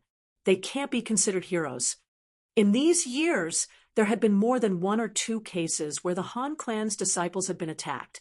Even Sister Shanhu's husband had encountered an assassination because he was close to Chu Hao and Dali Barbarian. If it wasn't for the protection of Dali's secretary, Sister Shanhu would have become a widow. Therefore, when Han Yuanxue thought about how his husband was about to leave the capital and might also encounter this kind of inexplicable hatred, he was very worried. Wang Shanhu's eyes were shining, and she was eager to give it a try. However, when she subconsciously reached for her waist, she was very disappointed. After she got married, her father didn't allow her to practice martial arts and carry a saber. Last time, she accompanied her husband to the water god temple to pray for rain. When they returned home, they encountered an assassination attempt. If she didn't carry a saber at the time, the assassin wouldn't have been able to get close to her. After that, Wang Yiran still didn't allow her to carry a saber. He only transferred several experts from the manor to Qingsong County to protect his daughter and son-in-law. There were more than 30 people who had sworn to kill the thieves for the country. They should have come from different mountain sects, and each had their own group. Chun Pingan's situation was a bit awkward. He could only stand in place and pretend to drink wine. He didn't want to offend both sides if a battle broke out. As for stopping these people from sacrificing themselves for justice, Chun Pingan wouldn't do that, probably because Chun Pingan didn't move and was very tactful. These Jianghu people didn't bicker with him. They intentionally or unintentionally changed their path and took a detour. Suddenly, a middle-aged swordsman who had already passed by Chun Pingan shouted, "Swordwater Manor is here to kill the Chu traitors." Chun Pingan was a bit helpless. This was clearly forcing Swordwater Manor and the old sword saint of Combe Country to a dead end. They had no choice but to reappear in Jianghu and fight to the death with Hengdao Manor so that Chu Hao wouldn't be able to unify Jianghu. It was both a conspiracy and an open one. As long as people from both sides died today, Swordwater Manor would be stuck to their crotch with yellow mud. They would be shit even if they weren't. The more people died, the more Swordwater Manor would be placed on the fire pile of Jianghu and stand against the entire Combe Country imperial court. When the time came, the Jianghu and scholars of Combe Country would definitely go all out to promote Swordwater Manor and Senior Song as if they were injected with chicken blood. Chun Pingan put away the blade-strengthening gourd and leaned back slightly. In an instant, Chun Pingan came to the side of that Jianghu swordsman. He raised his palm and pressed on that person's face.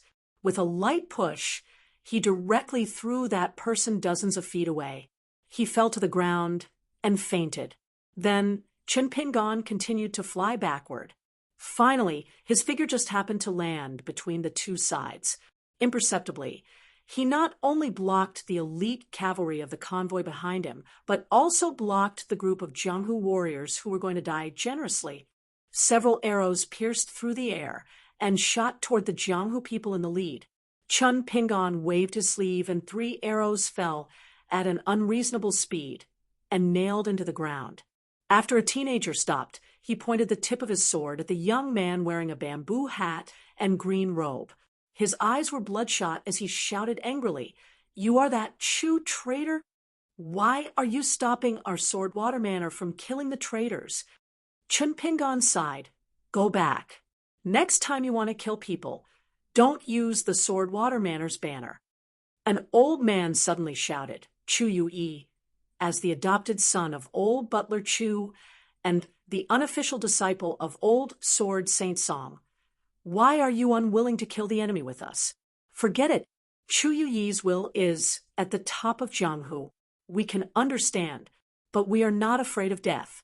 So today, we don't ask you to fight with us side by side.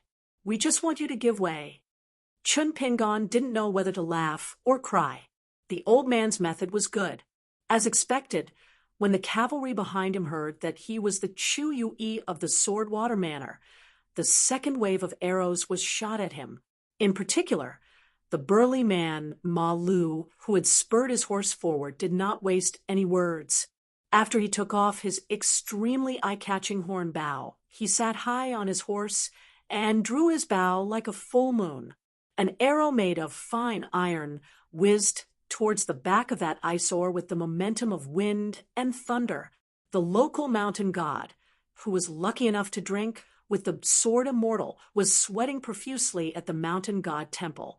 He was regretting that he had used the supernatural power of patrolling the mountains and rivers.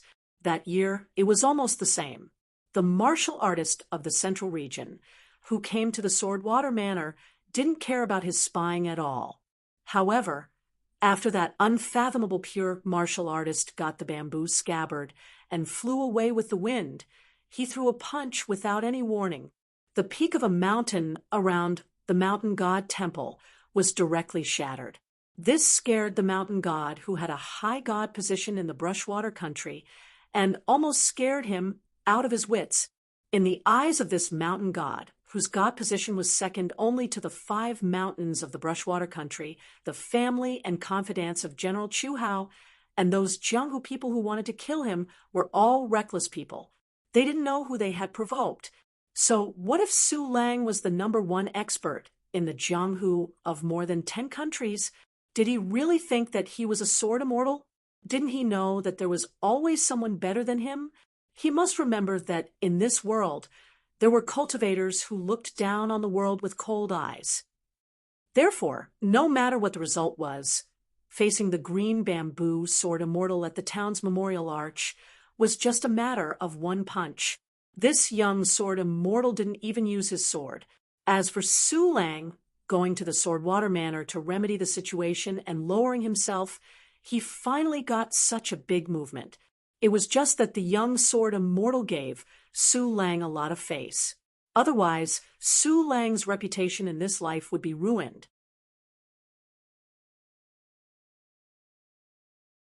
The mountain god made up his mind to not get involved in this muddy water. The baby-faced Han Yuanshua pulled Wang Shanhu's sleeve and asked softly, Sister Shanhu, is he a master? Wang Shanhu nodded and said, Maybe he is qualified to exchange pointers with my father. Wang Shanhu firmly added, Of course, he definitely can't make my father use his full strength, but a Jianghu Junior who can make my father use 70 to 80% of his strength is enough to brag about for a lifetime. Han Yuanshua took it seriously and said in surprise, But that person looks so young. Where did he get his ability? Could it be like what was written in the Jianghu novel? Did he eat a rare herb that can increase his internal strength by 60 years? Or did he fall off a cliff and get 1 or 2 martial arts manuals? Wang Shanhu was speechless. A real martial artist wouldn't have such a beautiful thing. Only the cultivators on the mountain would have these unreasonable opportunities that made others envious. That was why they were so overbearing, each with their noses up to the sky, and looking down on Jianghu. Even a great hero like her father would complain when he mentioned those immortals who were beyond the mortal world. Mrs. Chu was amused by Han Yuanshua's childish words. This daughter of the Han family didn't have any redeeming qualities. Her only ability was that she had a good life. Dumb people have dumb luck. First, she was reincarnated into a good family. Then she had a brother like Han Yuanshan, and finally she married a good husband. It was really infuriating. Mrs. Chu's eyes wandered and glanced at Han Yuanxue, who was focused on the battlefield. No matter how she looked at it, she felt unhappy. Mrs. Chu pondered whether or not she should make this little girl suffer a little. Of course, she had to control the situation well. She had to make Han Yuanxue suffer in silence. Otherwise, if Han Yuanshan found out that she dared to frame his sister, he would definitely peel off a layer of her skin. Mrs. Chu kept yawning. She glanced at those Jianghu heroes, and the corners of her mouth curled up. She muttered, "Stupid fish that bite the bait so easily." One by one, they came to deliver money.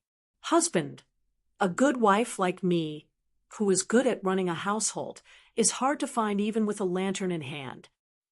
The young ranger from both sides didn't seem to make a move, but he already had 3 arrows in his hand. Ma Lu of the Hengdao Manor was famous for his archery skills in the Combe country.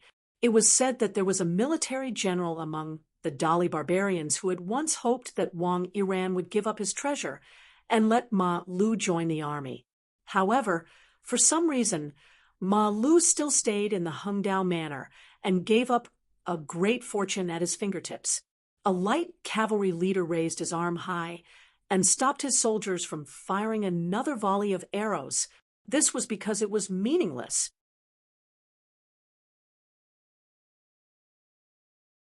When a pure martial artist entered the realm of Jianghu's grandmaster, unless they had enough soldiers, they would just be adding fuel to the fire and suffering defeat everywhere. The leader turned his head, but he didn't look at Ma Lu. Instead, he looked at 2 inconspicuous old men. They were the military cultivators set up by the imperial court of the Combe country according to the rules of the Dali Iron Cavalry. They had real official ranks. One of them was a retainer who accompanied Mrs. Chu to the south of the capital, and the other was a cultivator from the county governor's office. Compared to Ma Lu of the Hengdao Manor, these 2 were real gods. One of the short old cultivators, who had been riding the horse all the way, seemed like his bones would fall apart at any time. Suddenly, his momentum exploded like a firecracker, and the long sword at his waist vibrated incessantly.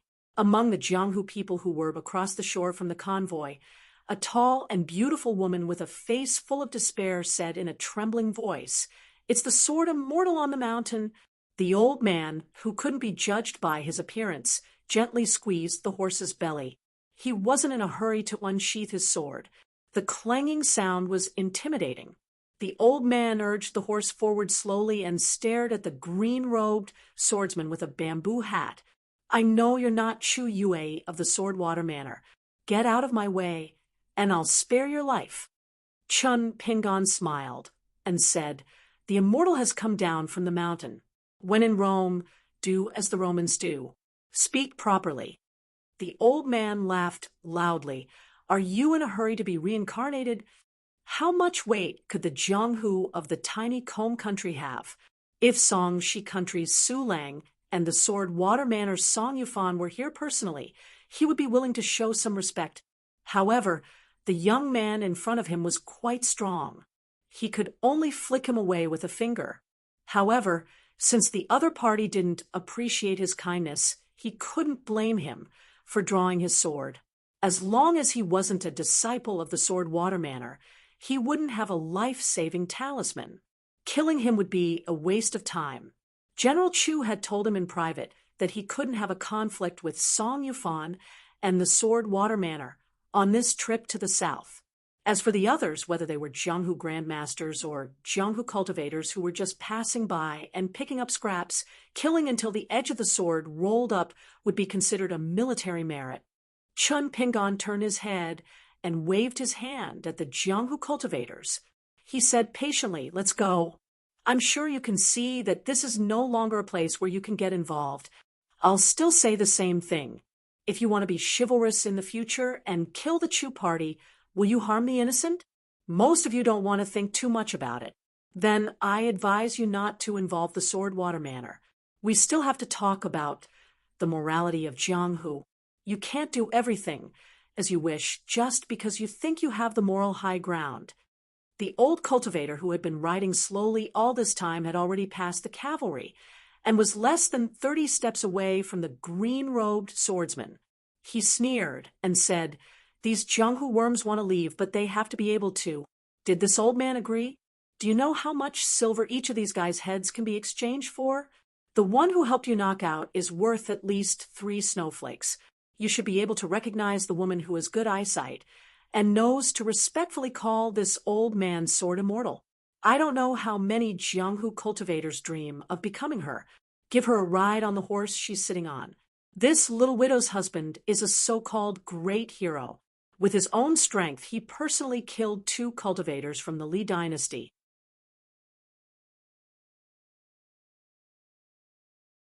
Therefore, after her husband's death, this little widow has great prestige in your Jishui country. I reckon she should be worth at least a small sum of money. Chun Pingon listened to the old man's long-winded chatter. He gently clenched his fist and took a deep breath. He quietly suppressed the irritation in his heart that was eager to use his fist and sword. Before leaving Luapa Mountain, the old man Cui Cheng fed Chun Pingon his fist for the last time on the 2nd floor. In addition to showing Chun Pingon the strength of a martial artist at the peak of the 10th realm, he also said a very important sentence. "Chun Pingon, it's time for you to cultivate your heart. Otherwise, you'll become a second Cui Cheng. You'll either go crazy or, even worse, fall into the demonic path. How much you like to reason today, Chun Pingon will be as unreasonable tomorrow." Ooh. Chun Pingon held his bamboo hat and looked around. The sky was autumn and the heart was autumn. It was just a worry. There had to be a way to break it. Chun Pingon retracted his gaze and looked at the old sword cultivator on the mountain. "Since you have a sword, then use it." The old man glanced at the young ranger, who did not know the immensity of heaven and earth. Then he looked further and saw the woman who was famous in the Jianghu of the country. This old man is a sword immortal? Your Jishui country's Jianghu is really funny. However, for you, it doesn't seem wrong to think so. The long sword was unsheathed. It was as powerful as thunder. The old man still held the reins of the horse with both hands, his attitude relaxed. The sword went out. So much so that the eardrums of both sides began to buzz, and their hearts trembled. However, the other cultivator, who came from the Jishui country's local immortal mansion, knew that something was wrong. He saw the green-robed swordsman step on the tip of the unsheathed flying sword. Then he raised his foot again, as if he was climbing up the stairs, causing the long sword to tilt halfway into the ground. The young man stood on the sword hilt, just like that. The old cultivator cupped his fists without hesitation and said, "Senior, please forgive me for my offense." The sword was drawn quickly, and so was the lowering of his head to admit his mistake. Perhaps only the 2 opponents and the spectating cultivator would be able to see through the profundity of this technique. Chun Pingon stepped out and landed on the ground again. He stepped on the long sword close to the ground and slid forward. The tip of the long sword pointed at him and slid backward. With a light stomp, the long sword first stopped and then rose into the air. Chun Pingon stretched out 2 fingers and twisted it, using the sword master's sword control technique to push the long sword back into the scabbard. The old cultivator cupped his fists and continued, "Senior, you have returned the favor of the sword." Chun Pingon had already retracted his sword control hand and put it behind his back. He put 2 fingers of his left hand together.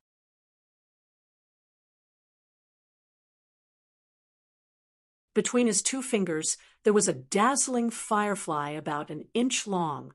Chun Pingon smiled and said, "Will I repay you generously?"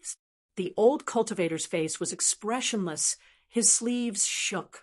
To be able to become a sea-viewing realm sword cultivator, even if he belonged to the clumsy generation of sword cultivators among geniuses, a sword cultivator was still a sword cultivator. His temperament, talent, and means of killing were all outstanding among cultivators. At the foot of the mountain, it was said that the poor learned literature and the rich learned martial arts. On the mountain, there was a saying that the poor learned hundreds of schools and the rich learned swords. A flying sword could eat a mountain of gold. Almost every sword cultivator's natal flying sword had its own unique features, and the natal flying sword of this sea-viewing realm sword cultivator was not strong in its sharpness, or even in the speed that a flying sword should have. Instead, it was in its strange trajectory, illusory, and a secret steel inscribing technique that was like a flying sword giving birth to a flying sword. In an instant, 12 identical flying swords appeared around the green-robed swordsman, who was holding his natal flying sword. They formed an encirclement and then hovered in their positions, rising and falling. Without exception, the tips of the swords all pointed at the vital chi residences of the green-robed swordsman. It was unknown which one was real, or if all 12 were real. The 12 flying swords also had differences in strength. This was the only shortcoming of the secret steel inscribing technique. It could not completely make the other 11 fake swords as strong as the ancestor flying sword. The spectating cultivators frowned. Their colleague had never shown this move before. It should be a trump card. As a Dragon Gate cultivator who was more proficient in talisman and formations, if he were in the young man's position, it would be difficult for him to escape a fate of being severely injured or at least half dead. Knowing that he was an enemy of a sword cultivator, he still dared to be so arrogant and used 2 fingers to imprison the flying sword. That young man was really too conceited. Of the 2 accompanying cultivators, one was a Dragon Gate realm immortal, and the other was a sea-viewing realm sword cultivator, each serving Chu Hao and the governor of Green Pine County. In fact, it was a bit of a waste of talent, especially the latter, who was just a governor of a county. He was simply a teacher to the children, a scholarly sage. But now, the great General Chu Hao was in power. He was not a selfless person. Almost all of the top accompanying cultivators were secretly arranged to serve Chu Hao and the Chu party's trusted aides. The treatment they received far exceeded that of the royal family of Combe Country. The old sword cultivator smiled. It was done. But in the next moment, the old sword cultivator's smile stiffened. The young man's hand behind his back punched out again, this time at a seemingly useless place. Blood seeped out of the old sword cultivator's mouth. Of the 12 flying swords, 10 of them that were only connected by the will of the spirit vanished. In the end, only 2 were left. One was still firmly bound between 2 fingers of the person's left hand, and the other was actually hiding a killing intent, and not a trick. However, it was blocked by the flowing fist intent Gangchi. The green robe that the young swordsman wore was clearly a high-grade robe. Spiritual chi condensed at the tip of the sword, causing the flying sword to tremble and be rejected. Chun Pingon lowered his head and looked at the natal flying sword between his fingers. He muttered to himself, "It's time to go to the North Continent to see a true sword cultivator. I heard from her that there have been many heroes in that bitter cold land since ancient times."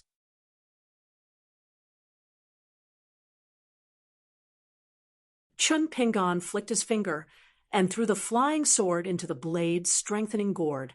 In the world, the blade-strengthening gourd could not only be used to nurture swords, but it could also be used to wash swords. However, to successfully wash a natal flying sword, either the blade-strengthening gourd had to be of a high grade, or the washed flying sword had to be of a low grade. Coincidentally, this Jiang Hu was of a high grade for that flying sword. When the key flying sword was absorbed into the blade-strengthening gourd, the second flying sword that looked like an ancient painting with a layer of paper peeled off disappeared as well. It returned to its original form and trembled in the blade-strengthening gourd. After all, Chu Yi and Chu Wu were still inside. Chun Pingon said to the old sword cultivator, "Don't ask for help. They won't agree. Then he turned his head and laughed at the Jianghu people of the Combe country. What are you waiting for? Why aren't you running? Chop off someone's head and sell it for money. What kind of children of wealth are you? The group of Jianghu heroes, who were unafraid of death, immediately scattered and retreated into the forest. Chun Pingon looked at their backs and suddenly felt a little bored. Presumably, even if he told Senior Song, the old sword sage of the Combe country would not care. He would probably say with a smile like last time at the wine table, "There's nothing in the world that can't be solved by a hot pot. If there is, then have another pot of wine." Chun Pingon glanced at the cultivator, who had been watching by the side. The latter nodded in greeting and had no intention of helping. In the end, Chun Pingon did not do much. He just borrowed a horse from them. Of course, it was the kind that would not be returned. One man and one horse left the place. For some reason, the old sword cultivator who had lost his natal flying sword did not dare to speak. He let the young man take away half of his life. It seemed that as long as he spoke, he would lose half of his life. The cultivators in the Dragon Gate realm would not plead for mercy. On the mountain, the Jianghu people of the Combe country ran desperately. There were also whispers. Some said that the person was unfathomable. Could he be an immortal on the mountain who could preserve his looks? There were also people who cursed, "What immortal? Even if he was, so what? Wasn't he the same as the old sword sage who had stolen his flying sword? He was just a villain." So, what if this kind of person was powerful? Could he be called a hero? But there was also a young man who revered and looked forward to it. The young man still did not like that person, but yearned for that person's elegance. There was also a woman who sighed faintly. Several people leaped onto the branches to check if the enemy was chasing them. Among them, those with good eyesight only saw that the person on the road was wearing a bamboo hat. He was galloping on his horse with his hands in his sleeves.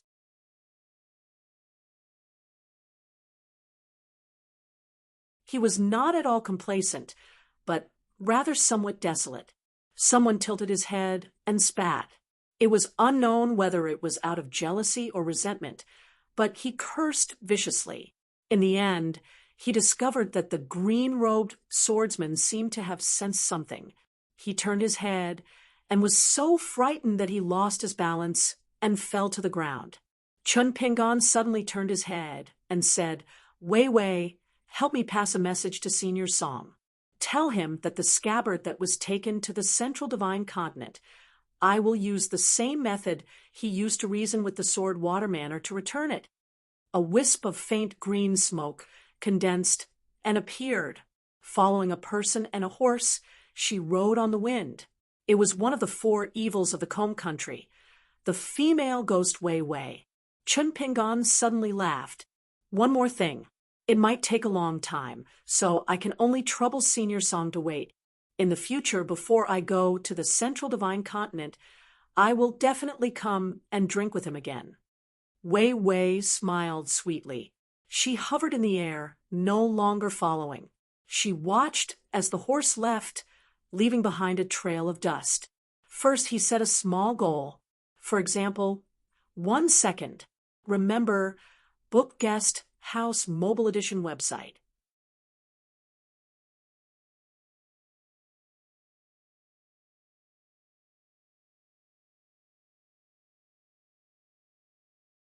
For 74. The female ghost, Wei Wei, traveled far away with the wind. Naturally, she arrived at the Sword Water Villa earlier than the team. Wei Wei returned to the villa as a guest.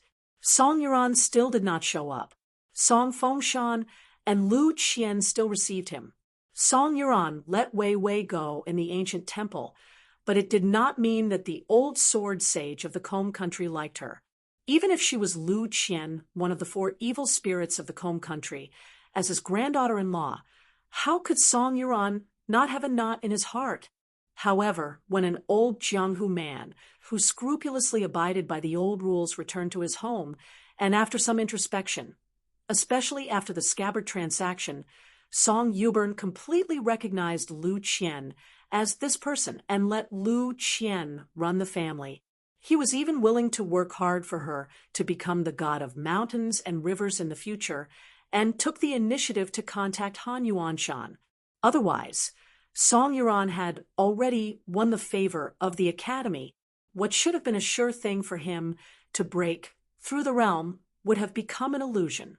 In fact, Song Yuan was very happy to meet Qin Pingan again this time. Not only did he see Qin Pingan become a sword sage on the mountain with his own eyes, but also Qin Pingan's Jianghu Road was like Song Yuan's. There were few pedestrians on the road. They met by chance and walked side by side in the wind and rain. There should be wine. If the first time they met, Song Yuan only regarded the young man Qin Pingan who carried a suitcase and traveled far and wide as a junior worth looking forward to. Then the second time, he met Qin Pingan, who wore a bamboo hat and carried a long sword on his back. They drank tea, drank wine, and ate hot pot together. It was more like two people of the same mind, and they appreciated each other. However, this was Song Yuan's personal feeling. In fact, Qin Pingan was still the same when facing Song Yuan. Whether it was his words or his attitude, he always treated Song Yuan as a junior. Song Yuan did not force him to change his attitude. Hu and Jianghu did not want to lose face.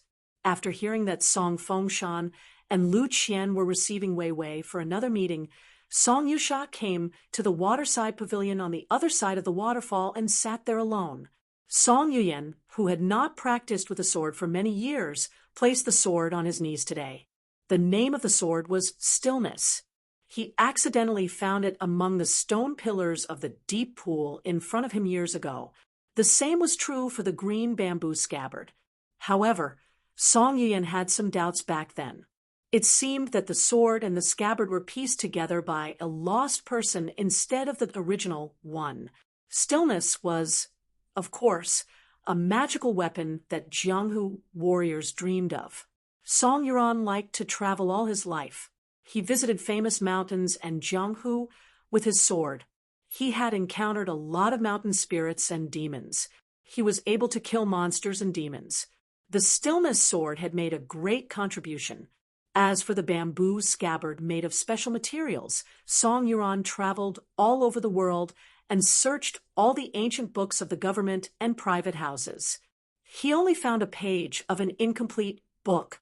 Only then did he know that the sword was made by the martial god of another continent. He did not know which immortal had left it in the Aquarius continent after traveling across continents. Song Yuan once asked all the immortals on the mountain about the origin of the bamboo scabbard, but he still did not have a definite answer.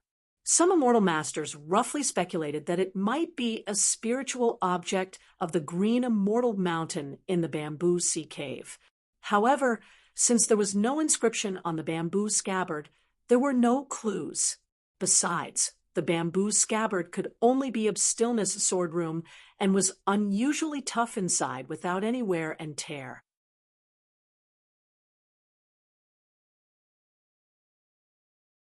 Song Yuan had only regarded the bamboo scabbard as the second best choice for the owner of the Stillness sword. Song Yuan lowered his head and looked at the ancient sword. It was still as sharp as ever. Under the reflection of the sun, it was shining and flowing. The water pavilion was filled with mist, but it could not cover the elegance of the sword light at all. Song Yuan stretched out his hand and patted the sword gently. He looked up at the waterfall that was flowing straight down like an immortal. He murmured, "Old man, we are all old now." In the conference hall, Wei Wei told them about the beginning and the end of the battlefield and the message Qin Pingan asked her to deliver. Song Fengshan looked dignified. Lu Qian was a calm person who did not show her emotions because of her double identity. However, after hearing Qin Pingan's words, she knew the weight of it. She also felt a little emotional. Grandpa did not misjudge him. Song Fengshan said softly, "It's hard to say." Lu Qian nodded. After all, she was a men of sacrifice spy arranged by Dolly in the Combe country. compared with the general grandmasters of martial arts and immortal masters on the mountain, her vision was actually higher. Therefore, she was even more aware of the strength of the pure martial artist than Song Fengshan and Song Yuyan. In Jianghu, in places like the Kom country and the Songxi country, a martial artist in the seventh state was the legendary god of martial arts. In fact, the Jinshin realm was only the first of the 3 realms of spirit refining. After that, the far-traveling realm and the mountain summit realm were even more terrifying. As for the 10 realms after that, they were even more terrifying existences that would make the cultivators at the mountain summit realm feel numb. She had a rough idea of how strong the far-traveling realm martial artist from the central divine continent was. She had once used the official channels of Dali's Green Wave Pavilion to help the villa investigate the situation. The facts proved that the martial artist was not only a pure martial artist in the 8th state, but also definitely not a far-traveling realm in the ordinary sense. He was very likely to be one of the strongest far-traveling realm people in the world. He was similar to the national masters in the 9 Dan of Go. He could be an existence that could rise to the position of a country's chess player. The reason was very simple. The Green Wave Pavilion had specially sent an expert here to find Lu Qian and the local mountain god to inquire about the details, because this matter had alarmed the regent of Dali, Song Zhengqiang. If not for the fact that the outsider who forced the transaction took the scabbard and left early, perhaps even Song Zhengqiang would have personally come here. However, if that was the case, then the matter was simple. After all, this Dali god of war was already a martial artist in the 10th state.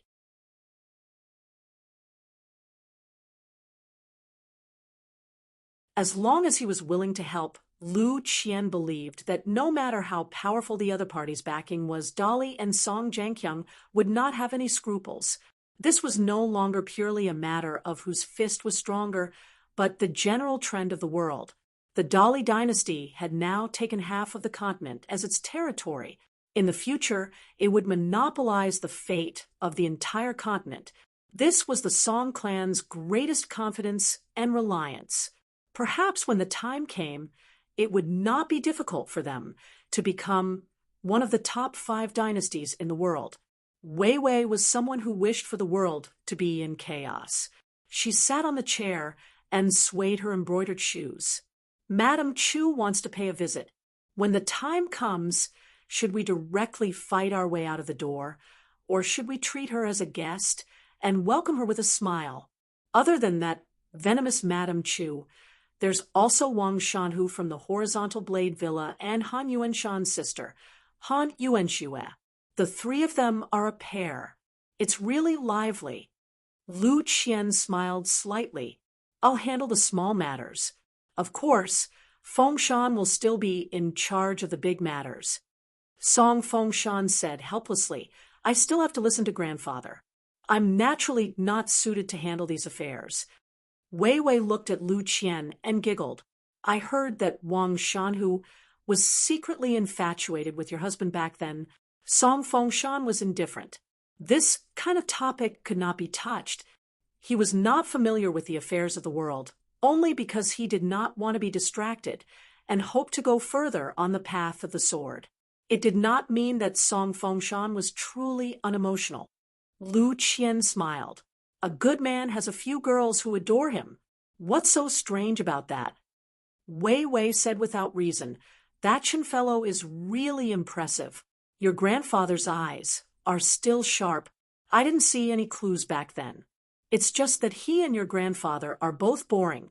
Their swordsmanship is clearly so high, but when they do things, they're always sloppy. They're not the least bit straightforward. They have to think over and over when they want to kill someone.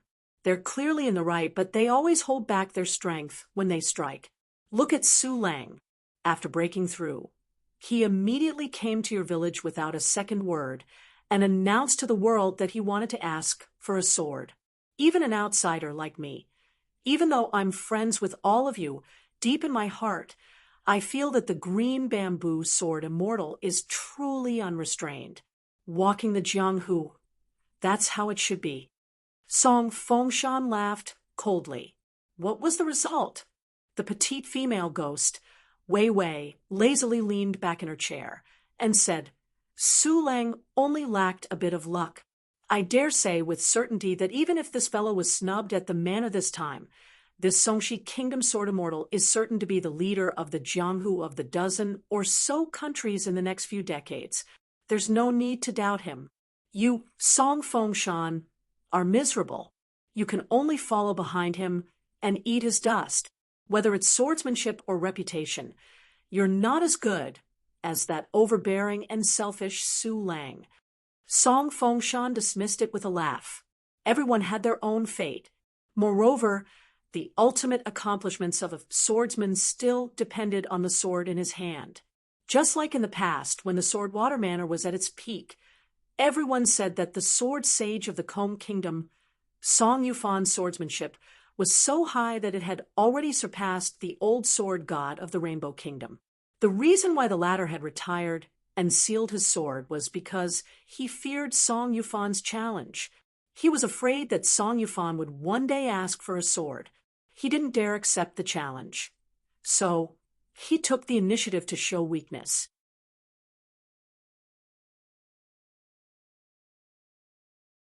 In reality, even though the old sword god of the Rainbow Kingdom had met with an accident and died in defeat, ending in an extremely disgraceful manner, he was still the swordsman that her grandfather respected the most in his life. There was no other. Lu Qian was a little angry. Wei Wei hurriedly put her hands together and pretended to be pitiful. She begged for mercy. Okay. My hair is long, and my knowledge is short. I didn't think before I spoke. Sister Lu Qian, you're a magnanimous person. Don't be angry. Song Fengshan didn't want to be entangled with this female ghost too much. He said goodbye and went to the waterfall to pass on Chen Pingan's words to his grandfather. The female ghost, Wei Wei, had taken over the mountain. Perhaps it couldn't be said to be full of evil, but Song Fengshan really didn't like it. It was only because his wife had a good relationship with her that they could sit down and drink tea. For example, Song Fengshan was disgusted by the romantic debt between Wei Wei and Han Yuanshan. He privately advised Lu Qian that the alliance was one thing and the exchange of interests was business. However, the personal friendship between Lu Qian and Wei Wei had to stop there. This was one of the few times that Song Fengshan reasoned with his wife using her identity as the head of the family. It was precisely because of trivial matters that Song Fengshan didn't talk much about it. This reason seemed to be important.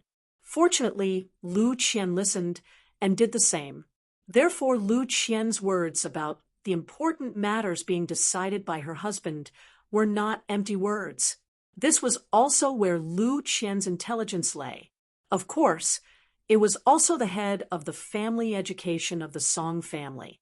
Otherwise, Lu Qian could only carry the empty title of young madam of Jianshui Villa and never get the real recognition of Song Yuanshan.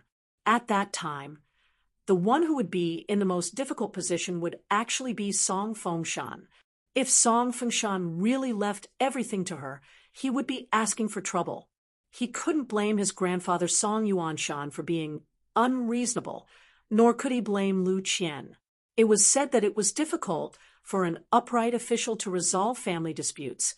In the final analysis, it wasn't difficult to reason, but difficult to reason with. Moreover, within a family, there was no one who spoke lowly words.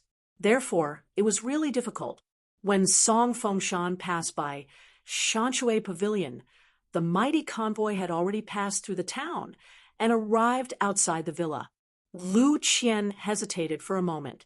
In the end, she still didn't let anyone inform Song Yuanshan and Song Fengshan. Firstly, the other party was a woman. Madame Chu, Wang Shanhu, and Han Yuanshan were all women. If Song Yuanshan of Jianshui Villa personally went out to welcome them, it would be too much of a fuss. Lu Qian couldn't ask for that either. In fact, it was just right for Song Fengshan to welcome them hand in hand.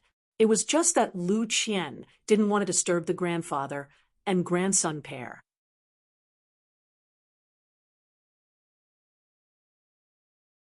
Secondly, why did the other party come right after Su Lang left? Their intentions were obvious. Jianshui Villa's seemingly declining situation was just an illusion. There was no need to deliberately curry favor with anyone. So what if the great General Chu Hao came in person? She, Lu Qian, as the spy of Dali's Green Wave Pavilion and the leader of Jianshui country, did she have enough weight? Did she have enough etiquette? Wei Wei hid and casually wandered around the villa. In the end, she sat in the Shanshui Pavilion near the waterfall. She had nothing to do. Thinking about it, she felt that it was inconceivable. How did an ordinary-looking country bumpkin suddenly become famous? The key point was, how did a pure martial artist with a low realm suddenly become the legendary sword, immortal of the mountain? Did he take the wrong medicine? If there was really such a miraculous elixir, Wei Wei would have a lot of it. She wouldn't regret it even if she was stuffed to death. Over at the waterfall pavilion, Song Yufan had already put the ancient sword back into the stone block in the deep pool.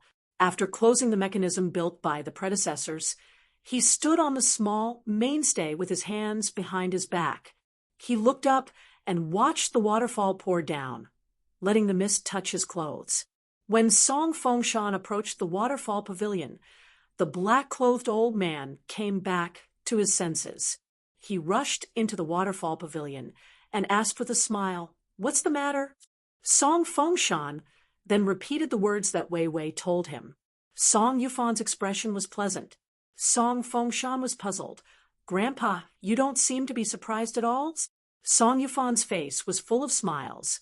He was quite proud of himself and said, "I know what kind of shit that kid is going to shit when he sticks out his butt. What's there to be surprised about? If he didn't say or do so, I would be surprised." Now that Song Fengshan had a harmonious relationship with Song Yufan, he was no longer restrained. He couldn't help but tease, "Grandpa, look at how proud you are to have a young sword immortal as a friend." Song Yufan smiled and said, "You're not convinced? Then why don't you go up the mountain and pick one up for Grandpa to take a look? If his ability and character is half as good as Chun Pingan, Grandpa will admit defeat. How about it?" Song Fengshan was a little sad. "Grandpa, who's your real grandson?" Song Yufan laughed and said, "Of course it's the one who's not very promising. That's my real grandson." Song Fengshan was speechless. Song Yufan laughed heartily and patted Song Fengshan on the shoulder. "No matter how bad his ability is, he's still my grandson. Besides, his character isn't worse than that kid's." Song Yufan paused for a moment. "Besides, you found a good wife now. Chun Pingan's 8 characters are just beginning to form. It doesn't mean he's lost to you. If you hold on tight and let Grandpa have a great-grandchild, Chun Pingan will still lose to you even if he gets married." Song Fengshan was still speechless. It sounded like a compliment, but it didn't seem to make him happy. However, Song Fengshan was relieved. Grandpa was already in a good mood after meeting Chun Pingan. Now that he heard Chun Pingan's words, the knot in his heart was untied. Otherwise, he wouldn't be joking with him like this. Song Yufan pondered and rubbed his chin. It's good to have a great-granddaughter. Cultivators seek immortality. Maybe you'll have a chance to be Chun Pingan's father-in-law. Song Fengshan couldn't take it anymore. "Grandpa, that's too much." Song Yufan stopped smiling and looked serene, as if he was no longer burdened. He said softly, "Okay, I've made you and Lu Qian worry all these years because of my stubbornness. I also underestimated Chun Pingan. I only felt that the Jianghu principles that I've respected all my life were suppressed by a foreigner who hasn't even fought yet. In fact, it's not like that.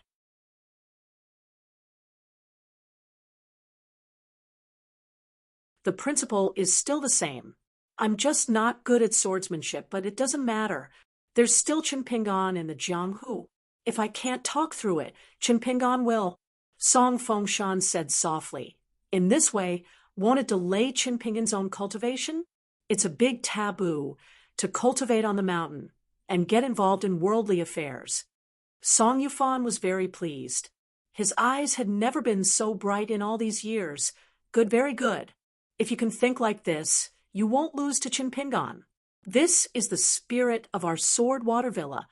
Song Yufan paused for a moment and lowered his voice. There are some words that I can't say as an elder. You should say those good words to Lu Qian. The sword water villa owes Lu Qian too much. You're her man.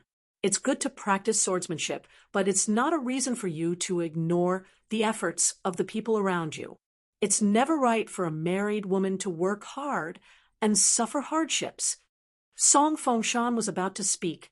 Song Yufan stared at him and said, Grandpa's principle is not good. Just listen to me. Look at Chinpingan. He can't wait to remember Grandpa's words and learn from me. Song Fengshan laughed and said, I don't dare to talk back to Grandpa. I'll put this on Chinpingan's head. The next time he comes with his alcohol tolerance, one Song Fengshan can drink at least 2 Chinpingan. Song Yufan nodded. I won't stop him. Song Yufan suddenly said, You're going to see Han Yuanshan. I won't talk to him. There's nothing to talk about. Song Fengshan asked, Is he hiding in the motorcade? Song Yufan nodded. If you don't believe me, we can make a bet. Song Fengshan shook his head and said, It's a bet that I'll lose. I'll go to Lu Qian now. Song Yufan sent Song Fengshan to the landscape pavilion, where the female ghost Wei Wei was still swinging her legs. Song Fengshan left quickly. Song Yufan stepped into the pavilion. Wei Wei turned her head and said pitifully, Old sword sage, don't take out an old calendar from your sleeve. Song Yufan smiled. I haven't been in Jianghu for many years. Old calendars are really old calendars. Wei Wei sighed.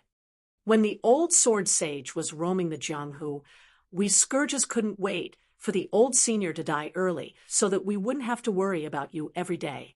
We wanted the old senior to take a look at the almanac and say that today is the best day to sacrifice your sword. Now looking back, it's not all a good thing that old sword sage is gone. Just like that mountain monster, if old sword sage was still here, he wouldn't dare to act recklessly and hurt people everywhere.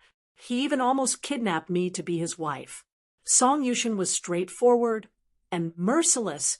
You despicable evil men and devils.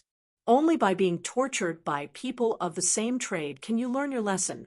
Wei Wei was so amused that she couldn't stop giggling.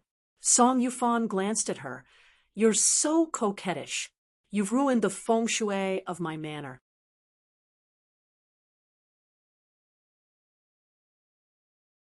Do you want to be punished? Wei Wei quickly sat down and asked softly, Old sword sage, can I ask you something? Song Yufan sneered. Old sword sage? How old are you, woman? Don't you know? Wei Wei was really angry to meet such a rigid old thing. It was just that the situation in Shu Shui country was treacherous, and the sword water manor was strange everywhere.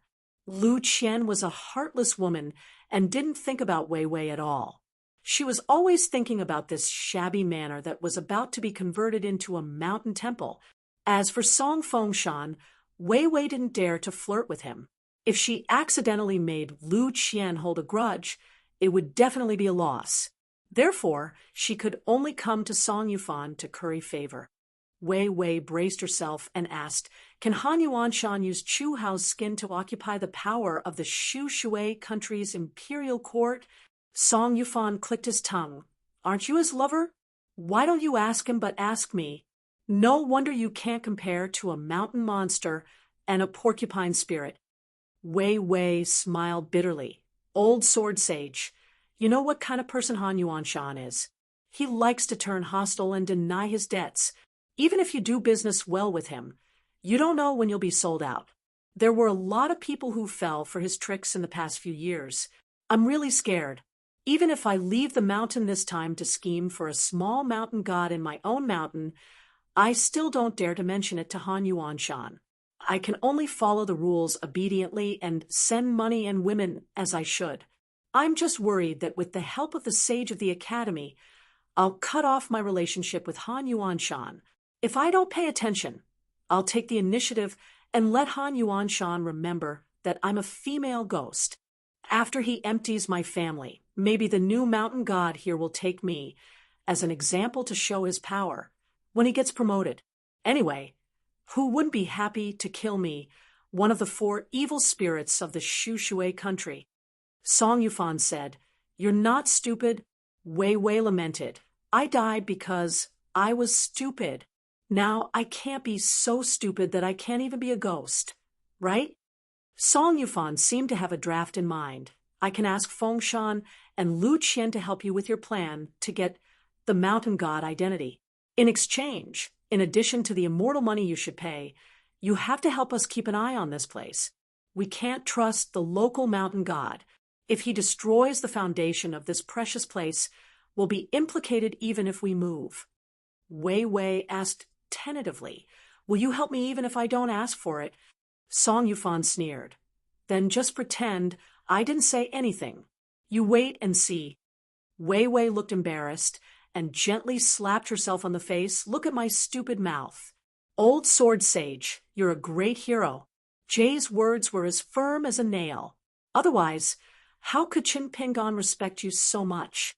Venerable Senior, you might not know this, but back at the ancient temple on the mountaintop, all you did was strike out with a sword and you shattered that beast's mountain god golden body.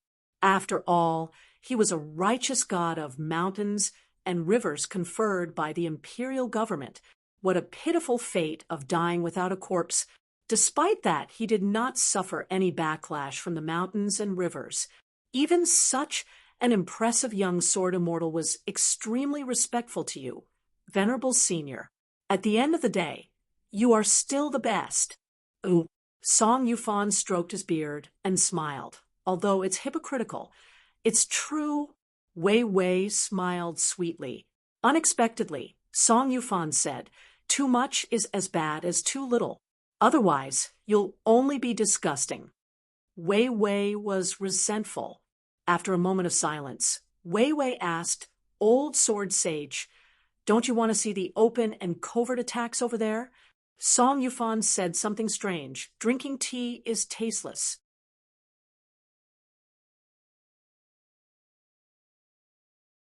Wei Wei said with a smile, "Then I'll drink with you later." However, Song Yufan only said one word, "Get out." Wei Wei's embarrassment was useless.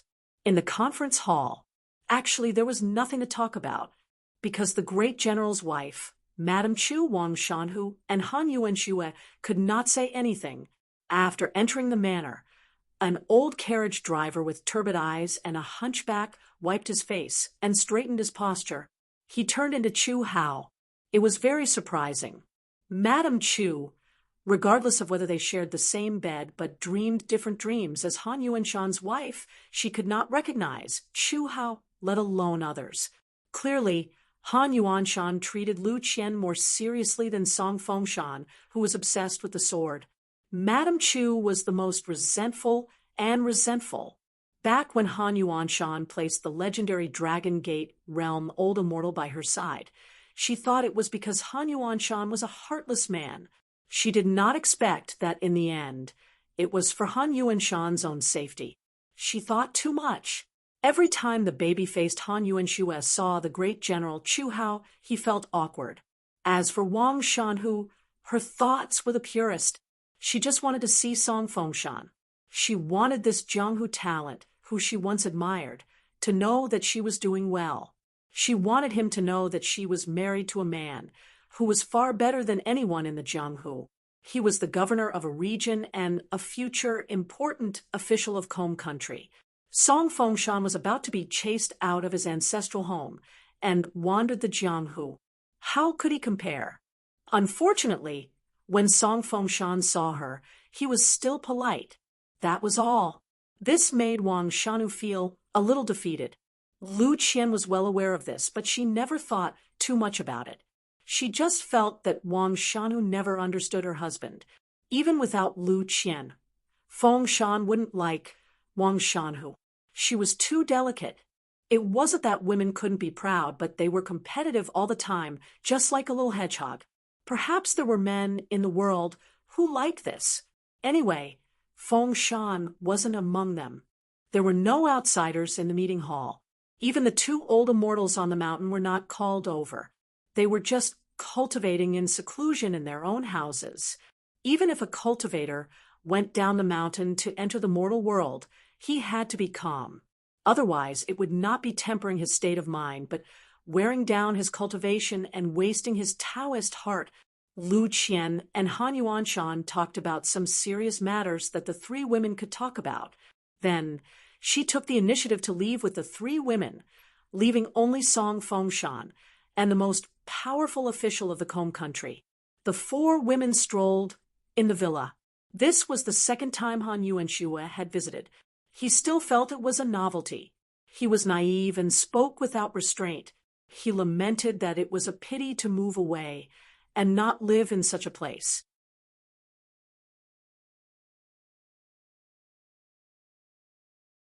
Lu Qian pulled this young lady, who was still naive even after becoming a married woman, to chat and laugh. Madame Chu was in the territory of her mortal enemy, the Jianghu Manor. She felt uncomfortable all over. It was only because her own man didn't support her that Jianghu Manor received a blessing in disguise, due to the interference of an outsider. Not only did they forcefully obstruct Su Langwenjian, they even let the entire Jianghu of Combe Nation know that the Jianghu Manor had such a friend. In the future, it would be even harder for her to make things difficult for the Jianghu Manor and Songyu. Wang Shanhu was a little absent-minded. Although she married an elegant scholar with a promising career and had a harmonious relationship with her husband, it was inevitable for a woman who was used to drinking in the Jianghu from a young age to have a trace of regret. She buried it deep in her heart.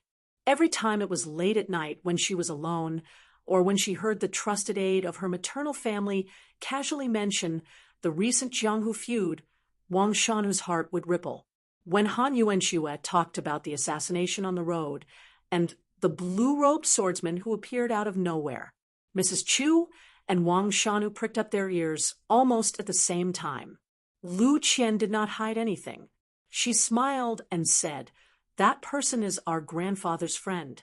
Lu Qian suddenly kept them in suspense. Actually, Shanhu and Yuanxue know each other.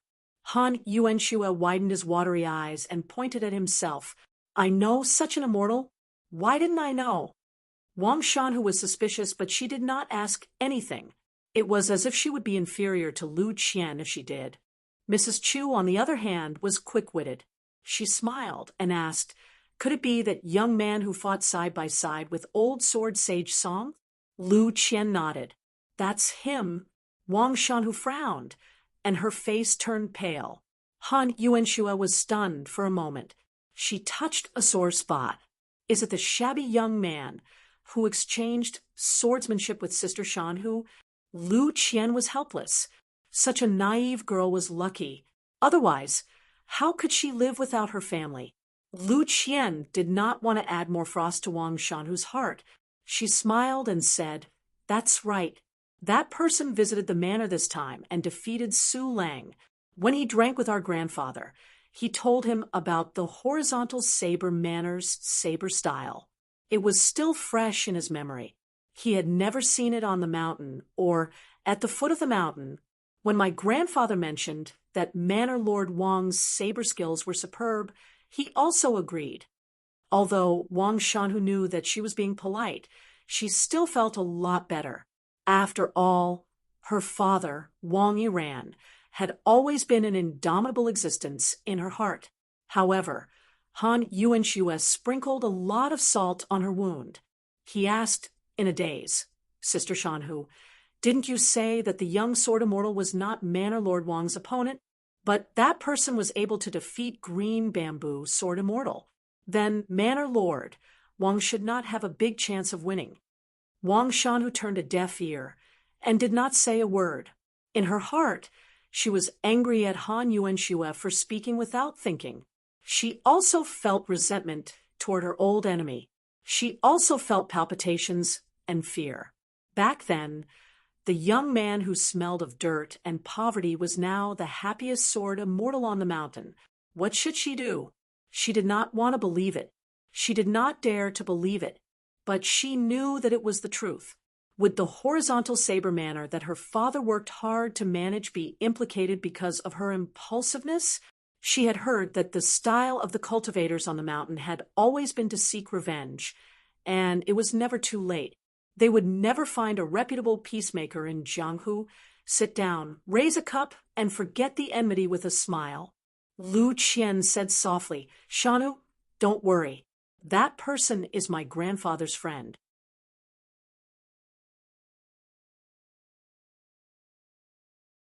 Moreover, he is not like the legendary cultivators.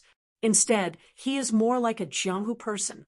Wang Shanhu squeezed out a smile and nodded to express her gratitude to Lu Qian. However, Wang Shanhu's face became more and more unsightly. At the Immortals Ferry on Earth Dragon Mountain that bordered Shu Shui country and Songshi country, there was a green-robed swordsman wearing a bamboo hat leading a horse.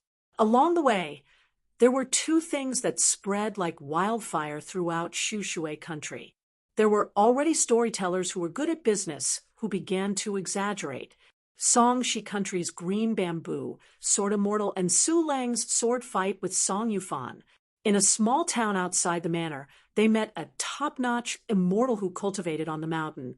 They fought two soul-stirring battles, especially the second one. It was said that on that day, sword Qi soared to the sky and covered the earth. The wind and clouds changed. It could be said to be the greatest battle in Jianghu in the past 100 years. Even if the old sword god of colorful clothes country came back and fought in Su Lang's place, he might not be able to achieve such a feat, not to mention the old sword sage Song Yufan, who watched the battle with folded arms. No one doubted that in the next 60 years, Su Lang would be the #1 martial artist in the Jianghu of dozens of countries. Then there was the righteous Jianghu warriors led by swordswoman Xiao. They fought a bloody battle with a group of Chu rebels and suffered heavy casualties. Their bloodlust was aroused, and they displayed the heroic spirit of Shu Shui country. Their immortal aura might not be comparable to Su Lang's, but their chivalry was not to be outdone. Chun Pingan did not care about these. He made a special trip to Qingfu Square. Back then, he had visited this immortal shop with Su Yuanxia and Zhang Shanfeng before parting ways. He tied his horse outside the 5-story Qingfu Square. The couplets on both sides were the same as they had seen in the past. "Honest to all, my price is fair. Put yourself in my shoes, please come back later." Chun Pingan walked in. Soon, a young woman came to welcome him. The wording was the same. The appraisal of heavy weapons was on the first floor, the spiritual weapons were on the second floor, and the magic weapons were on the third floor. Chun Pingan asked an old man if he was still in charge of observing on the second floor. The woman nodded and said yes. Chun Pingan politely declined her company and went to the second floor. After knocking on the door, the old man saw that the guest was not accompanied by the woman from Qingfu Square. He was puzzled. Chun Pingan looked at the big table. The decorations were the same as before. There was the delicate incense burner with the fragrance and the green-potted cypress plant. The branches were curled and extended horizontally.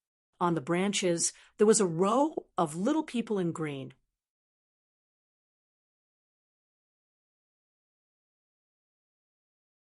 When they saw that there was a guest, they stood up and bowed. They spoke in unison and said joyous words. "Welcome, honorable guest, to our shop. May you be rich." Chun Pingan took off his bamboo hat and laughed. He was very happy. First, he set a small goal. For example, 1 second. Remember, book guest house mobile version reading website.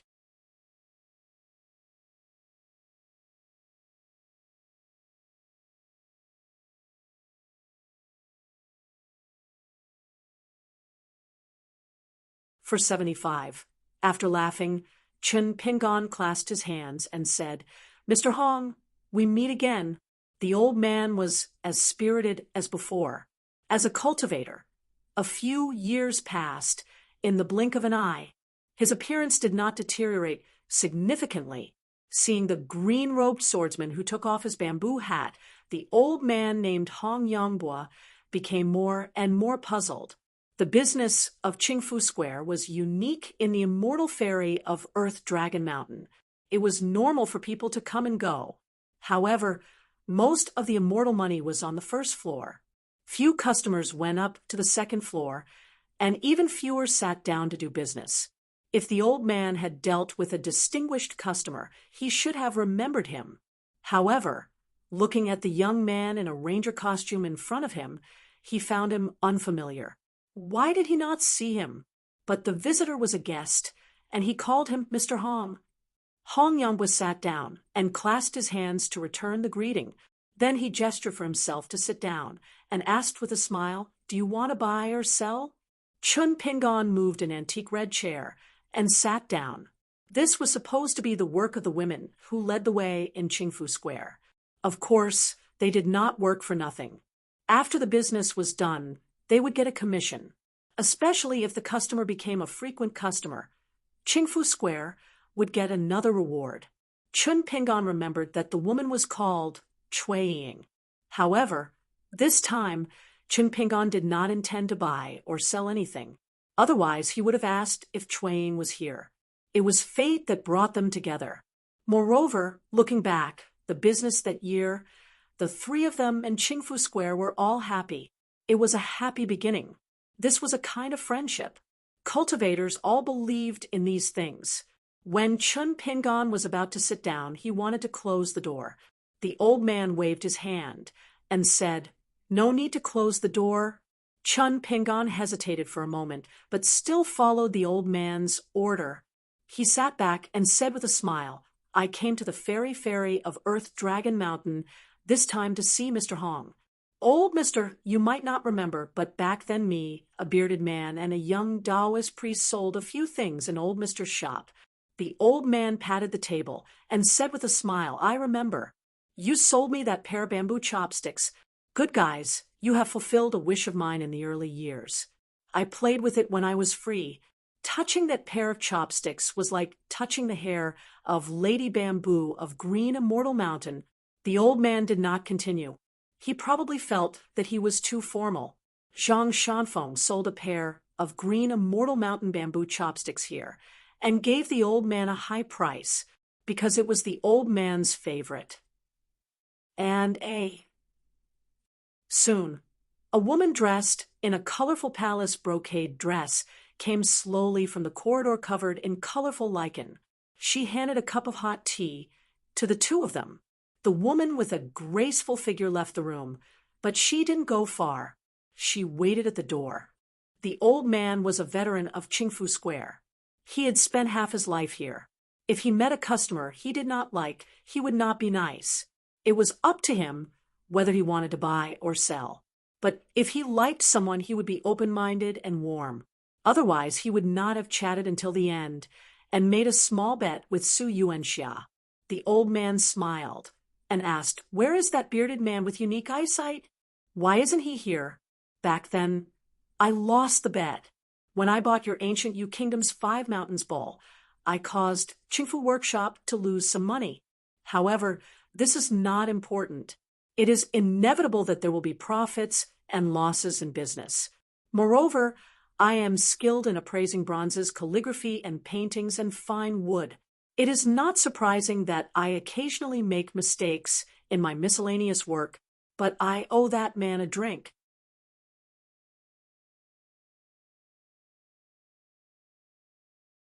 "I can't always owe him. What is a boss? I don't like to owe people. It is more or less a small concern. Why don't I invite you to a good place outside Qingfu Square for a drink? Just treat it as returning the favor?" Chun Pingon shook his head and smiled. "This wine, I will wait for my friend to ask for it from you in the future." The old man was a little helpless. Suddenly, his eyes lit up. "The last time you were in this shop, you were only selling some pretty goods that I am not usually willing to show to others. Do you want to have a look? You don't have to buy them. I am not that kind of person. It is just that it is rare to meet an acquaintance who is willing to deal with me. I took them out to show off and let my treasures breathe. It is not like I am hiding a mistress in a golden house. Without waiting for Chin Pingan to say anything, the old man had already stood up and started rummaging around. Soon, he placed 3 brocade boxes of different sizes on the table. The old man carefully opened them. They were a piece of imperial pine smoke ink, a clay figurine, and a cursive calligraphy book. The old man's face was full of pride. These 3 items are also rare items on the 2nd floor of Qingfu Square. They are full of spiritual energy. Not to mention the clay figurine, the other 2 items have a strong literary aura. Even if you give them to the Confucian scholars of Lakeview Academy, you don't have to feel that they are light gifts, let alone the officials and nobles of the secular dynasties who know their goods. Ooh, the old man pointed at the pine smoky ink and said, "This pine smoky ink made by the Holy Water Country is not only taken from a 1,000-year-old pine, but also has a great origin. It was conferred Mr. General Dongmu by the imperial court. The ancient pine is also known as undrunk pine. There was a story that a great writer got drunk in the forest and met someone blocking his way. He pushed the pine with his hand and said that he was not drunk. Unfortunately, the ancient pine was destroyed after the Holy Water Country was destroyed. Therefore, this pine smoky ink is very likely to be the only one left in the world." The old man pointed at the clay figurine with burning eyes. "I bought this from a destitute wild cultivator in my early years. It was a great bargain. At that time, I only spent 200 snowflakes. After being appraised by a senior on the 3rd floor, I found out that this clay figurine used to be a set. There were a total of 12 of them. They were made by a stunning immortal of the upper 5 realms in the White Emperor city of the Central Plains. Later generations called them the 12 beautiful celestial figurines. The beauty of the cursive is that it is a small and exquisite instrument. Only by triggering the mechanism can one see its true appearance. It is a pity that I have yet to figure out a way to crack it, so I can't completely verify the identity of the clay figurine."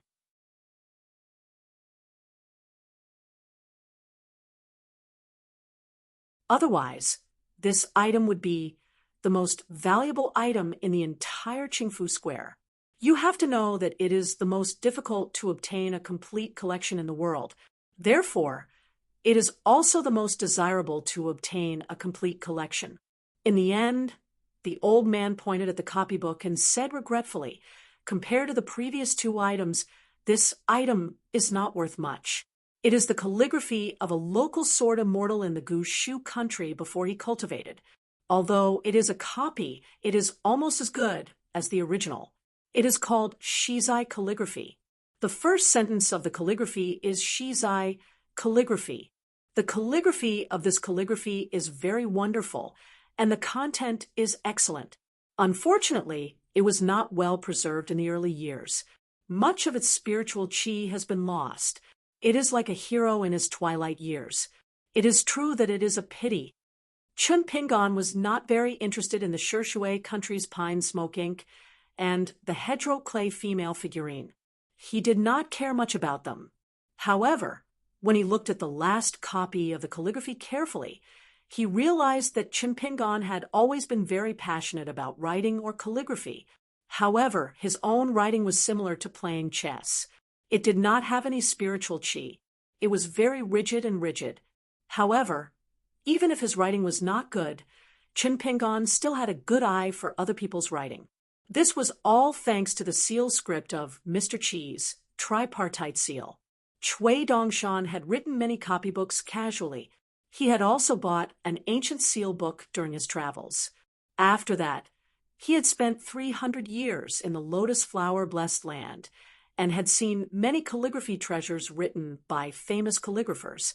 Although they were only fleeting glances, the general meaning was deeply etched in Chin Pingan's mind. Therefore, Chun Pingon, who did not plan to spend any money in Chingfu workshop, was a little tempted. Anyway, according to Mr. Hong's tone, the pine smoke ink and the hedgerow clay female figurine were full of spiritual qi. They were definitely not cheap. Only this copybook should not be too expensive. Chun Pingon asked for the price. The old man stretched out his hand and shook it. 5 small coins. That was the price of the pair of bamboo chopsticks from the green immortal mountain. Chun Pingon shook his head. I can't afford it. It was not that he did not like it, but he did not want to spend 5 small coins. In the secular world, it was 500,000 taels of silver. In the past, when he was in the county government of Malay Country, he bought a large stack of calligraphy copybooks from the crazy drunkard county magistrate. It was only 5 pots of immortal wine. At most, it was not even 1 small coin. When it came to business, the worst thing was to compare the goods. If he did not have the experience of drinking wine with the down-and-out county magistrate, Chun Pingon might have been like the old man who had encountered the bamboo chopsticks. He would have gritted his teeth and bought it. The old man did not force him. He knew that the other party was troubled by the price. No matter what, the swordsman with a sword on his back really liked this piece of calligraphy. It was not a waste for him to take out the copybook. At this moment, the woman in colorful clothes outside the door said softly, "Mr. Hong, why don't you take out the most valuable item in this house?"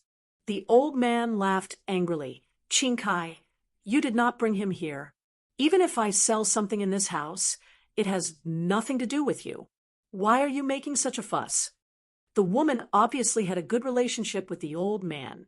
She joked, "It's good to take advantage of the guest and see more treasures." She smiled at Chun Pingon and said, "Young master, since you've come to this house, you must see Mr. Hong's most valuable item. It would be a waste if you don't."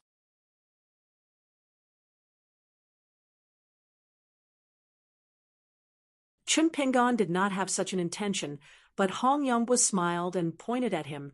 "You're siding with an outsider. Hurry up and find a man to marry so that you don't have anything better to do every day. And cheat us old men in Qing Fu Fang. All right, since we've seen 3 good things, 1 more won't make a difference." Ooh. The old man finally took out a squarish brocade box wrapped in golden silk.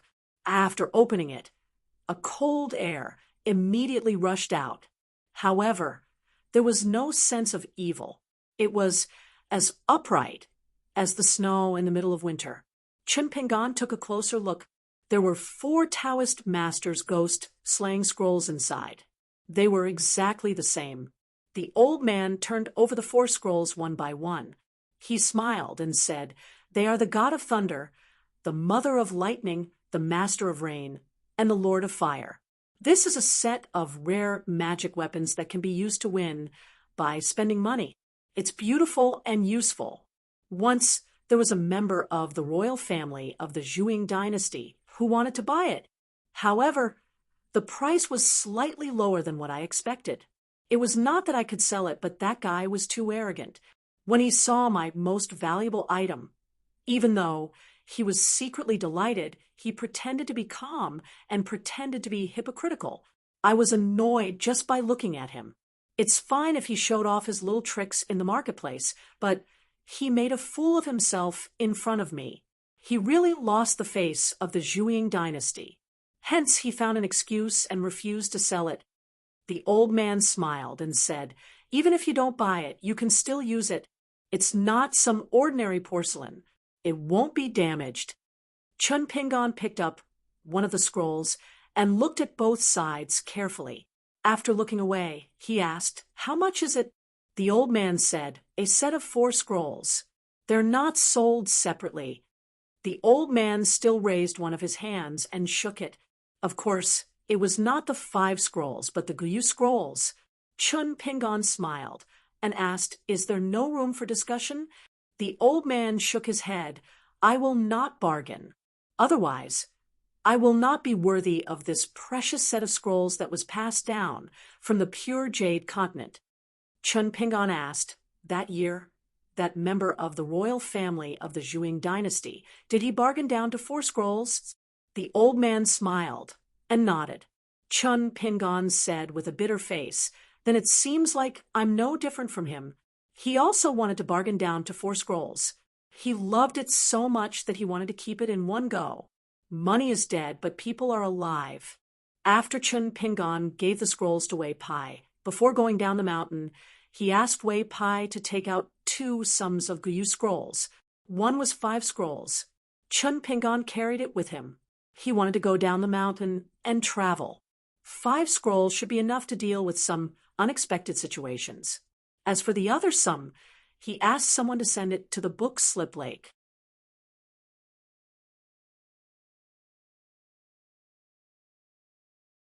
He gave it to Gu Qin to prepare 2 grand ritual ceremonies and the water and land Dao field. If he really encountered something like the 5-color golden chamber stove in the Qingyang Palace's Lu Yong's hands, it would easily cost 50 scrolls. As long as it did not involve the foundation of the Dao, Chun Pingan would not be fated with him. After all, he was spending money now. Except for the 2 shops in the dragon riding alley that earned a few dozen silvers a month, all the other mountains did not have a single scrolls. He really could not just spend money and not earn money. The old man laughed heartily and said, it's still a little different. This old man finds you much more pleasing to the eye. You can just bargain as much as you want. In any case, this old man will not agree. In an instant, Chun Pingan had a tacit understanding. He asked tentatively, may I ask how much Qingfu Square pays Mr. Hong every year?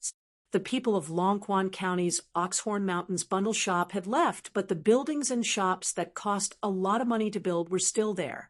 Moreover, as Oxhorn Mountain had an immortal fairy, there was only one shop. It was indeed suitable for business. The woman at the door covered her mouth and laughed, but there was still laughter. From this, it could be seen how funny Chun Pingan's question was. If he bought those 4 scrolls, it would be fine. But if he couldn't afford it, he still dared to poach Earth Dragon Mountain's Qingfu Square? Did he know that Qingfu Square was the local snake of Earth Dragon Mountain's immortal fairy? It had been passed down for more than 10 generations. Bundle Shop had once run into a wall here, but in the end, they did not choose a location to open a shop. Hong Yongbo was also amused. He waved his hand. Don't mention this matter. The old man was about to put away the spirit artifact brocade box that was wrapped in golden threads to cover the cold air. Unexpectedly, Chun Pingan flipped his wrist and placed 5 grain rain coins on the table. Mr. Hong, I'll buy them. The old man said in surprise. You really want to buy them? You won't regret it? Once you leave Qingfu Square, the money and goods are cleared. You can't return them. Chun Pingan nodded. The old man stretched out a palm. His finger just happened to touch one of the grain rain coins. He released it as soon as he touched it. It was indeed genuine grain rain coins from the mountain. Spiritual qi was abundant and flowed in an orderly manner. It could not be faked. The old man asked again, Are you sure? Chun Pingan glanced at the remaining 3 boxes that had not been put away. He asked with a smile, Can I add something to it? The woman at the door could not help but snicker. She hurriedly turned her head. The old man said half-truthfully, If you help me return that wine, then you can. How about it? Chun Pingan shook his head. That won't do. Business is business. The old man shook his head. Then forget it. Business is business. It's a fair price. There's no prize. Okay, no prize then. A small stream flows a long stream. We'll talk about it later. Chun Pingan moved slightly. His back blocked the line of sight at the door. He put the silk brocade box close to him. In the end, the old man personally sent Chun Pingan to the door. It was not that he could not send him to the door on the 1st floor of Qingfu Square, but it was taboo. It was easy to provoke unnecessary speculation and snooping. The old man suddenly asked, If you agreed to drink wine before, which item would you choose as the prize? Shizai Tai. Chun Pingan shook his head. It's the hedgerow clay figurine. The old man smiled. You have good taste, but it's not the best. The most valuable item is actually the pine smoke ink made by the Holy Water Country. The market price is 9 small rain coins.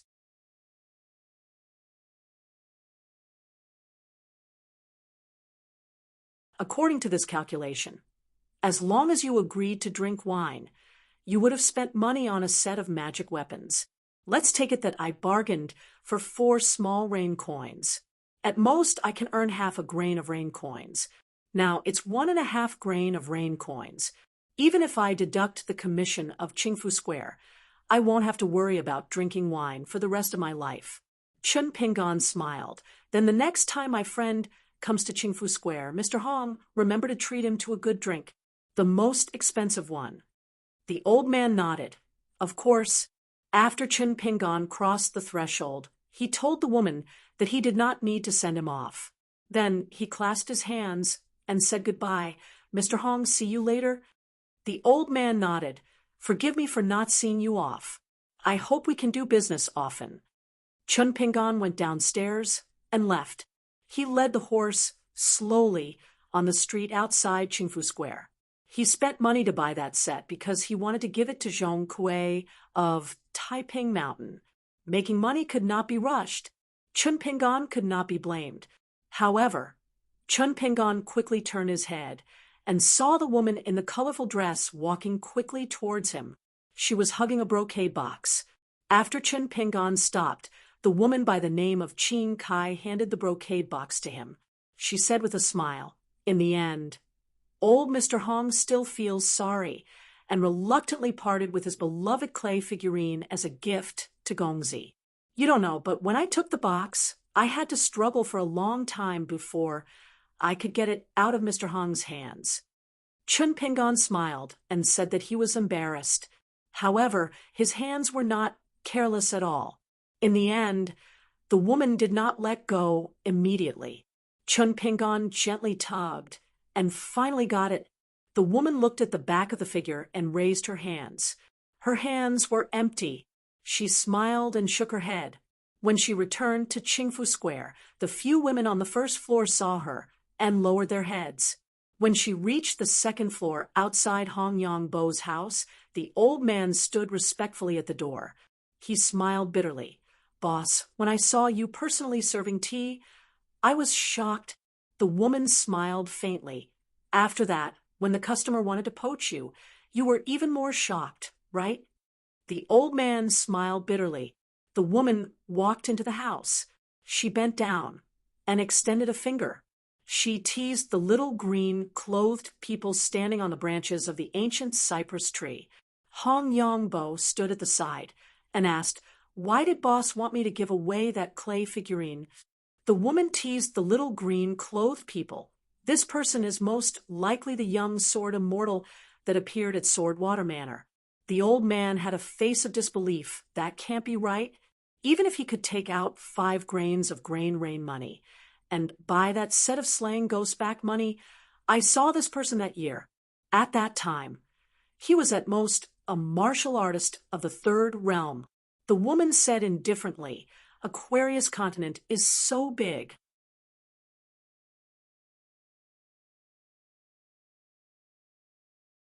Is there only one Martial Mountains, Ma? Ku Xian? The old man was still skeptical. He did not think that the young man was the green-clothed sword immortal that defeated Song Shi Country's Su Lang. The woman suddenly said, "Don't forget, I am also a sword immortal." The old man smiled. Boss is a genius. When you were young, you obtained the prophecy of Earth Immortal Sword Immortal. The art of merchants is just a small trick. The woman straightened up and clapped her hands. Just now, when this person went up to the 2nd floor of Qingfu Workshop, I happened to be wiping my ancient sword in the cold chi room on the 3rd floor. My sword heart was slightly unstable. Although it was fleeting, it was definitely real. The woman casually opened a brocade box on the table. She spread out the cursive script. Her finger traced the ink. She said slowly, "I guess that person already knew that I was not a servant of Qingfu Workshop. That is why he did not bother to hide the fact that he was carrying something close to him. Not only that, when we parted on the street, I purposely looked at the sword on his back. At that time, the woman raised her head and put her hands behind her back. How should I put it? At that moment, he must have been like a clay Buddha on a shrine. For such a person, Chingfu Workshop gave a clay figurine that was worth a few coins. What was that? If he was willing to accept it and accept my favor, Chingfu Workshop should be thanking him. At this point, the woman stretched out a finger and gently drew it from top to bottom. She thought that the person treated her and Hong Yanghua as if they were two different people. The old man wiped the sweat from his forehead. Didn't he almost miss out on a great fortune at that time? Why did he have to make things difficult for the other party to drink with him? The woman suddenly asked, "Do you think that person did not agree to drink with you because he was a sword immortal and disdained to drink with you, Hong Yanghua? Or did he really want his friend to drink with you personally?" The old man said without hesitation, "Of course it is the former." The woman smiled. "Chingfu Workshop will not take the commission for the Ghost Slayer set today. Hong Yanghua, next time when you invite someone to drink, treat them to the most expensive. Yes, the most expensive one." The old man beamed. "That's good." Chun Pingon led his horse and walked. After paying the bill, he still needed an hour, so he patiently waited for the ferry to depart. Looking up, one ferry after another was moving up and down. It was extremely busy. The ferry seemed to be even more profitable than before. If Oxhorn Mountain could be even half as busy in the future, they would be able to earn a lot of money. Whether it was gold or silver in the world, or the money of immortals, they were afraid that they would not move. Money, since ancient times, likes to move and does not like to be quiet. This was a sentence that Chui Dongshan had said in the past. He did not feel anything when he heard it, but now Chun Pingon had a lingering aftertaste. Chui Dongshan left the letter, met his grandfather Chui Cheng, and left Luo Pa Mountain. There was no news, like a clay ox entering the sea. Other than the flattering words in the letter, it could be ignored, but it also talked about 3 important matters. One of them was about the situation of the Aquarius continent, which involved the matter of refining the new mountain range 5-colored soil as his natal item. Another was about Li Shisheng and the Leaf family of Fortune Street. Chui Dongshan hoped that Chun Pingon would continue to care for Little Treasure Bottle and would not feel that he owed the Leaf family too much. It would be best for both parties to maintain a nodding acquaintance and not add any more flowers to the brocade. The last matter did not have any head or tail. It was just a brush stroke, and only told Mr. to wait a little longer.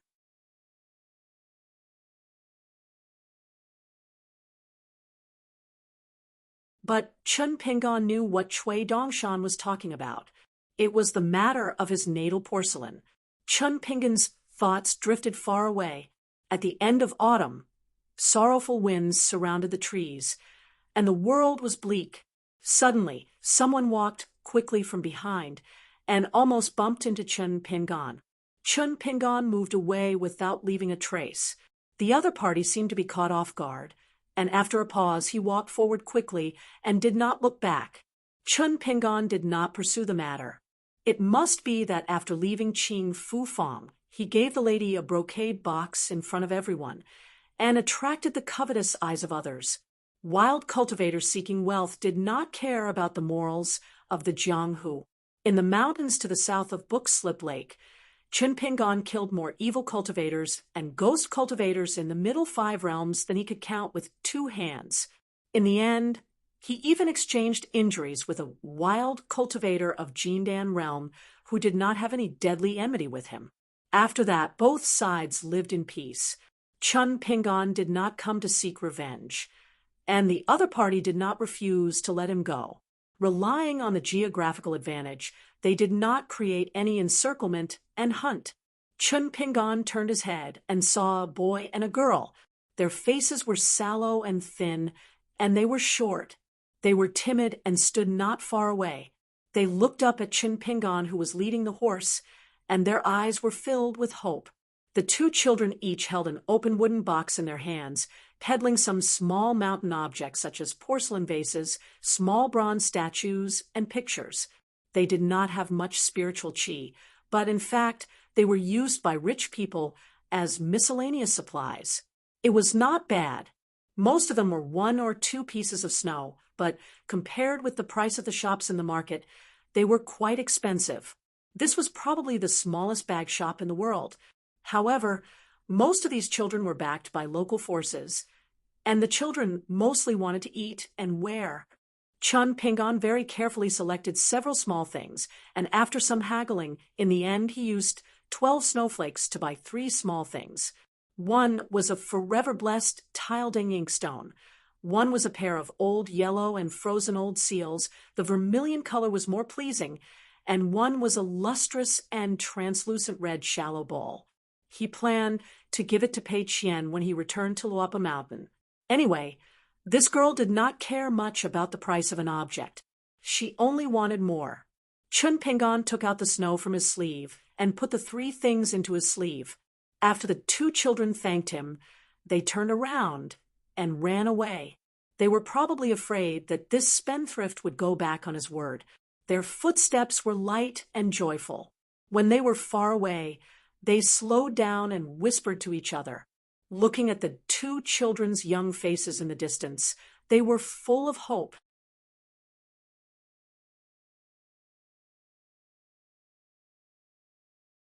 Chun Pingon smiled knowingly. When he was in Liju Cave Heaven, he could get 1 more copper coin from Zheng Dafeng for every extra trip he made, and sent out a letter. Presumably at that time, his footsteps on Falu Street and Peach Leaf Alley would only be more hurried than these 2 children. Looking at the sky, Chun Pingon went to the wine shop near the ferry and asked for a pot of dragon tendon wine. He did not go into the house, but sat by the roadside.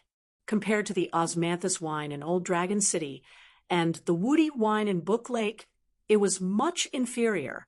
Of course, the price was also low. It was said that the water used to make the wine came from a famous spring on the mountainside of Earth Dragon Mountain. The spiritual energy of the entire Earth Dragon Mountain was said to be the dragon tendon cut off by a great sword immortal after the real dragon appeared on the underground dragon path. After it merged with the mountain, the spiritual energy of the mountain surged like a spring. Chun Pingon drank the wine. It was rare for him to be so leisurely. This time, when he went to the south to visit the old places, he was actually in a hurry. He also counted the days of his return. In fact, he rarely had such a leisurely state of mind. Even though the horse was not bound by the reins, it still stayed where it was obediently. Occasionally, it raised its hooves and gently tapped on the stone floor. Chun Pingon had been paying attention and would not give it any chance to cause trouble. He took it to Luapa Mountain so that it could accompany the horse that he named Chu Huang. Other than the cultivators, the passers-by at the ferry were usually rich and noble. Chun Pingon drank the wine and silently watched their words and actions.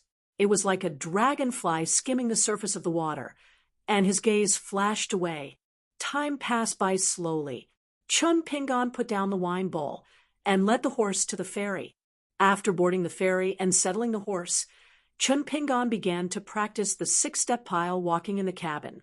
He could not lose to Zhao Shusha, who he had taught the boxing.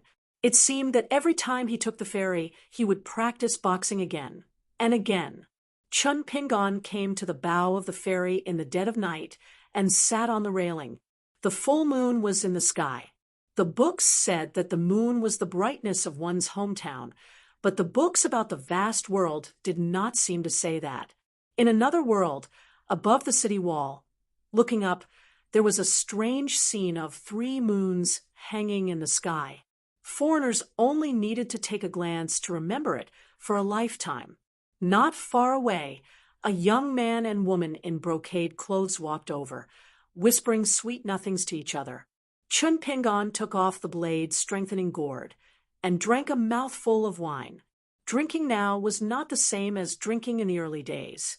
He could drink whether he was worried or not, but there was no addiction. It was natural, just like drinking water when he was young.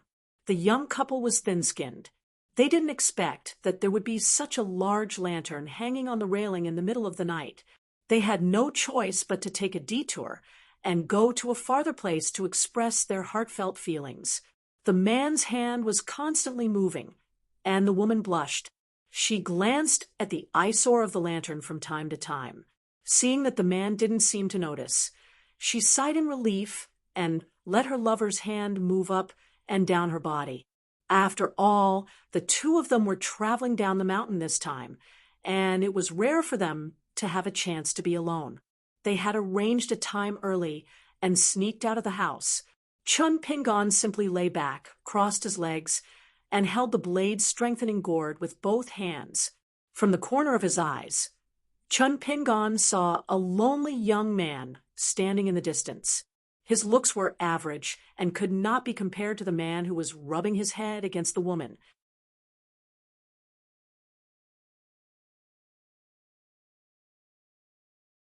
Chun Pingon did not look any further. After the disappointed man left, an angry old woman walked out from the deck of the boat. The couple immediately separated. The audacious man took a step back and lowered his head.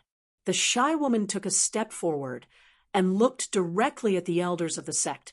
The old woman reprimanded them fiercely and left with a wave of her sleeves. The woman covered her face and wept. The man comforted her. Chun Pingon learned from the old woman that this group of immortal cultivators from Song, Shi country, was going to Mount Yunxia to observe the ceremony.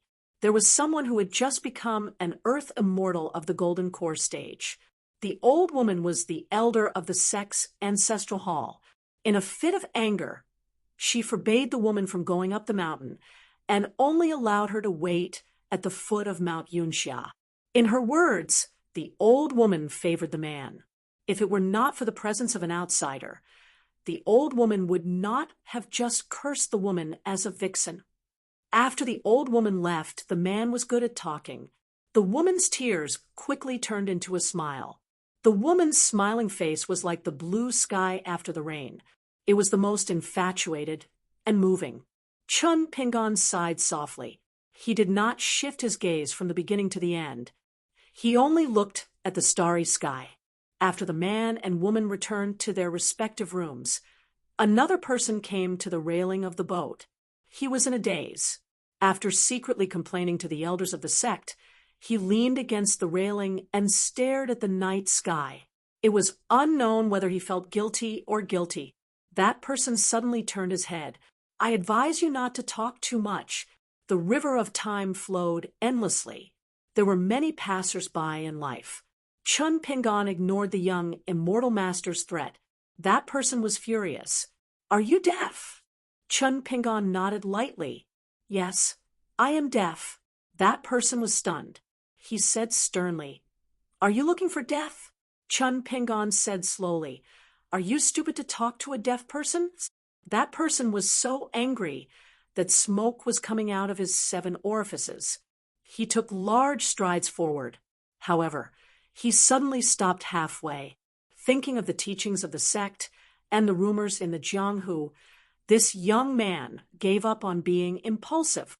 However, this way, it would seem that he was too cowardly. The young cultivator was hesitant. He did not know whether to continue provoking or leave. Out of sight, out of mind. Chun Pingon asked, "If you really succeed in breaking up that pair of mandarin ducks, do you think you can win the heart of the beauty? Or do you think it's enough to take a step back and win the beauty's heart?" The young cultivator was silent. Chun Pingon sat up. He turned his head and said with a smile, "She's your senior sister, right? Then the man your senior sister likes, and the man who likes her don't seem to be good people. Don't you think such a woman is miserable?"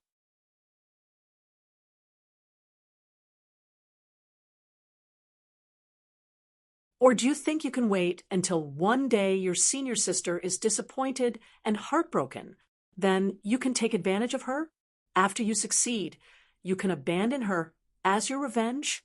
The young cultivator clenched his fists. His veins were bulging. Chun Pingon smiled and said, "Under the scrutiny of a person's heart, it's really boring. No wonder you cultivators on the mountain often ask yourselves, if it's not crops, it's weeds that grow in your heart." The young cultivator's gaze changed slightly. From his tone, "This person is not a cultivator? Then he's just a Jianghu swordsman?" Then he just glanced at that person.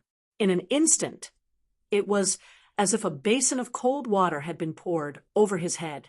It was extremely strange. The young cultivator left in a hurry. He did not care about his face anymore. After all, after this farewell, they were destined to never meet again. Chun Pingon took a deep breath. After the book slip lake, the solution that he came up with was still not very useful. At that time, Cui Cheng's words hit the nail on the head. The most terrifying part was that there was no distinction between good and evil in a person's heart. The more terrifying part in Cui Cheng's words was that Chun Pingon's memory was too good. He was too used to scrutinizing the details. The greater the advantage in the past, the greater the pain in the future. It was better to let the water out than to block it. He really had to go to the North Continent as soon as possible. First, he set a small goal. For example, 1 second to remember. Book Slip House mobile version reading website.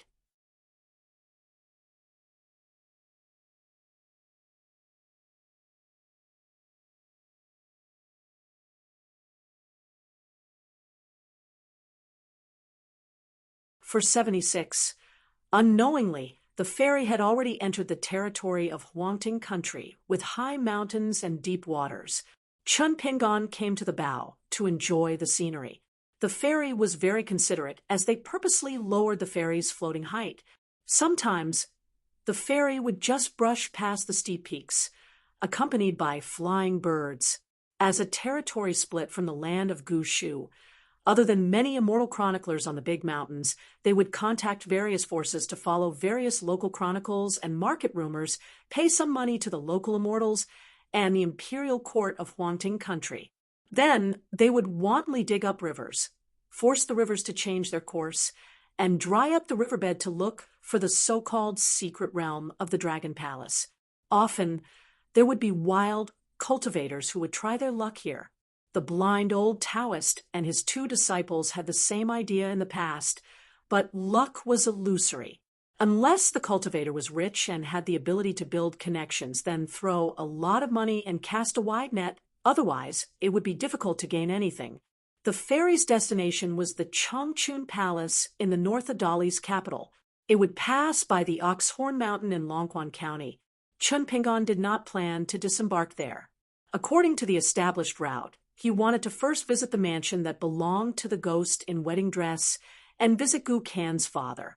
Then he would follow the familiar route of Xiuhua River, Red Candle Town, Chiduan Mountain, and Tiefu River, and return to Luopa Mountain in a sitting posture. Otherwise, riding a horse would be too slow, and he would miss the ferry that crossed the continent to North Continent. As it was impossible for a ferry to land alone for a guest, Chun Pingon had already informed the ferry to leave the horse at the Oxhorn Mountain. He wanted them to inform the people at the Oxhorn Mountain ferry to send the horse to Luopa Mountain. The steward of the ferry had a difficult expression on his face.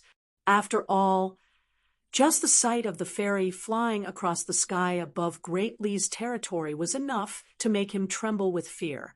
He was afraid that if any of the guests accidentally spat out a mouthful of phlegm outside the railing and landed on the mountaintop of Great Li's immortal clan, the cultivators of Great Li would unleash their magical treasures and smash them into pieces, leaving not even their bones behind.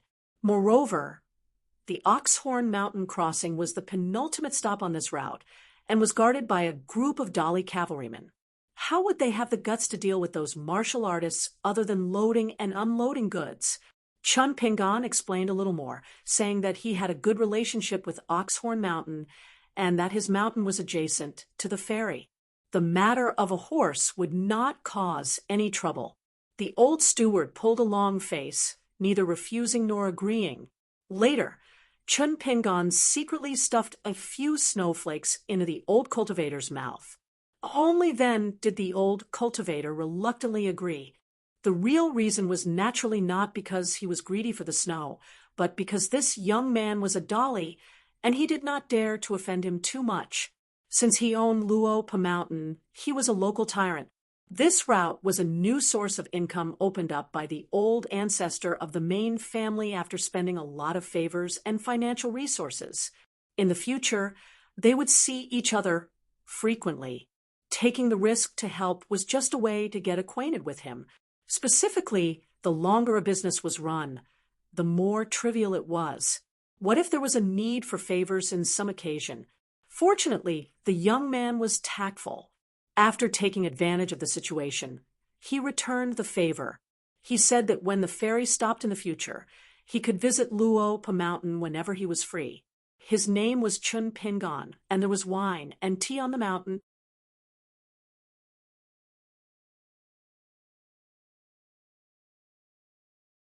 Only then did the old steward show a sincere smile. Regardless of whether it was true or false, the young swordsman's words were better than nothing. Many times in business, knowing a name did not actually mean that the person was a friend.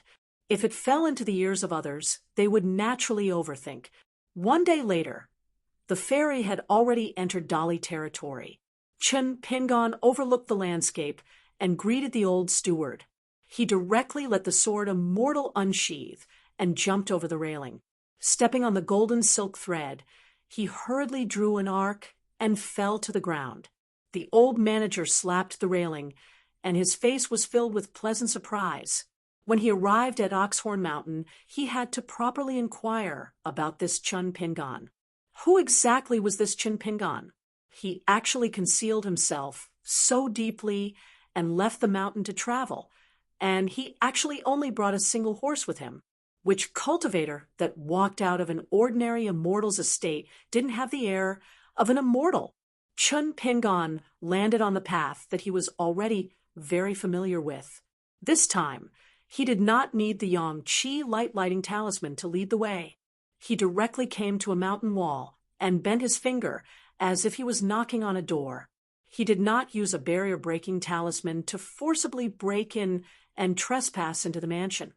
After doing so, he was coldly mocked by the water god of the embroidered river with a green snake coiled around her arm.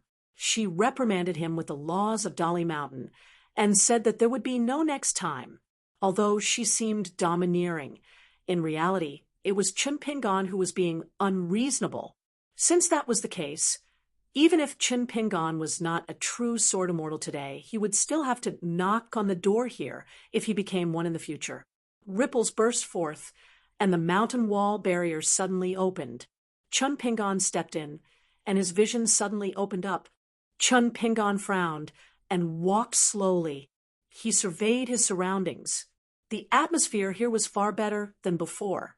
The landscape was stable, and the spiritual chi was abundant.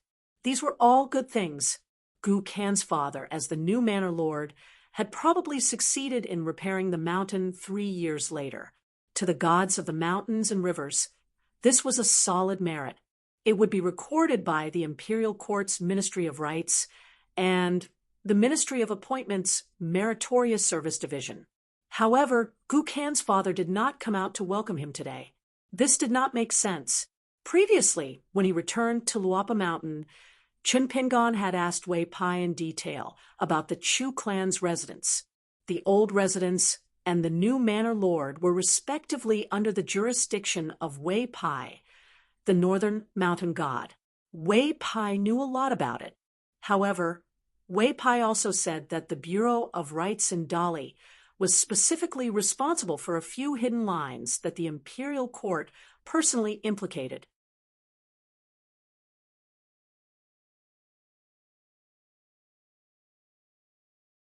Even Wei Pai only had the right to know, but not the right to interfere. The Chu clan's old residence was included in this list. Moreover, it had just been divided at the end of last winter.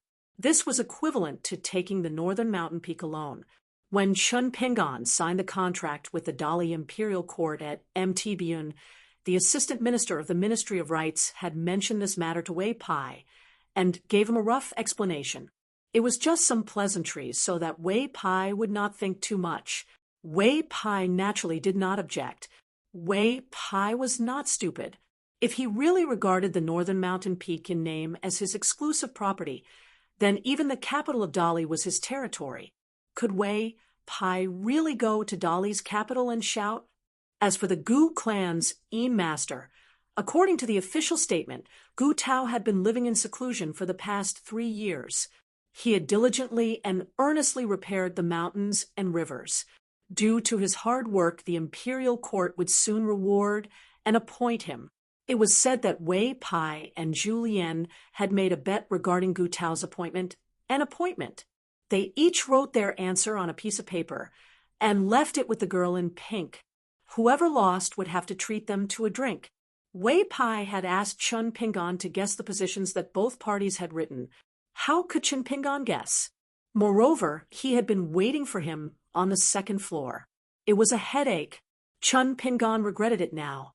Otherwise, he would have been more mentally prepared. Wei Pai also mentioned that after Gu Ken's mother moved back to her ancestral home in the small town's mud bottle alley, the first thing she did was look for Gu Tao. However, although she had entered the mountains and rivers jurisdiction, the husband and wife, who were separated by life and death, did not meet. Today, it was still the embroidered river god in golden armor. He was waiting for Chun Pingan at the entrance of the residence. However, compared to the previous time when both parties were at daggers drawn, this time the expression of this veteran and orthodox water god, who was slightly inferior to Tiefujiang and Yanghua, was much gentler. Chun Pingan cupped his fists and greeted, "Greetings, Lord Water God." The water god of the embroidered river nodded his head in greeting. "Are you looking for Master Gu Tao to reminisce about old times? Or are you looking for revenge against Madame Chu?" Chun Pingan smiled and said, "I'm looking for Uncle Gu."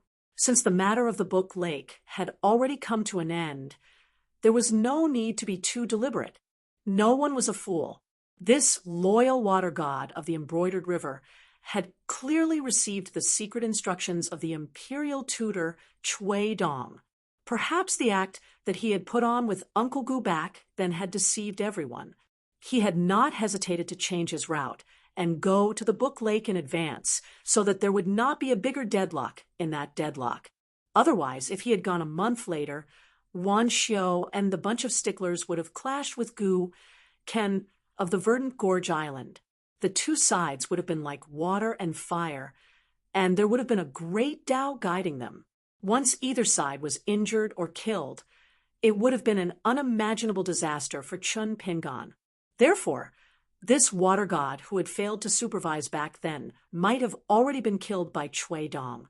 The water god gently touched the head of the green snake on his arm and said with a smile, "Chun Pingan, although I'm still a little angry, I was tricked by the two of you back then and sneaked to the Book Lake. You caused me to waste my time and stare at your old servant for a long time. However, this is your ability. Don't worry. As long as it's official business, I won't vent my anger because of personal grudges." Chun Pingan nodded and said, "Since you can appear here, the water god will definitely have such boldness. I believe that."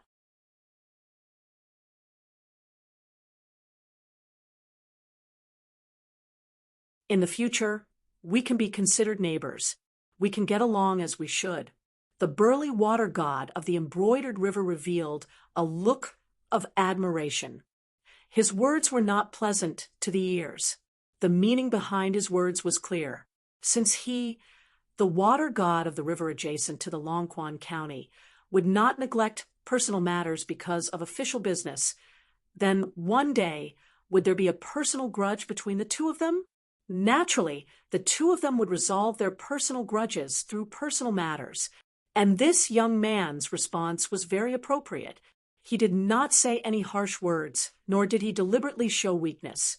This time, I'm not deliberately making things difficult for you and Gu Tao, and not allowing you to reminisce. It's really that he can't get away for the time being. However, if you're willing, you can come into the residence and have a seat. I'll treat you to a drink on behalf of Gu Tao.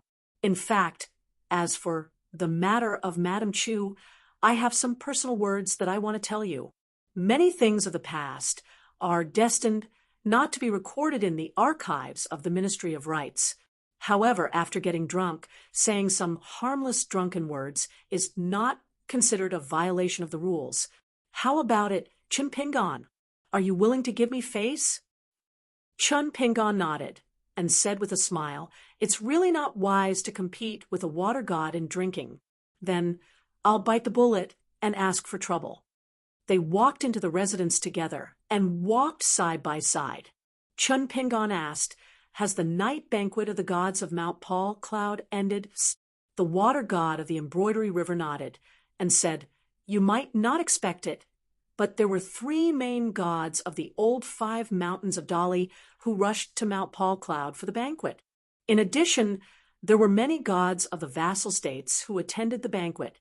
Since the establishment of our Dali state, there has never been such a grand night banquet. As the host, God Wei was even more outstanding. I'm not bragging about my boss here, but God Wei was really too unexpected. His godly appearance was the best among the mountains. I don't know how many female gods fell in love with our god Bei Yu at first sight. However, they were still reluctant to leave and lingered around. When it came to Wei Pai, the lord of the land of Chiduan Mountain, who was no stranger to him, the water god of the embroidery river seemed to be very convinced. When Chun Pingon thought of how there was actually a situation where he was treated as a lecher on his own mountain in Luapa Mountain, and look at Wei Pai. After taking their seats in the brightly lit hall, there were only a few ghost maidservants serving them. The water god waved his hand and dismissed them. The water god took out 2 pots of wine that contained the essence of the embroidery river's water transportation and threw 1 pot to Chun Pingon. Then they drank their wine.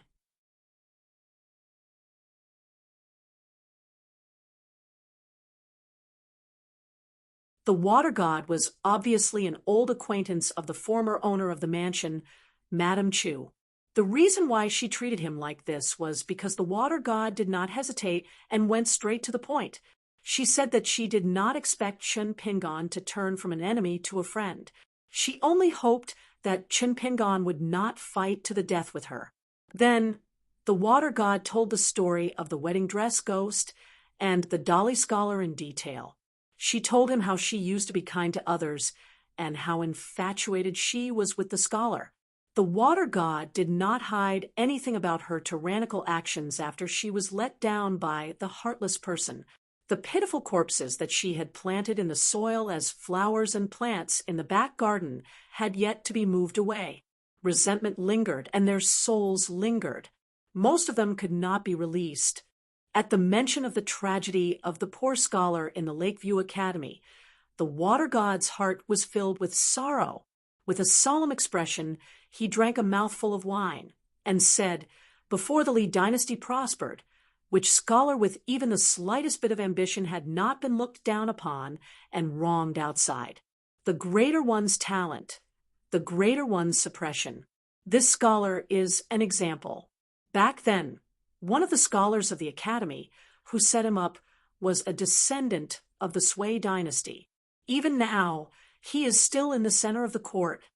The water god looked out of the hall and sighed. "How can we reason with a messy account?"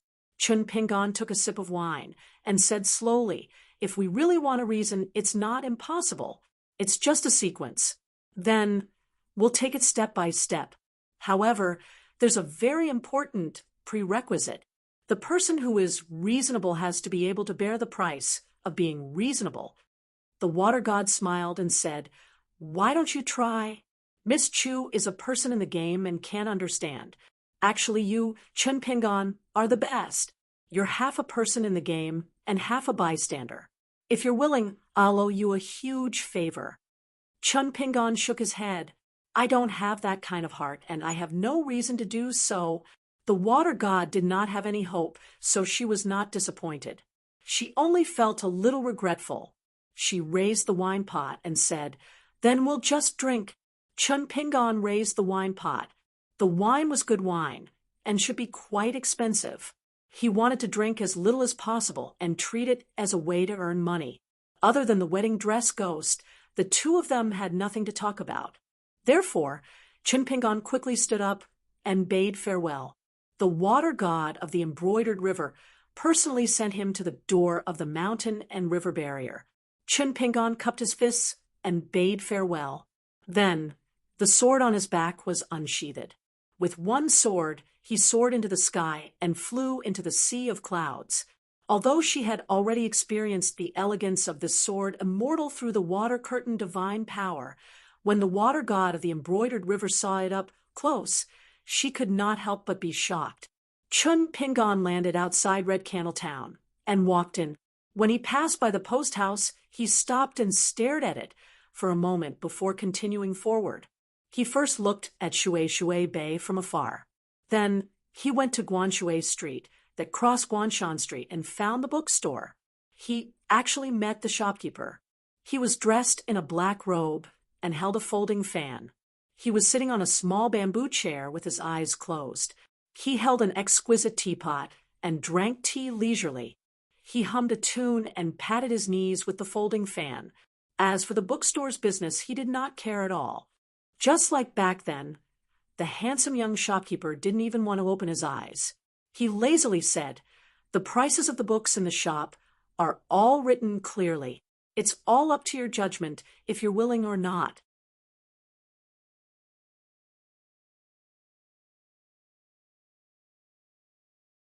Back then, Chun Pingan had forked out money here to help Li Huai buy a book called Great Watercliff that seemed to have only been published for a few years. It cost 9 taels and 2 taels, but in the end, it was actually an old book. There was actually a literary spirit that was born in it. Li Huai, this kid, was really lucky wherever he went. In fact, Chun Pingan had taken a fancy to the clay figurine at Qingfu Square at the ferry of Earth Dragon Mountain. Judging from the handmade style, it was very likely that it was the same set of clay figurines as Li Huai's clay figurines. They were all made by the immortals in White Emperor City mentioned by Hong Yanghua. Even if he did not give away the love skills of the maidservants of Qingfu Workshop, whose sword intent was not well concealed, Chun Pingan would find a way to get her. As for the pine smoke ink made by Holy Water Country, Chun Pingan did not have enough money to buy it at that time. He planned to ask Wei Pai, who used to be the mountain god of Holy Water Country, if it was worth buying. However, this was not the reason why Chun Pingan came here. In fact, the young shopkeeper of the Chongdan River, who had transformed into a human form, had now risen to the sky in a single bound. He had risen from a mountain and swamp spirit that came out of the water and landed on the shore to the legitimate god of the Chongdan River. Not only that, he was also the first legitimate god of the Chongdan River since the founding of the Great Li. He was truly a carp leaping over the Dragon Gate in reality. Like the water god of Shihua River, they were now neighbors. For the cultivators on the mountain, the distance between mountains and rivers was just the distance from Clay Bottle Alley to Apricot Blossom Alley. Chun Pingan would not deliberately rope him in. It was unnecessary and useless. However, it was reasonable to take the initiative to say hello when passing by. When one was down and out, one must take oneself seriously. When one was successful, one must take others seriously. These principles could be found in the mud of Clay Bottle Alley. After all, one could not walk far and climb the mountain and forget them easily. Chun Pingan picked a few expensive books that could be regarded as rare books. Suddenly, he turned his head and asked, "Shopkeeper, if I buy all the books in your bookstore, how much discount can I get?" The handsome young shopkeeper opened his eyes and said angrily, "I rely on this small shop to rest and eat. If you buy all of them, what can I do with a sack of silver? Go to Fushui want to drink wine? With my appearance, it's hard to say who will take advantage of who. How much discount do you think you can get? 10%, 12%. Do you want to buy it?" Chun Pingan nodded and said with a smile, "I'll buy it The young shopkeeper put the teapot in his hand on the side table and opened his folding fan with a snap. He gently fanned himself in front of him and said with a smile, "Not for sale." Chun Pingon could only give up.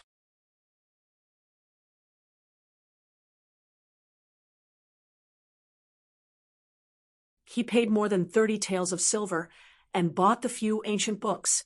With the money in hand, the shopkeeper smiled and sent Chun Pingon to the door of the shop. "Welcome again, customer." When Chun Pingon saw the shopkeeper's expression, he knew he had made a loss.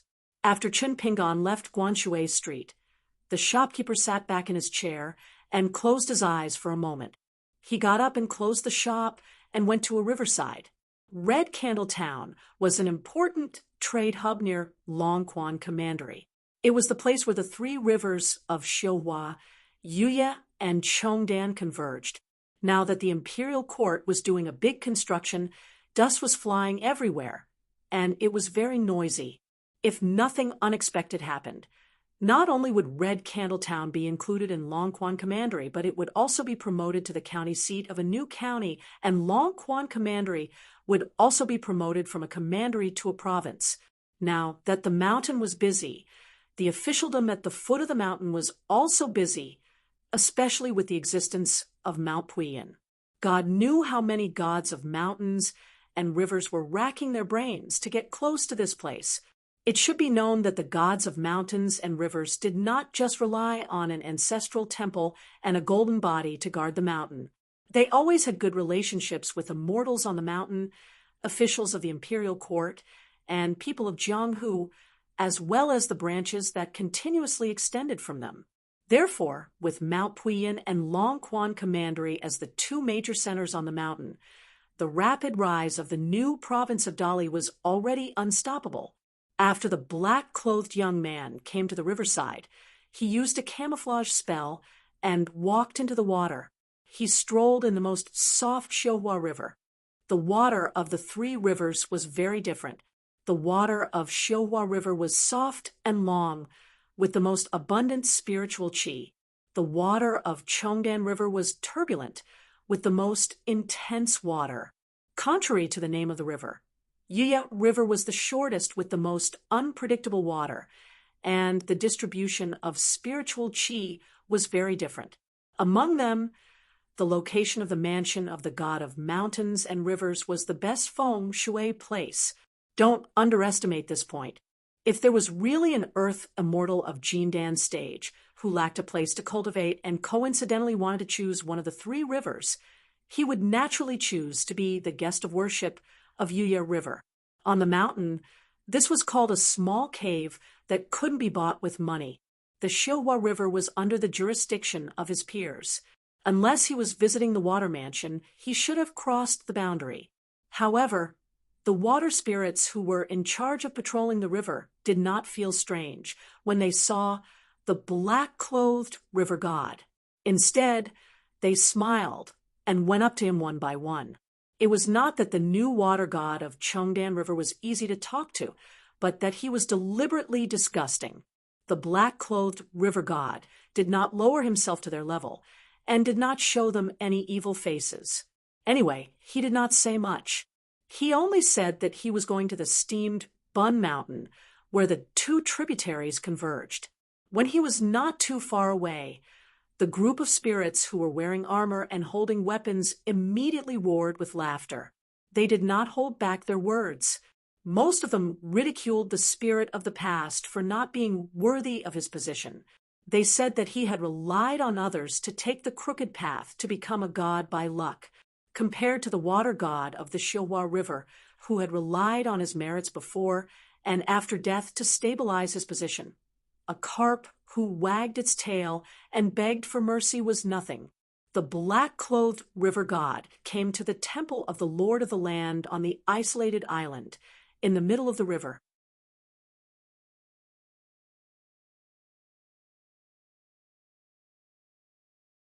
The shrimp soldiers and crab generals of the Yuya River and the Xiuhua River did not like this place. The Lord Xingwang of the county on the shore was even more unwilling to pay attention to it. The steamed Bun Mountain The most inferior place in the country's landscape register was like a stone in the latrine pit, smelly and hard. The incense in the small ancestral temples still withered, and was in a precarious situation. The local people did not like to burn incense here. They had to take a ferry to go ashore to pay their respects. It was too strenuous. In addition, there were many ancestral temples of gods in the area of the three rivers who would not ask for help. Besides which, God's position was not higher than this little lord of the land. The black-clothed young man stepped over the threshold. A short, sloppy man was sitting on the altar. There was an incense boy dressed in red robes. He was wailing like a ghost in an old brass incense burner. He sat down on the burner and slapped his hands hard. His body was covered in incense ash. He complained loudly, mixed with a few complaints about his master's failure to live up to expectations and make progress. The black-clothed river god was used to this. It was strange that a local ancestral temple could give birth to an incense boy. The boy in red was extremely daring. He never cared about the hierarchy. When he had nothing to do, he liked to go out and wander around. When he was bullied by his peers at the Xingwang temple, he would go back and vent his anger on his master. His catchphrase was that he must find a good incense burner to reincarnate in his next life. It was strange. Even though he knew that a god of the river was coming, that man still didn't even bat an eyelid. The boy in red, who was the size of a palm, quickly jumped up and put his hands on the edge of the incense burner. He said loudly, "Master River God, why did you think of us poor worms today? Sit, don't be polite. Just treat it as your own home. The place is small, and the incense is not good. There isn't even a plate of fruits and a cup of hot tea. We have neglected you, Master River God." The man slapped the boy in red directly into the incense ash so that he wouldn't continue to be noisy and annoying. The black-clothed river god moved a broken chair from a corner far away. After he sat down, he glanced at the little guy who was sticking his head out of the incense burner. He smiled and asked, "You didn't tell this little guy who has been living with you for a long time?" The man said expressionlessly, "Nothing has been decided yet. Why should I tell him?" The black-clothed river god took out his folding fan and patted the handle of the chair gently. He smiled and said, "That's the difference between a big happy event and a small happy event. You can keep your composure." This man had been sitting on the cold bench for hundreds of years. He had never been promoted. Obviously, there was a reason for that. Otherwise, he would have been a county god.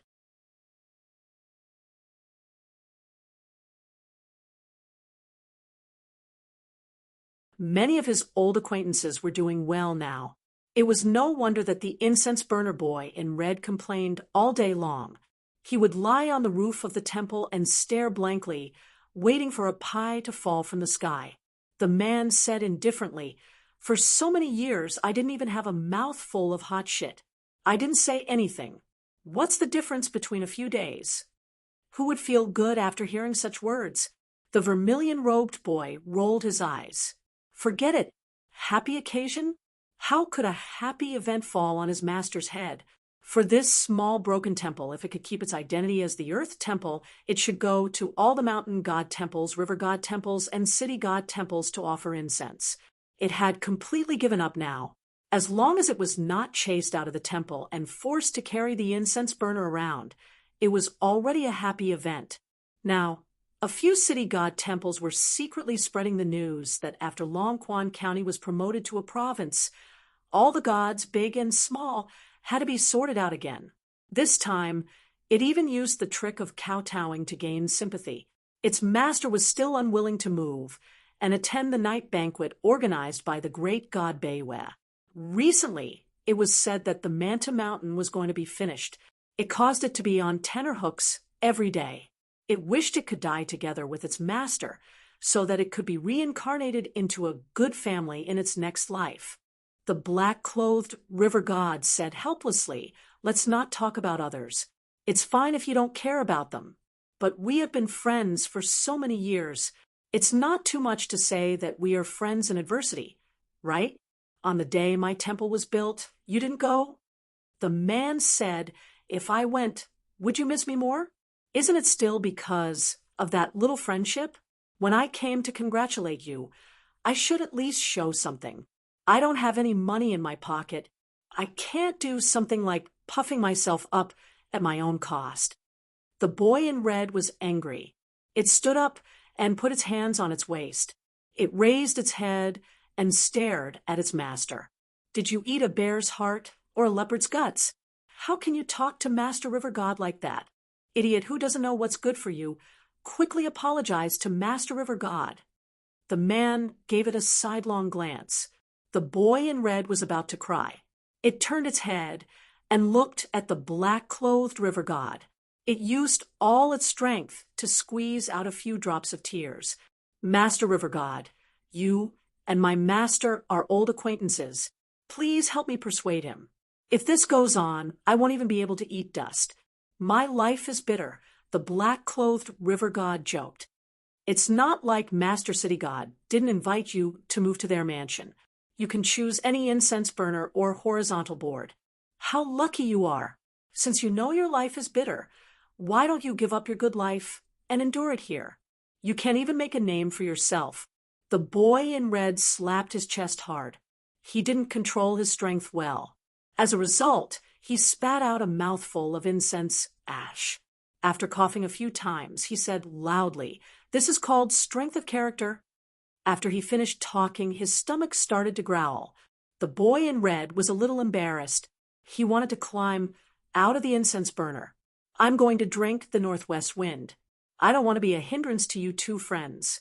Unexpectedly, the man took out a mountain water incense from his sleeve. He rubbed it with 2 fingers. A flame lit up.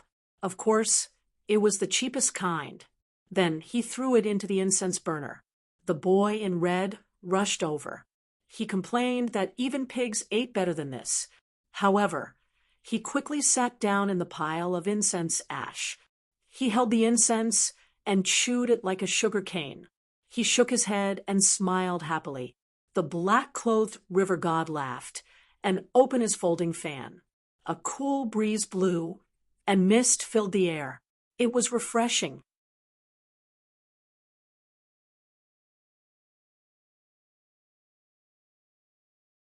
The man hesitated for a moment and said, "Seriously, I'll have to trouble you to pass a message to Wei Pai and the Minister of Rights that you're familiar with. If it's not a state city god, but a county city god or a county city god, don't look for me. I'll stay here." The black-clothed river god frowned. "Do you really want to do that?" The man scratched his head and looked absent-minded. He looked at the surging river outside the ancestral temple. "Yes," the black-clothed river god joked. "You're so familiar with Wei Pai. If I remember correctly, you've done a great favor for him and that poor girl. Why don't you tell him yourself?" The man sneered. "I just did something that didn't go against my conscience." "What kind of favor is that? Must others repay me? Then what's the difference between me and those fellows who are busy getting promoted and getting rich? It's not like I'm begging Dolly for the matter of the new city god. Anyway, I've already spread the word. It doesn't matter who he chooses in the end. Choosing me might not be a good thing. Not choosing me isn't a bad thing either. I won't make things difficult for anyone." The black-clothed river god nodded. "All right, I'll just pass the message for you. As for the rest, you're on your own. It's fine if you succeed, but I think it'll be difficult. If you fail, you'll definitely be bullied by the new state city god. He might not even need to do it personally. By then, the 2 county city gods will be more attentive than the other. They'll beat you up for no reason." The man had an indifferent expression. After all, needless to say, the civil and martial temple would definitely worship the ancestors of the Yuan and Chao families. The other big and small mountain gods had already followed the prescribed order: Dragon Whisker River, Tiefu River, Luopa Mountain, Feng Liang Mountain. Then, with the 2 empty city god seats and the state city god, after the Ascension State, These three new city gods that had yet to surface became the only three delicious cakes that could be discussed and operated. The Yuan and Chao families were determined to get one of these three candidates. They had to occupy one of them. It was just a prefix in the battle state, prefecture, and county. No one dared to fight for it. After all, the two main generals of the three Dali Southern conquering Iron Cavalry armies, Chao Gui and Su Gaoshan, one was a descendant of the Chao family, and the other was a representative of the Yuan family in the army. The Yuan family had helped Su Gaoshan, who was born in the border army, more than once. Moreover, Su Gaoshan still couldn't forget Miss Yuan, so he was considered half a son-in-law of the Yuan family by the Dali officials. This involved the complicated network of officials and required a group of local gods to display their abilities. The boy in red, who had been eating sugar cane to fill his stomach, raised his head and asked in a daze, "What were you guys talking about just now?"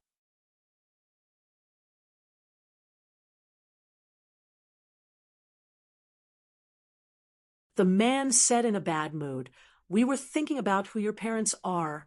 The river god began to talk about the previous customer of the bookstore and told him his guess. The man's face was solemn. "She insisted on asking me where the biggest hornet's nest was. Well, I'm familiar with this place, so I brought them there. The hornet's nest at the mouth of the well was so big that it almost became a spirit. Guess what? The two little girls were chased by a large nest of hornets and were stung until their heads were swollen. It was so funny. Of course, I was very sad at that time and wiped away a lot of tears. They were also very loyal. Not only did they not blame me for leading the way, they even invited me to a place called Luo Mountain as a guest. The little charcoal that I have a good relationship with was very righteous and very impressive. She said that she was her master's first disciple, and that as long as I went to Luo Mountain, there would be good food, good drinks, and fun things to eat and drink. That's right, I was very sad at that time and wiped away a lot of tears. They were also very loyal. Not only did they not blame me for leading the way, they even invited me to a place called Luo Mountain as a guest. The little charcoal that I have a good relationship with was very loyal and very impressive. She said that she was her master's first disciple, and that as long as I went to Luo Mountain, there would be good food, good drinks, and fun things to do. Oh, the man immediately grasped the main point and asked with a frown, "With your little courage, you dare to meet a stranger?" The boy in red said resentfully, "I was hiding underground at that time, but I was beaten out by that little charcoal with a bamboo pole. She said that if I dared to be sneaky again, she would beat me to death with the magic of immortals. I only found out afterwards that I was tricked. She only saw me, but she didn't have the ability to drag me out." Sigh, that's good too. Well. You don't know, this little girl who looks like a charcoal girl is knowledgeable, noble, gifted, wealthy, and heroic in Jianghu. The boy in red's face was full of reverence and admiration. Suddenly, he remembered something. He squatted in the pile of incense ashes and threw out a common copper coin with all his strength. "Do you see this? This is the reward she gave me for leading the way. Isn't she generous? Do you have such a friend?" The man sneered and said, "Is it summer money or Guyu money? Bring it closer. I'll take a better look." The boy in red hid the copper coin again and rolled his eyes. She said that as a mountain person who deals with immortal money all year round, it's too tacky to give those immortal money. I think that's the reason. The black-clothed river god waved his folding fan and smiled. It's very reasonable. The man couldn't be bothered to pay attention to this brainless little thing. In the night, by the Iron Talisman River, the green-clothed swordsman traveled alone. In the former Liju grotto heaven, which was now Liju blessed land, the rules set by Saint Wan Ting had always been very effective. In the vast wilderness, the sky was low, and the trees were low. Jiangqingwe was close to people. Near the river god temple, a woman holding a long sword with golden tassels appeared on the road. Seeing the long sword on the back of the man, her eyes were burning and she asked, Chun Pingon, can I exchange pointers with you as a swordsman? Chun Pingon glanced at her. Back then, she was the maid who held the sword with the identity of a concubine in the palace. Now, she was one of the river gods with the highest rank in Dali. Then he said something. I'm afraid I'll kill you. You first set a small goal, such as 1 second. Remember, Book Guest House mobile version reading website.